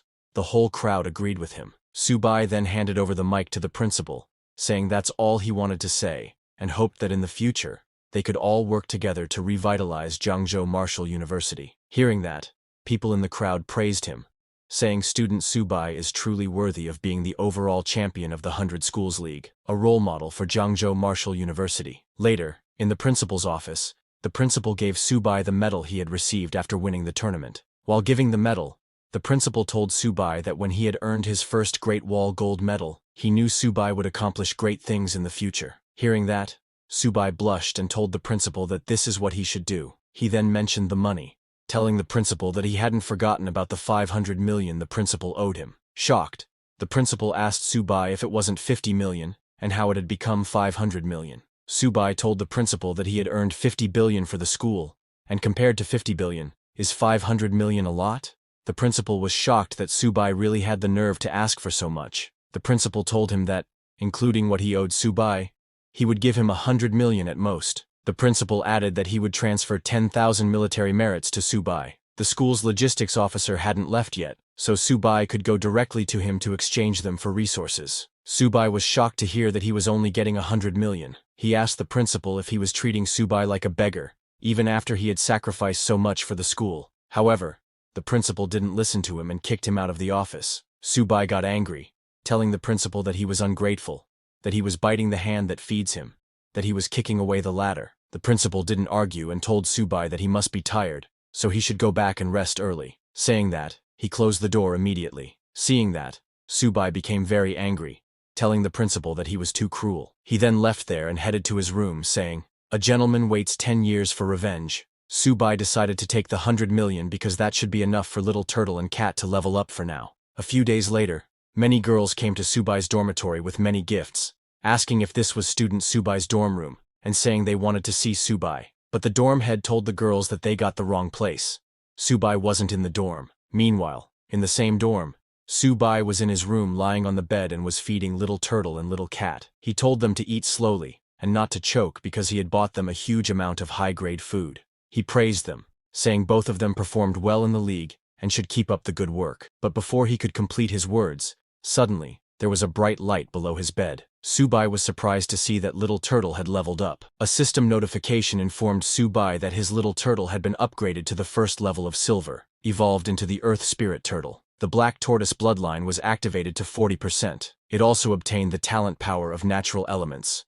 The origin of Earth. Subai's level also increased to Silver Primary Stage. Now, the tamed beast Little Turtle is at the Silver Beginner level. As the Xuanwu bloodline is activated by 40%, Subai's inheritable attribute ratio is increased to 40%, and the Earth Gravity talent is strengthened. Currently, Little Turtle's constitution is 738, defense is 862, agility is 120, and spirit is 120. Now it has 4 talents. The first talent is Earth Wall, which can gather the power of the earth to form a defensive posture, increasing defense by 500%. The second talent is Earth Spirit Possession, which consumes a certain amount of physical energy to fully cover with Earth Element energy, enhancing the attack power by 100% to 200%, and the defense power by 200% to 300%. The third talent is Gravity, which consumes a certain amount of physical energy and activates the terrifying gravity within a 3-kilometer radius. And Little Turtle's fourth and newest talent is Origin of Earth, which allows it to continuously draw the power of the earth element from the ground as long as it steps on it. Subai was shocked to see that he had been upgraded to the first level of Silver, saying, "It seems that this money is really not wasted." Excited, Subai told Little Turtle to continue to eat and level up more, but suddenly, Little Cat's body also started shining. A system notification informed Subai that his sharp white tiger had upgraded to the high bronze level, with the White Tiger bloodline now activated at 30%. Currently, Little Cat's constitution is 258, defense is 205, agility is 395, and spirit is 80. It has 3 skills: Sharp Gold Claws, Sharp Gold Spirit, and Sharp Full Move. It didn't get any new talent after upgrading. Subai was surprised to see that Little Cat had upgraded too. He petted Little Turtle and Cat while laughing, saying, "Hanjan has worked hard to cultivate until he is 20 years old.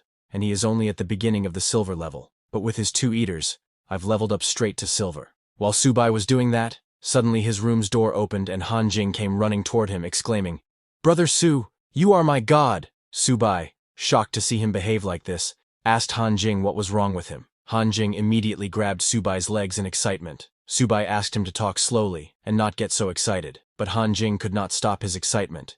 He told Subai that he had awakened his Beast Tamer ability, and was now an honorable and powerful Beast Tamer shifter like Su Hai. He took out a normal sea turtle from his bag, asking Subai to look at it. Surprised, Subai asked Han Jing why he had also gotten a turtle. Han Jing then told him that when his grandpa found out he had awakened the Beast Tamer ability, he was so excited and insisted on spending a fortune to hire someone to catch a bronze rank beast for Han Jing. Both Little Turtle and Little Cat were surprised to see that normal turtle. Han Jing was very excited and asked Subai what prospects a bronze rank beast could have, adding that if he was going to raise something, it would be a turtle, because a beast tamer who doesn't raise a turtle isn't a good beast tamer. Subai was at a loss for words after hearing Han Jing, and awkwardly laughed, explaining to Han Jing that not all turtles are the same. But before he could complete his words, suddenly a system notification congratulated Subai for activating the new talent, Domination. This talent allows him to use the sacred beast's blood essence to help those who admire the host to a certain extent, and subconsciously desire to become beast tamers, awaken their abilities. This allows their tamed pets to possess the bloodline of sacred beasts, becoming descendants of sacred beasts. Subai was shocked, wondering what the heck this domination was. Then another system notification popped up, informing him that the beast tamers awakened through Xuanwu's blood essence can awaken up to 10% of Xuanwu's bloodline, and the host can control their power and life or death. Subai was shocked to hear that he could help other beast tamers awaken and become descendants of sacred beasts. He wondered if this meant Little Turtle and Little Cat were going to have disciples and grandchildren. Seeing Subai's surprised face, Han Jing asked what was wrong and why he was more excited than he was. Subai immediately grabbed Han Jing, telling him it was okay. He told Han Jiang that he actually thought Han Jing was right. If he was going to raise something, it should be a turtle, and a beast tamer who doesn't raise a turtle isn't a good beast tamer. He asked Han Jing to let him see his turtle. Han Jing immediately became happy and gave his turtle to Subai. At the Zhangzhou Martial University admission hall, many new students had gathered to apply. An instructor asked them if they were all there to further their beast tamer studies. The students said, "Of course, Jiangwu is a top university now, so they want to apply and study under the great Subai." Hearing that, the instructor became very happy and asked the students to please settle down, telling them that since everyone had chosen to come to Jiangwu for further study, Jiangwu would naturally welcome them with open arms. She then asked everyone to please release their tamed beasts. Hearing that, the guy who was in front opened his bag and took out a turtle, telling the instructor that this was his tamed beast. Not only him, but all the students behind also took out turtles from their bags as their tamed beasts. The instructor was surprised to see that their tamed beasts were also turtles. The students told the instructor that it had to be a turtle. Who wouldn't raise a turtle at Jiangwu is not a beast tamer. Hearing that, the instructor got annoyed and said, "This isn't enrollment, it's a turtle convention." The instructor strictly asked a student named Huo Guang if he was really a beast tamer. Showing his turtle, Huo Guang said, "Of course, teacher, this is my tamed beast." But the instructor didn't believe him because he didn't have any spiritual power. She told Huo Guang that he was clearly a warrior with decent blood qi, and his turtle was just an ordinary wild soft-shelled turtle from the market. The instructor pointed at the boy behind Huo Guang, saying he was a lightning attribute esper, and many others standing there were not beast tamers. But Huo Guang didn't agree with her, saying he didn't care. He was a beast tamer and wanted to join the beast tamer department, wanting to be in the same class as Subai. The guys standing behind Huo Guang supported him, saying, "What's wrong with being a lightning attribute esper? Who says a lightning attribute esper can't be a beast tamer? I'm raising a lightning turtle." Huo Guang told the instructor that maybe if he joined the beast tamer department and spent enough time with Subai, he could really create a lightning turtle. Hearing them, the instructor got very annoyed and said, "This is utter nonsense." While they were talking, Subai walked past there. Seeing the crowd trying to join the beast taming department, he wondered why there were turtles everywhere in the school all of a sudden. As the crowd was arguing with the instructor, a girl from the crowd noticed Subai passing by. She immediately pointed at Subai, telling everyone it was Subai. Seeing Subai, the whole crowd got very excited and ran towards him shouting, "Subai, I'm your fan, you have to help me stay. If I can't be your classmate, it'll be my life's regret." Another guy looked at him saying he had the potential to be a beast tamer. He had been raising turtles since he was a kid and is familiar with this. A girl told Subai that while watching his matches, she felt like she had found her life's goal, and even if she was not a beast tamer now, she believed she could definitely awaken in the future. Seeing the whole crowd running towards him, Subai got scared and ran away, asking why so many people had suddenly appeared. He ran away from there asking his principal to help him. Meanwhile, at the frontline military conference room, many high-level officials were gathered to talk. An official told the head that according to scout reports, the myriad races had already noticed their movements and sent 13 tribes, including the Nether Cat, Six-Eared Demon Wolf, and Drill Bear, to their base, and the specific situation was not yet clear. Hearing that, the head officer stood up telling everyone that the myriad races' movements were getting bigger and bigger, but no matter what they were, humans must take the initiative. He told everyone that before this, he had already conveyed the order to select 3 warriors from this year's 100 Schools League to go to Bishui Pool to complete a reconnaissance mission. Hearing the Bishui Pool, other officers got shocked because it's a forbidden area. They asked the head officer how they could send students from the 100 Schools League because they hadn't graduated yet. Isn't it too dangerous? Other officials agreed and asked the head instructor, Mr. Ni Qing, if they shouldn't reconsider. But Mr. Qing told them that as warriors of their human race, students will always have to go to the myriad races front line, so he believes they can complete this mission. He added that only with him stationed here, the king-ranked expert among the myriad races won't dare to act rashly. He told the officials that this reconnaissance mission is crucial, so they should go and execute it carefully. The other officials agreed and left from there. At the same time, while running away from the crowd, Subai entered his principal's office, telling him something big had happened, and their school was almost becoming a turtle farm. When the principal saw Subai, he told him that he came at the right time. Pointing at the man seated beside him, the principal told Subai that this was the Chow family head, Chow Man, who came specifically to talk to Subai about recovering the Chow family's divine weapons. Pointing at the other people on the sofa, the principal told Subai that the other few were all guests of the Chow family. When Subai heard that they wanted to get Zixuan's dual swords back, he asked the principal if the Magic City principal hadn't said he was giving them to him. Hearing that, the guys seated on the sofa became very angry and slammed the table, saying this was outrageous. These two divine weapons were originally the property of their Chow family. If it weren't for Elder Zhao's sake, would they need to talk so much with Subai? They added that today, they came with sincerity to redeem the divine weapons, and questioned if this was Subai's attitude. But hearing them, Subai didn't get angry because he knew that his principal was already very angry. Subai was right, and his principal was very angry, thinking it was daring to slam the table at Jiang Wu. The principal also slammed the table, telling everyone that this is Jiang Wu, not their Magic City. So, whether Subai sells them or not, and how he sells them, that's his freedom. The principal told Subai to talk freely. Hearing that, Cao Han smiled and asked Subai to tell them his conditions. Hearing that, Subai smiled and told them that he had been using these two weapons quite well recently. Hearing Subai, a girl from the Chow family told Subai that they would all be going to the myriad races battlefield in the future,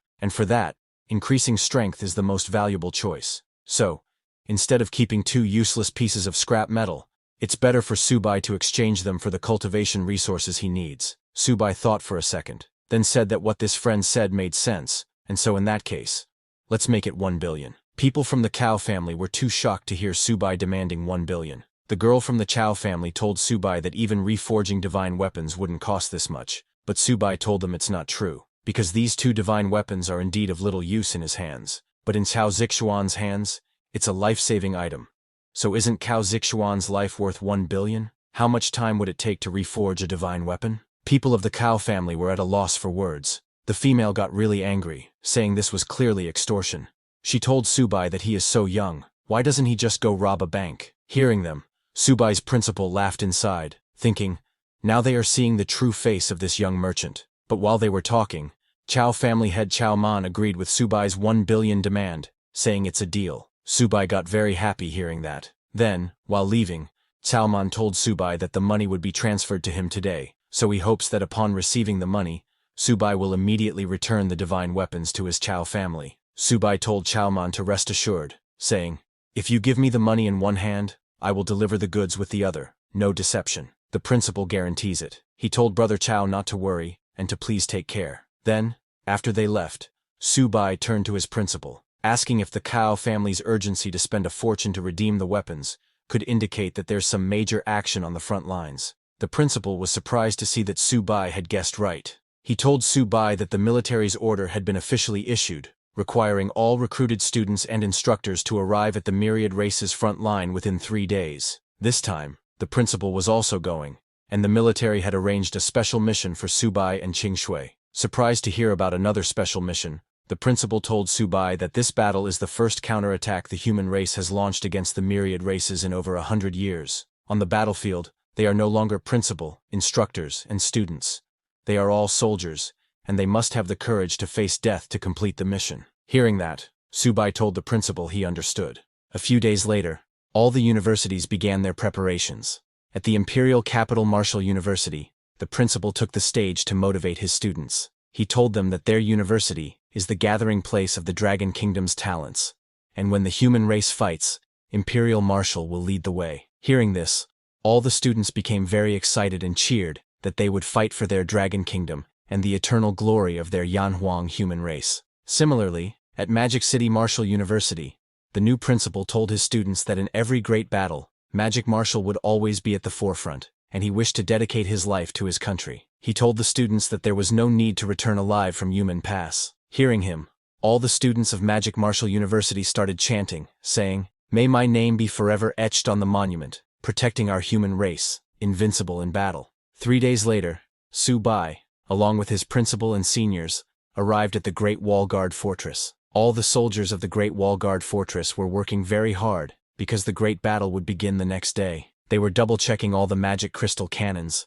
paying attention to charging, and keeping their eyes on enemy movements. They made sure not to let the enemy approach within 50 miles of the Great Wall, and to annihilate them on sight. As Su-bai walked behind his principal, he noticed other universities' principals and students. He called out to his principal, telling him that other prestigious schools were all wearing armor, but their Jiangwu students were still in school uniforms, and their survival on the battlefield wasn't guaranteed. Other seniors agreed with Su-bai, suggesting that they get some armor too, asking, "Isn't our Jiangwu rich now? We can afford a few hundred sets of armor, right?" Hearing them, their principal turned around and explained that normally, Jiangwu would be qualified to exchange money for military resources, but now, during wartime, they could only exchange military merits for resources. If they wanted armor, they had to kill enemies and earn military merit. But Jiangwu Martial University hadn't accumulated much military merit. While they were talking, there was suddenly a loud announcement of an enemy attack. They ordered all units to get to their positions, and the Great Wall Guards to assemble and prepare to leave the city to meet the enemy. Just after that announcement, an officer approached the university principals, saying it was too late for introductions. He told the teachers and students of the martial universities that the enemy had launched a surprise attack, and their responsibility was to assist the military in defending the Great Wall. Without military orders, they should not leave the city to engage the enemy. The principals of the universities received the orders, and immediately all the principals ran towards the city wall. The principal of the Magic Martial University told his students it was an enemy attack, and asked all the warriors of Magic Martial to follow him to the city wall for support. The principal of the Imperial Capital Martial University also ran towards the city wall, asking all his students to follow him to the Great Wall. Su-bai's principal was at the front, and asked his students to follow him to the Great Wall. While going to the city wall, one of Su-bai's seniors told his principal that he was a little nervous. The principal told him not to be nervous because their only mission was to hold the Great Wall. As Su-bai and his seniors followed his principal to the staircase, they arrived at a very large room with huge windows. Through these windows, Su-bai and his seniors saw a very large cloud of dust approaching, but it was not a normal cloud. It was created by the beast tide as they charged towards the city walls. Su-bai's seniors were shocked by the numbers of the beasts, commenting that it was terrifying. In that beast tide, there were many types of beasts, including some that could even fly. Seeing the overwhelming number of fierce beasts, a senior asked if they could really kill so many fierce beasts, noting that there were tens of thousands of them, and describing the situation as a meat grinder. Su-bai's principal reassured his students that the main force fighting the myriad races this time is the military, and they only need to coordinate in battle and slowly adapt to the battlefield. While the principal was explaining this, Su-bai approached him and asked if, since the order was given that no one is to engage on their own initiative, the tamed beasts could attack. Seeing so many fierce beasts, Su-bai became very excited, and didn't want to miss such a good opportunity to level up. Su-bai's principal saw through him and told him not to act recklessly, because this is a battlefield. While they were talking, the army began setting up the magic crystal cannons. The students became very excited seeing the magic crystal cannons. The army charged the cannons with full power and shot very powerful laser blasts at the fierce beasts. Whenever the laser blasts hit, they exploded with a huge explosion, destroying everything around. The power of these magic crystal cannons was truly terrifying. After the first round, the army commander ordered the soldiers to quickly charge the magic crystal cannons and prepare for the next round of fire. Before they could attack again, Su-bai suddenly noticed the fierce beasts charging from a corner and alerted his principal. Su-bai's principal immediately ordered everyone to prepare for battle. The army commander ordered the platinum rank experts to get ready to fight the enemy. Immediately, platinum rank experts flew out of the city wall and entered the battlefield. They unleashed their aura and attacked the fierce beasts with energy blasts. Right after the platinum rank experts, the gold rank experts also moved out. The army commander asked everyone to pay attention and defend the city wall well. By now, a large number of fierce beasts had reached the city wall, so the magic crystal cannons were stopped. The army soldiers and hunters joined the battlefield. Hunters charged at the fierce beasts with full force, using their different types of power to start attacking the fierce beasts. However, the fierce beasts were also not far behind.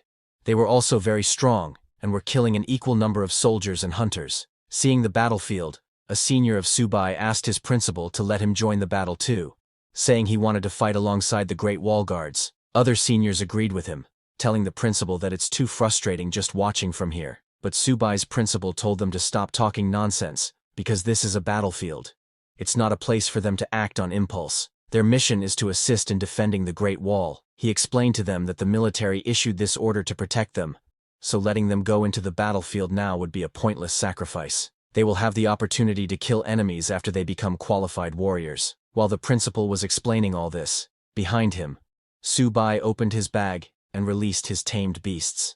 Subai's senior was shocked, but it was already too late. While the platinum rank experts were fighting the fierce beasts, suddenly a laser blast was shot from the city that killed a strong fierce beast. Platinum rank experts were shocked, wondering what was going on since the magic crystal cannons were supposed to have stopped firing. Even the commander in charge of firing the magic crystal cannons was shocked, asking why the magic crystal cannons were still firing. He noticed that the power of the cannon seemed off. He asked his signalman if they didn't order the soldiers to cease fire and questioned who was firing. The signalman pointed below the city walls and told the commander, "It's over there." The one who fired that laser blast was none other than Subai's little turtle, which he had released earlier. Subai laughed and told the little turtle to keep blasting. Subai's principal was shocked to see that Subai had released his tamed beasts. Subai's seniors were also shocked to see that this method worked too, and that beast tamers could play like this. This made Subai's principal very angry, but Subai ignored them, and while pointing at a group of fierce beasts, ordered the little turtle to aim at that nest of bronze ranks and blast them.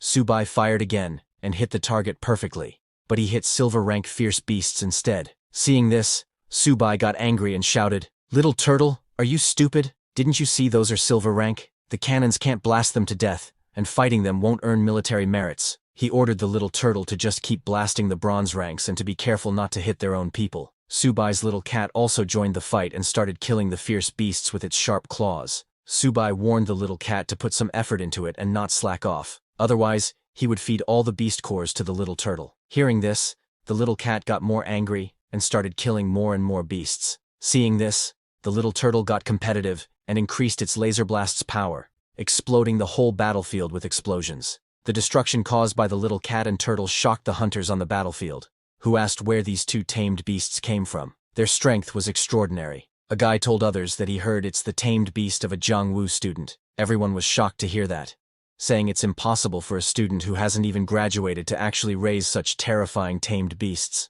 With the help of platinum and gold rank hunters, great wall guards, and Subai's little cat and turtle, all the fierce beasts were killed, and the battle ended quickly. Seeing the remaining fierce beasts trying to escape, the army commander ordered that all platinum rank experts are responsible for pursuing the fierce beasts, and the gold rank experts are responsible for eliminating the remaining enemies on the battlefield. Seeing Subai's little turtle and cat's performance on the battlefield, his principal became very happy and praised Subai, saying he really can think of any trick. Then, one of Subai's seniors asked him how his two tamed beasts increased their strength so much in such a short time. Subai looked at his principal and laughed, telling that senior that it's thanks to the resource support provided by their principal. Hearing this, the principal got very angry, thinking, "Subai, you brat, why don't you mention how you alone extorted several hundred million from me?" But Subai wasn't satisfied with that, and asked his principal if he didn't think he had made another contribution this time. So how about he gives Subai some more military merit support? Hearing that, the principal got very nervous and tried to make an excuse, telling Subai that after killing so many fierce beasts in this wave, he should have earned quite a bit of military merit. As for them, they were all stationed on the city wall, so they didn't participate in the battle at all. Then, at noon, an officer reported to the general, telling him that the battle situation has been tallied, and their army lost a total of 568 warriors. All 200 magic crystal cannons are in the cooling and recharging phase, and can be used again in 5 hours and 40 minutes. In this battle, their army eliminated over 125,000 enemy fierce beasts. It took exactly half an hour, but this battle is a great victory. Great wall guards. General Huanshan was very impressed and told the officer to pass down his order. The main force will rest as there's still a big battle to fight tomorrow. The officer said yes, and then, hesitating, told the general that there's one more thing to report to him. He informed the general that the commander of the 35th Division reports that Jiangwu student Subai, although he didn't leave the city to fight,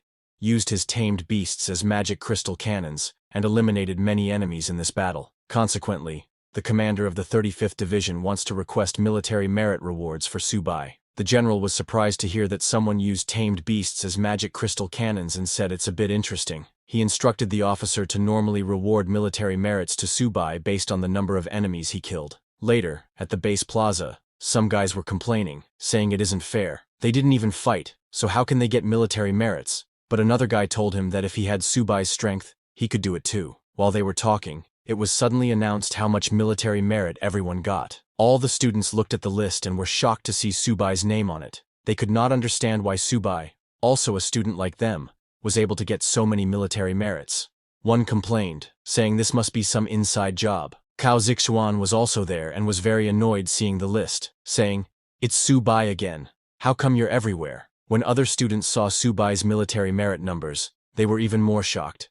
He got over 40,000 military merits, which is worth over 400 million. They all wondered what exactly Subai did, because even a gold rank expert probably only gets this much. Irritated, Cao Zixuan said he would definitely surpass Subai. Just as he said that, a hand came onto Zixuan's shoulder. It was Subai, who laughed and behaved very friendly with Zixuan, saying, "Isn't this old Cao? Long time no see. Are you used to using your dual swords?" Zixuan was surprised to see him there. Subai laughed and told Zixuan that he was able to earn so much military merit this time, all thanks to Uncle Chao's generous support. He told Zixuan that if he needs anything in the future, just ask. Just say the word, because we are good friends. Don't always have to make such a long face. Hearing that, Zixuan got angry, saying, "Who's friends with you? I, Chao Zixuan, would never be friends with someone like you." Subai laughed again, and asked Zixuan to come on and tell him if he is not comfortable using his weapons. Hearing Subai, Zixuan got irritated and tried to get away from him, but Subai didn't want to let him go. He told Zixuan that he has been reading a lot of books on forging recently, and has gained a lot of experience in maintaining divine weapons. "How about I help you maintain your swords?" he added, mentioning that he charges very little. Zixuan didn't reply to him, and walked away. The next day, it was a very cloudy day, as a great battle was ahead. Early in the morning, a man flew into the air, and in front of thousands of soldiers were standing. The commander reported to that man that the Great Wall Guard reserve troops have assembled. That man flying into the air was none other than Zhao Yi, honorary principal of Magic Martial University. To motivate the soldiers, Zhao Yi told them that yesterday's attack by 100,000 fierce beasts was just a probing attack. Today, they will face an even greater number of fierce beasts, but our human race never sits idly by. Today is the day of our all-out counter-offensive. Today, I want everyone to wield their swords and protect our human lands. Hearing that, all the soldiers got very excited, shouting that they will counterattack and wield their swords and protect their human lands. Seeing their excitement, Zhao Yi immediately ordered his soldiers to charge. He went into the battlefield, and all the soldiers followed him with full speed. The city walls opened, and thousands of soldiers charged at the fierce beasts coming towards the city. Subai and other students of the university were again assigned to assisting jobs. Irritated, Subai asked his principal if they weren't going to attack this time either. Other seniors agreed with Subai, telling the principal that they couldn't keep being turtles hiding in their shells. But the principal again declined, telling them not to panic, that the orders are absolute, but there will be time for them to show their strength. While they were talking, on the battlefield, the commander ordered his Esper Legion to begin free elemental bombardment. Upon the commander's command, hundreds of elemental-type hunters entered the battlefield and started shooting their elemental blasts at those fierce beasts. In their elemental bombardment, a huge number of fierce beasts were killed, as they could not even block their attacks. Seeing the destruction on the battlefield, Su Hai and his seniors were too shocked, saying, "This is too terrifying. No wonder they say the myriad race's battlefield is a living hell. No creature can survive such a terrifying assault." Suddenly, a group of fierce bear beasts charged towards the city wall. A signalman asked the commander to watch out because the enemy's drill bears were charging. Hearing that the drill bears were charging, the commander immediately ordered the heavy armor legion to move out, because he knew that if those bears reached the city walls, they could easily destroy them. The commander ordered the heavy armor legion to withstand the drill bears' first wave of assault. The heavy armor legion captain told the commander he would complete the mission. He raised his heavy armor and ordered his heavy armor legion to charge with him. With spikes on their shields, the heavy armor legion collided with the drill bears' first wave. The captain and his team blocked the drill bears with full power, not letting them get near the city wall. While holding on, the heavy armor legion captain asked his party to block these beasts for him. On the other hand, from the fierce beast side, more and more drill bears were sent towards the human city walls. Seeing that the drill bears could not advance, the leader of the fierce beasts got very angry, and asked how the drill bear tribe could be stopped by mere humans. He ordered more drill bears to charge and crush those humans. Seeing the fierce beast talking, Subai was too shocked, asking why the leader of the myriad races was also humanoid. Subai's principal told him that platinum-ranked experts of the myriad races already possess the ability to shapeshift, and once they reach the diamond realm, they're no different from humans. Even if one lived with them, it's almost impossible to detect anything unusual unless they reveal a flaw. Hearing that, Subai got more shocked because he didn't expect the myriad races to have this ability. Frustrated, a senior asked his principal when the higher-ups would give them their mission. The principal told the senior that as the battlefield was gradually heating up, he believed their mission would arrive soon. Just as he said that, an army officer came there, telling all reserve team members to assist the main force in rescuing the wounded and cleaning up the battlefield. All the students got excited hearing that there was finally a mission. The officer told all Marshall University members to divide into squads to carry out the mission. He took out a paper and started announcing the team assignments. In the first team, there would be Subai, Hu Qingxu, and Han Zhan. The team captain is Subai, and they have no mandatory mission. Their team can assist in cleaning the battlefield or proceed to the Misty Mountains to join the main force. The team captain can make their own arrangements. In the second team, there will be Wang Yang, Cao Zixuan, Guan Jin, and Zheng Lakexiao, with Wang Yang as the team captain. Their mission is to proceed to the Misty Mountains to assist the military in exploring the terrain. Like this, the officer divided all the students into 52 teams and gave them their missions. He ordered all teams to assemble immediately and carry out their orders. All the students were shocked to hear that this isn't a same-school team formation, and almost all the teams are mixed up, but the most shocking for them was Team 1, because it includes Subai, Han Zhan, and Hu Qingxu. Everyone had the same question. Are the officials really sure there's no mistake? While they all were talking, Han Zhan came over and said, "Subai, long time no see." He asked Subai when they were going to have another great battle. Subai told him that they would talk about the fight later, and asked him what's going on with this mission. Hu Qingxu said that putting the three of them in one team and giving them a very vague mission is really strange. Han Zhan told Subai that since he is the captain, and even he doesn't know what's going on, how would he know it? Subai was speechless and started thinking about their mission. Suddenly, he realized the meaning behind their mission. He told both of them that as the orders say the team captain can make their own arrangements, he thinks he is starting to get it. Hu Qingxu asked him what he gets, but Subai didn't answer, and asked both of them to follow him. Before leaving, Subai told his principal that they are heading off to carry out the mission.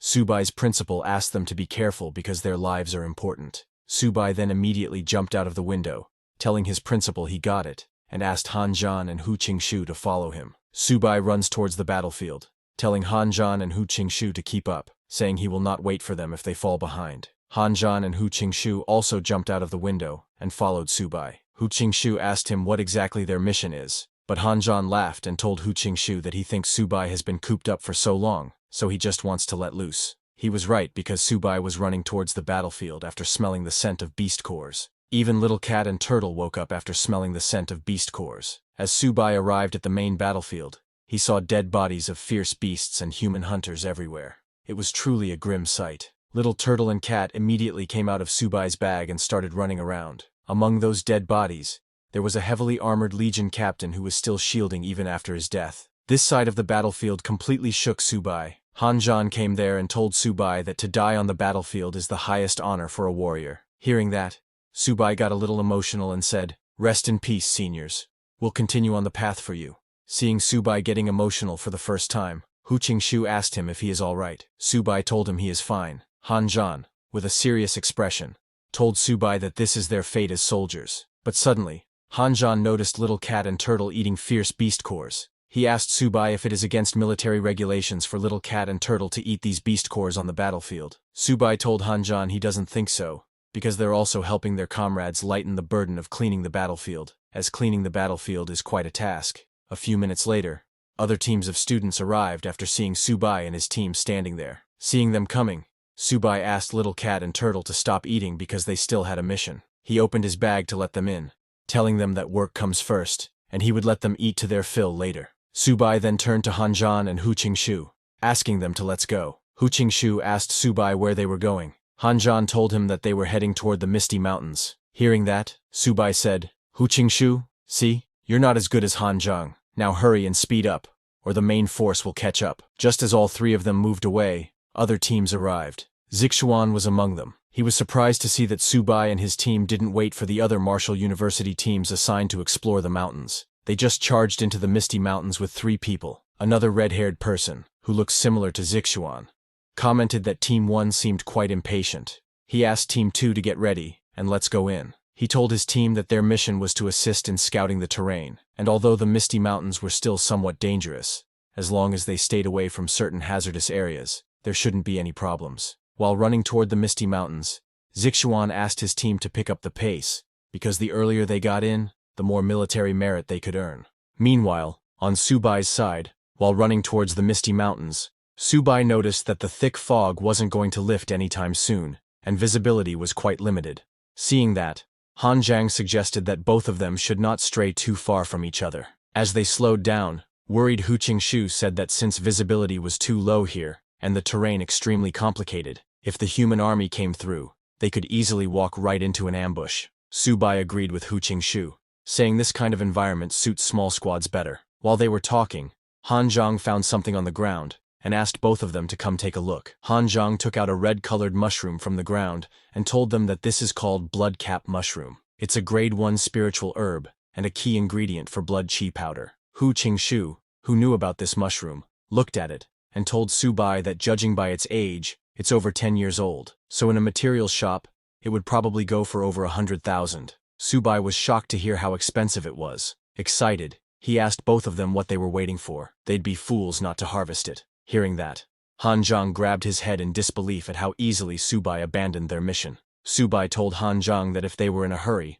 they could go on ahead because he was going to harvest some mushrooms first. He immediately summoned his little turtle and little cat to help him look for more mushrooms. Shocked, Hu Qingshu asked if they didn't still have a mission, but Subai completely ignored him and continued searching. Under a tree trunk, he found many red mushrooms. Subai's eyes lit up, and he immediately started collecting them, saying this place is full of natural treasures, so there was no way he was heading back empty-handed. He suddenly noticed the little turtle and cat eating some mushrooms and asked them, "What are you two eating? Aren't you afraid of getting poisoned?" But while Subai was collecting mushrooms, Han Zhang suddenly noticed something approaching and warned both of them to watch out, because there were some energy surges ahead, and a few savage beasts headed their way. As some shadows appeared in the fog, Han Zhang sensed that it was a gold-tier twin-headed giant lizard and 3 silver-tier wolf fiends. Hearing that it was a gold-tier beast at the initial stage, Subai smiled and told Han Zhang that he could handle it himself. He told Hu Qingshu and Han Zhang to continue scouting, but to his surprise,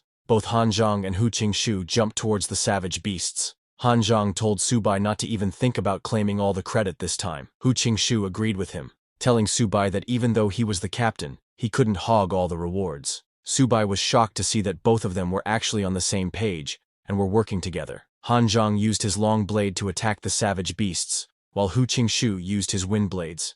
But the beast Han Zhang was fighting had 2 heads, and it grabbed Han Zhang's blade with one head and tried to attack with the other. In the blink of an eye, Subai came and, using his internal energy, kicked the savage beast on the head, telling Han Zhang to take a break for now and give him 5 minutes, saying he would handle this one. Seeing Subai's energy, Han Zhang was shocked because it had only been a few days, and he was already about to break through to mid-silver tier. On the other hand, Hu Qingshu, who was fighting 2 wolf-type savage beasts, told Subai to stop talking and said, "Let's see who's really got the skills to take down these fierce beasts." Hearing that, Subai got angry and shouted at both of them, telling them not to kill all the beasts and to leave some for him. But Hu Qingshu laughed, telling Subai that his speed was just a bit too slow. Meanwhile, Zixuan's team also caught up to them in the fog. Noticing the energy presence, Zixuan told his team, "There's a battle up ahead. These energy surges, warriors and ability users, plus a gold-tier savage beast." Thinking someone might be in trouble, Wang Yang asked Zixuan if they should go provide support, but as they got closer, they found the dead bodies of savage beasts all around. Seeing that, a guy from Zixuan's team commented, "This is too brutal." On the other hand, Subai and his team had already killed all the savage beasts that attacked them. Hu Qingshu told Subai, who was sitting on the corpse of one of the beasts, that he was too sly, always targeting the beast's weak spots. Han Zhang agreed with Hu Qingshu and told Subai he was ruthless. Hearing them, Subai laughed and told them they were too kind. Subai then took out the energy crystals from the savage beasts and fed them to his little turtle and cat, saying, "You two are in luck again. Eat up. Once you're full, get ready to work." While he was doing that, Zixuan's team arrived. They were shocked and couldn't understand how, just 5 minutes ago, they could feel the powerful energy fluctuations from a large group of fierce beasts. Yet now, they had all been wiped out so quickly. Zixuan was speechless. Wang Yang told his team that it completely made sense because these 3 were just on another level. Wang Yang approached Han Zhang saying, "As expected of the strongest prodigy of the Great Wall Guard army, your strength is indeed extraordinary." Hearing that, Han Zhang got annoyed and asked Wang Yang if he was mocking him. Pointing at Subai, Han Zhang told Wang Yang that most of those fierce beasts were killed by Subai and his tamed beasts, and that Hu Qingshu and he didn't even get a chance to drink any soup. Zixuan was shocked, hearing that all of them had been killed by Subai in just 5 minutes. When Subai saw Zixuan, he again started acting like a scammer, and with a smile, asked Zixuan if he had come to get Subai to maintain his divine weapons. Subai told Zixuan that he kinda missed those 2 divine weapons after not seeing them for a while. Hearing that, Zixuan got even angrier and told Subai to shut up. Then Wang Yang intervened, telling them to stop arguing because the mission comes first. He asked Subai, since he was the captain of the first squad, what his plan was next. Subai told Wang Yang that this was a great place, so he was thinking of heading deeper into the Misty Mountain range to exterminate more fierce beasts and secure a stable rear for their human army. Hearing that, both Han Zhang and Hu Qingshu understood that Subai just wanted to collect more natural treasures, and as for why he wanted to kill more fierce beasts, it was just for military merits. Wang Yang suggested to Subai that they move out together next. Subai said he was fine with that, but reminded Wang Yang that if they found any resources, it was whoever grabbed them first. They didn't do fair distribution here. Wang Yang agreed, saying that was fine with them. Hearing that, Subai immediately turned around and started heading deeper into the fog, saying he would take the lead and that they better catch up. Hu Qingshu followed after,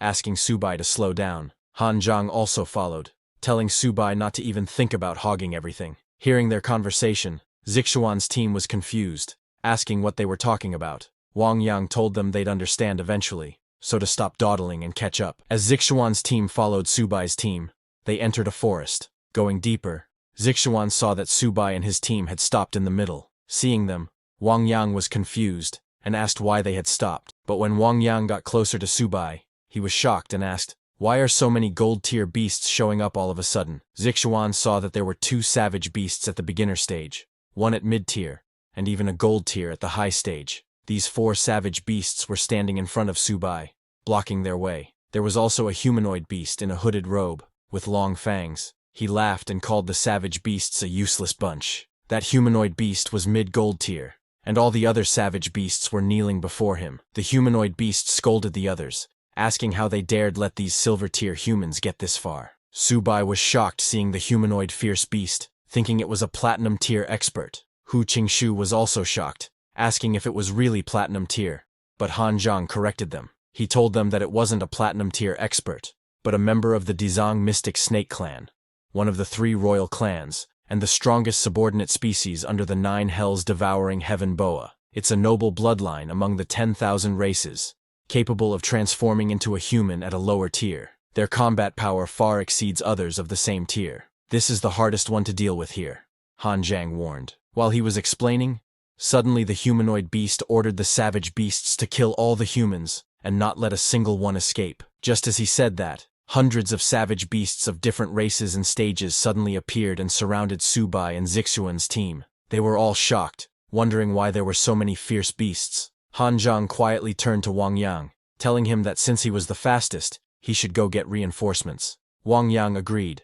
activated his Earth-tier battle skill and Wind Spirit possession to strengthen his body, and before leaving, told Subai, Han Zhang, and Zixuan to hang in there. Wang Yang then, with lightning speed, ran toward their military base to get reinforcements. But just as he left, silver-tier gold-stage beasts chased after him at full speed to stop him. Before Wang Yang could even escape the forest, those savage beasts caught up and appeared ahead of him. Wang Yang was shocked, wondering how they could reach here before him. He couldn't believe they were actually faster than him. Now he had no choice but to try his best. On the other hand, Zixuan jumped at the monsters, shouting that he would slaughter every last one of them. Zixuan's team, along with Hu Qingshu and Han Zhang, also charged at the savage beasts with full power. While running towards the beasts, Han Zhang asked Subai if he could really handle the black serpent alone. Seeing Subai not attacking, the humanoid beast tried to provoke him, asking why he wasn't making a move. Was he scared? But Subai didn't fall for his provocation. Remembering what Han Zhang had said about this humanoid beast, Subai realized this one was not easy to deal with. He immediately summoned his little turtle and little cat, telling them it was time to get to work. Immediately, the little turtle unleashed his earth barrier and earth gravity pull skills. The little cat activated his sharp claw fury and unyielding metal spirit skills. Seeing Subai and his tamed beasts getting ready to attack, the humanoid beast also summoned his pet snakes, saying, "Human, you want to fight me? Fine. Time to stretch my muscles." Beasts from both sides charged at each other at full speed. Subai's little cat jumped high and used its sharp claws to strike down the snakes, while his little turtle gathered its energy and fired an energy beam at them. The humanoid monster jumped into the air, dodged the turtle's energy beam, and drew its sword to fight. Meanwhile, Hu Qingshu and Han Zhang were fighting the gold-tier savage beast together, but the beast was easily blocking their attacks. Seeing that, Hu Qingshu said, "This high-tier gold power is truly extraordinary." Han Zhang agreed, and told Hu Qingshu that Wang Yang had managed to lure away 3 of the savage beasts, so he was in danger now. While they were talking, the gold-tier beast suddenly attacked Han Zhang, who blocked it with his blade, but felt the immense power of the beast, and called out to Subai to finish it quickly, because Wang could be in trouble. Subai,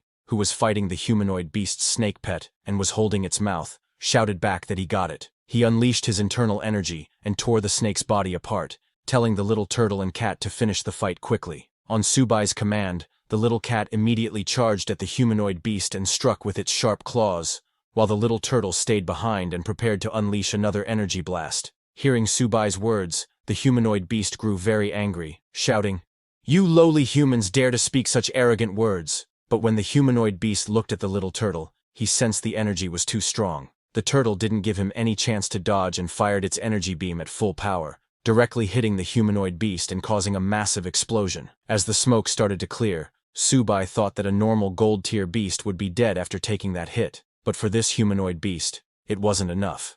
He was right. As the smoke cleared, the humanoid beast transformed back into its savage beast form, turning into a giant snake. The giant snake roared, telling Subai that he was strong because he had actually forced him to reveal his true form. Seeing the giant snake, Subai was shocked and said, "That's a pretty big head. Even bigger than little cats." After transforming into the giant snake, the beast lunged at Subai to bite him. Seeing that the beast was targeting him instead of his tamed beasts, Subai said, "Seems like you've got some brains. You know to attack me." But before the beast could bite Subai, he activated his internal energy and dodged with lightning speed. Subai stood on the back of the little turtle and mocked the beast, telling it that its speed couldn't catch up to him. He then ordered the little turtle to attack. The turtle roared loudly, and with full speed, charged at the giant snake beast, using its body slam technique. The turtle hit the giant snake in the stomach with a solid impact, making the beast bleed from its mouth. Subai followed after the turtle, telling the little cat to attack and finish this quickly. The little cat leaped at the giant snake beast and began striking it fiercely. Meanwhile, Hu Qingshu and Han Zhang were still fighting the gold-tier beast. Han Zhang was shocked by how incredible Subai's 2 tamed beasts were. They had actually managed to put a mystic snake leader in such a state. But Hu Qingshu was very worried because the fight had been going on for a while, and they didn't know whether Wang Yang could hold on. Subai told them to stop messing around because they still had other missions to complete. Saying that, he jumped and kicked the giant snake beast on the head. Right after, the little turtle also leapt high into the air and attacked the giant snake beast. Seeing the little turtle, Subai asked the little cat, who was biting the giant snake beast, to move out of the way. With full speed, Subai's little turtle smashed into the giant snake beast with its heavy body, making it bleed heavily. After that attack, the giant snake beast stopped moving and fell unconscious with its tongue out. Seeing that it had stopped moving, Subai thought it was finally over. He then turned around to go save Wang Yang, but before he could leave, suddenly the giant snake beast's body started swelling, shocking everyone. Before Subai could react, the giant snake beast's body exploded in a massive blast. Han Zhang and Hu Qingshu shouted for Subai, thinking he was caught in the explosion. But at the last second, Subai activated his little turtle's earth barrier and was protected. Subai was surprised to see that the beast still had another trick up its sleeve. But when Subai looked ahead, he saw the giant snake beast's size had shrunk, and it was running away into the forest. Subai was shocked to see the beast was still alive, but Han Zhang, who was fighting the gold-tier beast, told Subai not to chase it, as he had already crippled the mystic snake. Now, saving Wang Yang was more important. Subai was very angry and wanted to go after the snake beast, but he agreed with Han Zhang and said he would spare its life today. He immediately turned and went in the direction Wang Yang had gone. Before leaving, Subai told Han Zhang and Hu Qingshu to hold the position, and he would go save Wang Yang. Han Zhang told Subai to hurry. They would take care of things here. On the other hand, Wang Yang, who was fighting 3 gold-tier beasts, was heavily injured. He had underestimated the speed of a gold-tier beast, thinking, Even though this white-armed ape isn't an agility-type beast, its physique and strength are too formidable. He started wondering if he was really going to die here,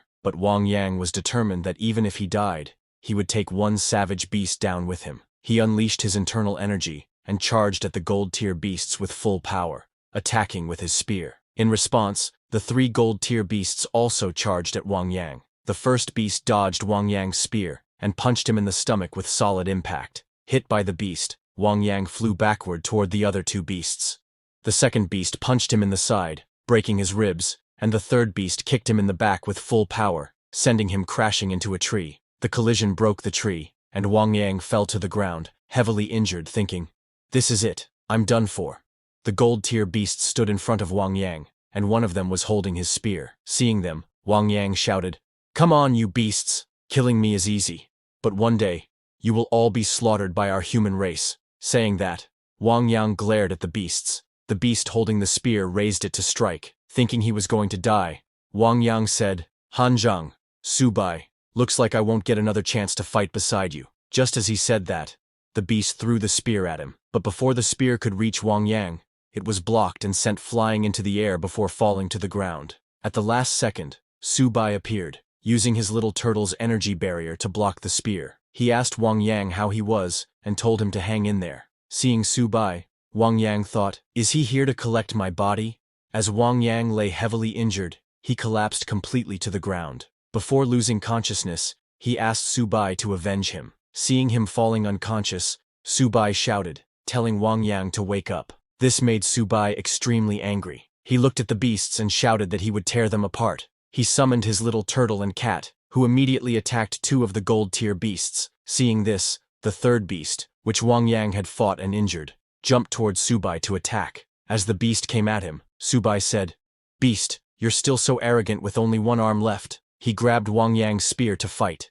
Fueled by rage, Subai channeled his internal energy and threw the spear at the gold-tier beast with full force. The spear pierced through the beast, sending it flying and crashing into a tree. Subai had used so much power that the spear not only pierced the beast, but also the tree behind it, pinning the beast to it. The gold-tier beast died instantly. Meanwhile, the little turtle and cat also killed the beasts they were fighting. After killing them, Subai turned to Wang Yang, asking him to wake up now that he had avenged him. Then suddenly, a system notification appeared, informing Subai that a high-quality target, capable of becoming a descendant of the White Tiger bloodline, had been detected, but they were currently in critical condition. The system offered Subai the option to use White Tiger essence blood to save their life, and asked if he wanted to convert them into a bloodline descendant. Subai was surprised by the notification, but there was no time to waste. He rushed to Wang Yang, trying to wake him up, telling him that he had a way to save him.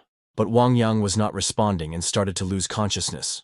Seeing that, Subai shook him and told him again that he had a way to save him, but the price was that from now on, he would lose his freedom and be forever under his control. Subai asked Wang Yang if he was willing. Before completely losing consciousness, Wang Yang confirmed, saying he was willing. Just as Wang Yang confirmed, Subai immediately turned to Little Cat and asked it to give him 3 drops of its essence blood. Little Cat unleashed its sharp claws skill and threw 3 drops of its essence blood. As Subai got the essence blood, he ordered Little Turtle and Little Cat to protect him while he was saving Wang Yang. He then turned to Wang Yang and asked him to endure it. He first placed those 3 drops of essence blood into Wang Yang's wounds, and then infused it into Wang Yang's body, using the bloodline recast technique. As the Little Cat's essence blood infused into Wang Yang, all of Little Cat's power awakened in his body, overwhelming him with spiritual energy. There was too much energy for Wang Yang to handle, and he screamed loudly in pain. All his clothes burned from the energy his body released. After a few seconds, as the Little Cat's spiritual energy accepted Wang Yang's body, it stopped resisting and healed him. As Wang Yang regained consciousness, Subai asked him how he was feeling. Wang Yang looked at his body and was shocked to see that all his injuries had completely healed. He asked Subai how he had done it, because this power definitely didn't belong to a mortal. Not even a king-ranked expert could do this. Subai didn't answer his question and warned him, saying, "Wang Yang, before I saved you just now, I obtained your consent that you would be under my control. You must never reveal anything about my secrets." Just as Subai told Wang Yang this, suddenly, Wang Yang had a vision in which there was an unknown, very large, and powerful entity standing in front of him. That entity warned Wang Yang, telling him that it was forbidden to reveal any secrets about Subai. and any violators would be punished by heaven and earth, and their souls would be annihilated. Hearing the entity's voice, Wang Yang became very scared, and replied that he understood. Su Bai then began his money game. He turned around and told Wang Yang that he had put in so much effort to save him, and his life was worth more than those 2 swords of Zixuan, so he couldn't be shorted on this bill. Wang Yang was shocked hearing Su Bai, but before he could say anything, suddenly the whole ground around them started shaking. Wang Yang felt something coming toward them, and immediately stood in front of Su Bai, telling him to be careful. Su Bai also looked back asking, and before both of them could even react, suddenly tens of giant snakes came out of the ground. Wang Yang was shocked and asked, "What the heck is this? Where did so many snakes pop up from?" Seeing those snakes, Su Bai said, "I shouldn't have let that wretch escape," and ordered Little Cat to get rid of these disgusting things. On Su Bai's command, Little Cat immediately jumped onto those snakes and started cutting them with its sharp claws. But as it cut the snakes, their bodies turned into liquid. Su Bai was shocked to see this and asked, "What's going on?" As those snakes died, more new snakes emerged from the ground, their numbers increasing more and more. As the snakes started to surround Su Bai and Wang Yang, Han Zheng, Xiang, and others arrived. When Han Zheng arrived, he told Su Bai that he had cleared his side. As Hu Qingshu arrived, he asked Wang Yang if he was all right. Wang Yang said he was fine, but Su Bai was a little angry with them, asking why they were only there now. Both Hu Qingshu and Han Zheng immediately attacked the snakes, telling Su Bai that it seemed these snakes couldn't be killed, but there must be someone controlling them. They asked him to quickly find the controller. Su Bai told them that it must be the giant snake beast they hadn't killed earlier. While everyone was attacking the snakes, Su Bai asked Wang Yang to lend him his gun. He looked around and found the giant snake beast hiding behind a tree and controlling the snakes. As Su Bai found the giant snake beast, he shot an energy beam at it using Wang Yang's gun. But the beast jumped and dodged the energy beam, laughing at Su Bai and the others, calling them just a bunch of insects, daring to be enemies with his 9 nether clan. When the giant snake beast came out of hiding, Hu Qingshu was shocked, seeing it, and asked, "How is this possible?" This giant snake beast turned back to its original form after being hit, but it recovered into human form in a short while. Su Bai agreed, saying, "It seems like this snake beast is truly not simple." This time, the snake beast looked different, and its aura had become very strong, but it was not alone. It was holding a human body, whose whole body had turned completely dry. It laughed, and told Su Bai and the others that the one they fought before was just his clone. Seeing the snake beast laughing, everyone became very angry, but when they saw the body it was holding, their anger grew even more, because it was Zheng Leiqiao from Zixuan Academy. Seeing his friend dead, Zixuan became furious, shouting, "You snake bastard, I'm going to kill you." Han Zheng was also shocked,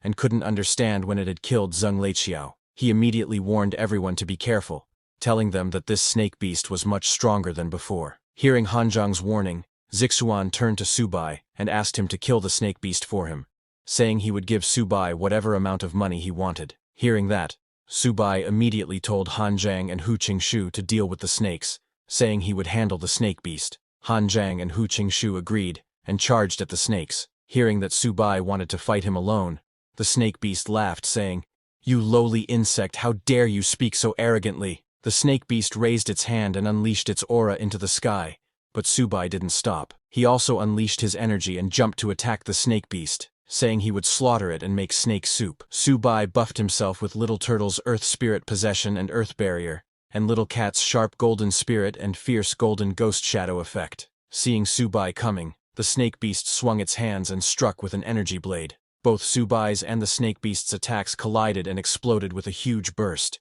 creating dark smoke all around. The snake beast stood in the smoke, laughing and saying, "As expected, human, you have some tricks up your sleeve." The snake beast became very confident and called Su Bai an insect, telling him to come out. Little did it know, Su Bai used the smoke to sneak behind it without being detected. Su Bai suddenly appeared behind the snake beast, shouting, "Grandpa is here!" He then covered his fist with earth energy and swung to attack the snake beast. Su Bai hit it hard, sending the snake beast flying toward the forest. But even after being hit directly by Su Bai, the snake beast didn't fall to the ground. It turned around and smiled. Seeing that, Su Bai realized that the snake beast was much stronger than before. To finish it, Su Bai told Little Turtle and Little Cat to get into the 7-star 3 evil formation. Su Bai used it because the 7-star 3 evil formation was the ultimate mystery he could unleash by using the same origin current, which complemented each other's strengths and weaknesses between him, Little Turtle, and Little Cat. It was a formation where Subai, Little Turtle, and Little Cat would surround the snake beast from 3 directions to attack. As all 3 of them got into position, Little Turtle and Little Cat shot energy beams from their mouths. Subai gathered energy into his hands and shot it toward the snake beast, shouting, "Prepare to die, beast!" But right before their attacks hit, the snake beast started transforming, telling Subai that his move was pretty creative, but it was too weak. Saying that, the snake beast transformed into its giant snake form and created a barrier around itself to block Subai, Little Turtle, and Little Cat's energy beams. Just as the snake beast transformed, all the snakes that Hanjiang and the others were fighting started moving towards Subai. Seeing this, Hanjiang warned Subai, telling him to watch out because more snakes were coming for him. Subai was shocked hearing that, and looked behind, seeing all the little snakes coming to attack. At that moment, the giant snake's eyes lit up as it used its Earth-rank battle technique, the green snake's demise. It was a control skill, and as those little snakes surrounded Subai, their bodies suddenly shined and then exploded with a massive explosion, destroying everything where Subai was. The whole forest was filled with smoke. Everyone was shocked to see the massive explosion. Seeing such terrifying power, Wang Yang said, "It's impossible. Someone like Subai cannot be defeated." Shocked, Zixuan shouted, telling Subai that whether he was dead or not, at least say something back to them. On the other hand, Subai, who activated Little Turtle's shield skill at the last moment to block the explosion, was shocked to see how powerful that attack was. Because of the explosion, even Little Turtle's shield cracked. Suddenly, Subai, Little Turtle, and Little Cat felt a very strong pressure on their bodies and started coughing blood. But as Subai felt the pressure, he smiled because he knew what it was. The next second, a huge amount of energy filled Subai's body. Not just him, Little Turtle and Little Cat's bodies were also filled with pure energy. All 3 of them shouted as they unleashed that energy from their bodies into the surroundings.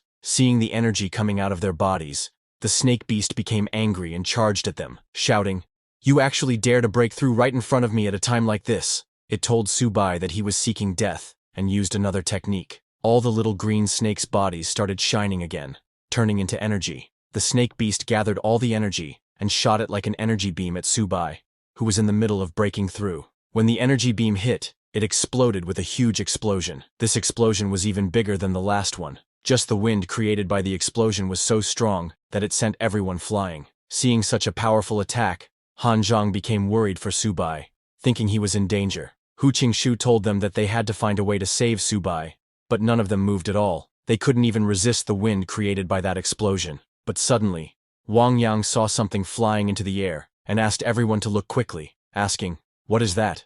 Hu Qingshu was shocked seeing that, and asked if it could be what he thought it was. Even the snake beast felt fluctuations in the energy there, and before it could do anything, suddenly 3 lights flew into the sky. A voice came saying, "Want my life? You're not worthy." The snake beast recognized the voice and was shocked to hear that. Those 3 lights were Subai, Little Turtle, and Little Cat. As all 3 of them flew into the sky, Little Turtle and Little Cat turned into energy and were absorbed by Subai. Subai's expression completely changed, and he became very serious. The light in his eyes grew more determined to kill without mercy. Subai's appearance changed, and a battle armor appeared on his body, along with a long sword in his hand. This was Subai's sacred beast armament skill that allowed him to return to the human world once again. Everyone was shocked to see Subai's new form, saying, "Heaven and earth return. The divine soul is immortal." Seeing the divine weapons gathered on their own, Han Zhang said, "This is the sacred beast armament, plant's root. The origin flows together." Hu Qingshu was too shocked, asking if this was the legendary sacred beast armament. Excited, Wang Zhang confirmed it to everyone, saying, "This is the ultimate combat power, the sacred beast armament, with which Lord Luo Fan charged 10,000 LE, faced countless experts, fought 2 against 1, and forcefully killed 2 king-ranked beasts." Seeing such a heaven and earth phenomenon, even the giant snake beast started to wonder, could this be the legendary sacred beast armament, the ultimate technique of that person from 100 years ago? While everyone was thinking this, suddenly a system notification came, congratulating Subai for awakening the sacred beast armament. Subai's status window popped up. Right now, he was in sacred beast armament state, and his constitution was 5,942 and still rising. His base constitution was 430, and he inherited 3,435 from Little Turtle and 2,077 from Little Cat. His agility was 5,906 and also rising, but his base agility was only 420, and he inherited 1,800 from Little Turtle and 3,686 from Little Cat. Subai's spirit was 4,000, but his base spirit was only 800. He inherited 1,600 from Little Turtle and 1,600 from Little Cat. Now he had a new talent called Sacred Beast Armament. In Sacred Beast Armament state, Little Turtle and Little Cat's Sacred Beast bloodline power temporarily awakened to 80%, revealing a portion of Sacred Beast might. Both Sacred Beast's attributes surged, and all talent power increased threefold. Another system notification came, telling Subai that, as the Sacred Beast Armament prematurely awakened 80% of the Sacred Beast bloodline, its power became too strong, far beyond the host's current limit. It would accelerate the consumption of the host's and the Sacred Beast's vitality and spiritual energy. Currently, the host's strength was insufficient to fully control this power. When the host's vitality and spiritual energy were consumed to a certain extent, the Sacred Beast Armament state would be deactivated, and the body would enter a period of weakness. The system told Subai that the Sacred Beast Armament's estimated remaining time was 3 minutes, and asked him to please finish the battle within this time limit. After seeing the notification, Subai looked at the giant snake beast on the ground and asked, "Are you ready to die?" But the giant snake beast still couldn't believe that Subai had activated the Sacred Beast Armament. It shot another energy beam at him, like before. Little did it know, it would not work again on Sunday the second time.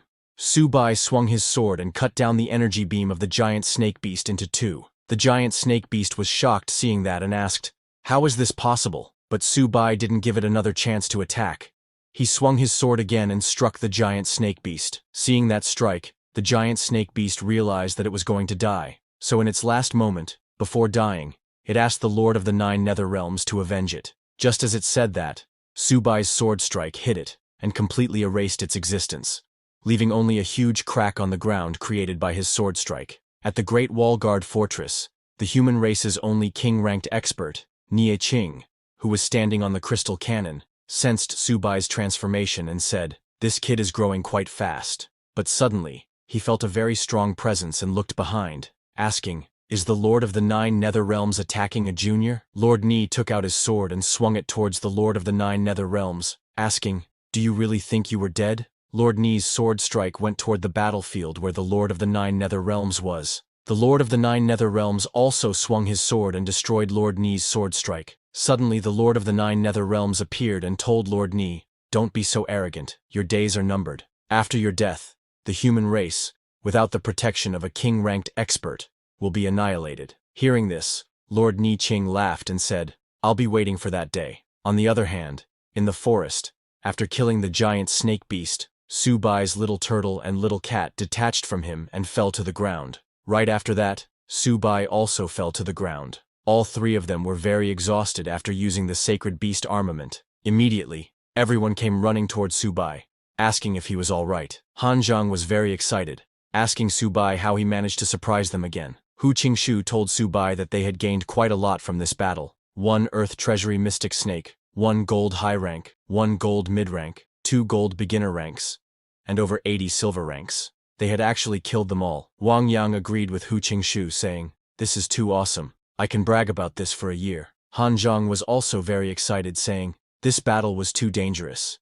If Subai hadn't activated the Sacred Beast Armament, we would have been wiped out." Zixuan was a little sad, saying, "It's a pity that we couldn't save Zheng Leiqiao." After regaining a little of his energy, Subai stood up and told everyone that the smell of blood here might attract fierce beasts from other areas, so they shouldn't stay long. But just as he said that, suddenly a shadow appeared in the sky, saying, "None of you will escape." As that shadow appeared, it unleashed its aura. Seeing the aura, Han Zhang warned everyone to be careful, saying, "It's an enemy above Lord rank." But that shadow in the sky didn't give them any chance to think. It created a giant snake with its aura and attacked them. Subai, who was very exhausted, could not even dodge the attack. He closed his eyes, thinking, "This is the end." But even after a few seconds, nothing happened. Surprised, Subai opened his eyes and saw Lord Huan Shan, a Lord-ranked expert of the human race, standing in front of him. Lord Huan blocked the shadow's attack and saved Subai and the others. Han Zhang thanked Lord Huan for saving them. Lord Huan looked at the shadow and said, "Long Ao, you're a Lord-rank expert attacking a group of juniors. This is a bit much." From the shadows, Lord Long Ao, a Lord-rank beast from the 9 Nether Realm, emerged. The beast told Lord Huan that his presence changed nothing. He would take the one who awakened the sacred beast armament with him today, adding that the myriad races would never allow a second Luofan to appear. Hearing that, Lord Huan also flew into the sky and told the Lord rank beast that he would never let him take that junior. Hearing Lord Huan, the beast raised his hand and shot energy into the sky, saying, "Lord Huan, let's see if you can protect him." The beast's energy that it shot into the sky divided into multiple energy beams and fell to the ground, turning into giant snakes that surrounded Subai and the others. Everyone was shocked to see so many snakes. Han Zhang told everyone that these snakes were at least gold beginner rank, and there were even platinum ranks among them. That's all for today, everyone. Before we wrap up, I want to let you know that we've recently launched a membership program here, where you can enjoy perks like early access to videos and soon, exclusive content just for members. You'll also receive custom badges and emojis to enhance your interactions. If you're interested, consider joining our membership to enjoy these benefits. Check out the link in the description to join. See you all in the next video.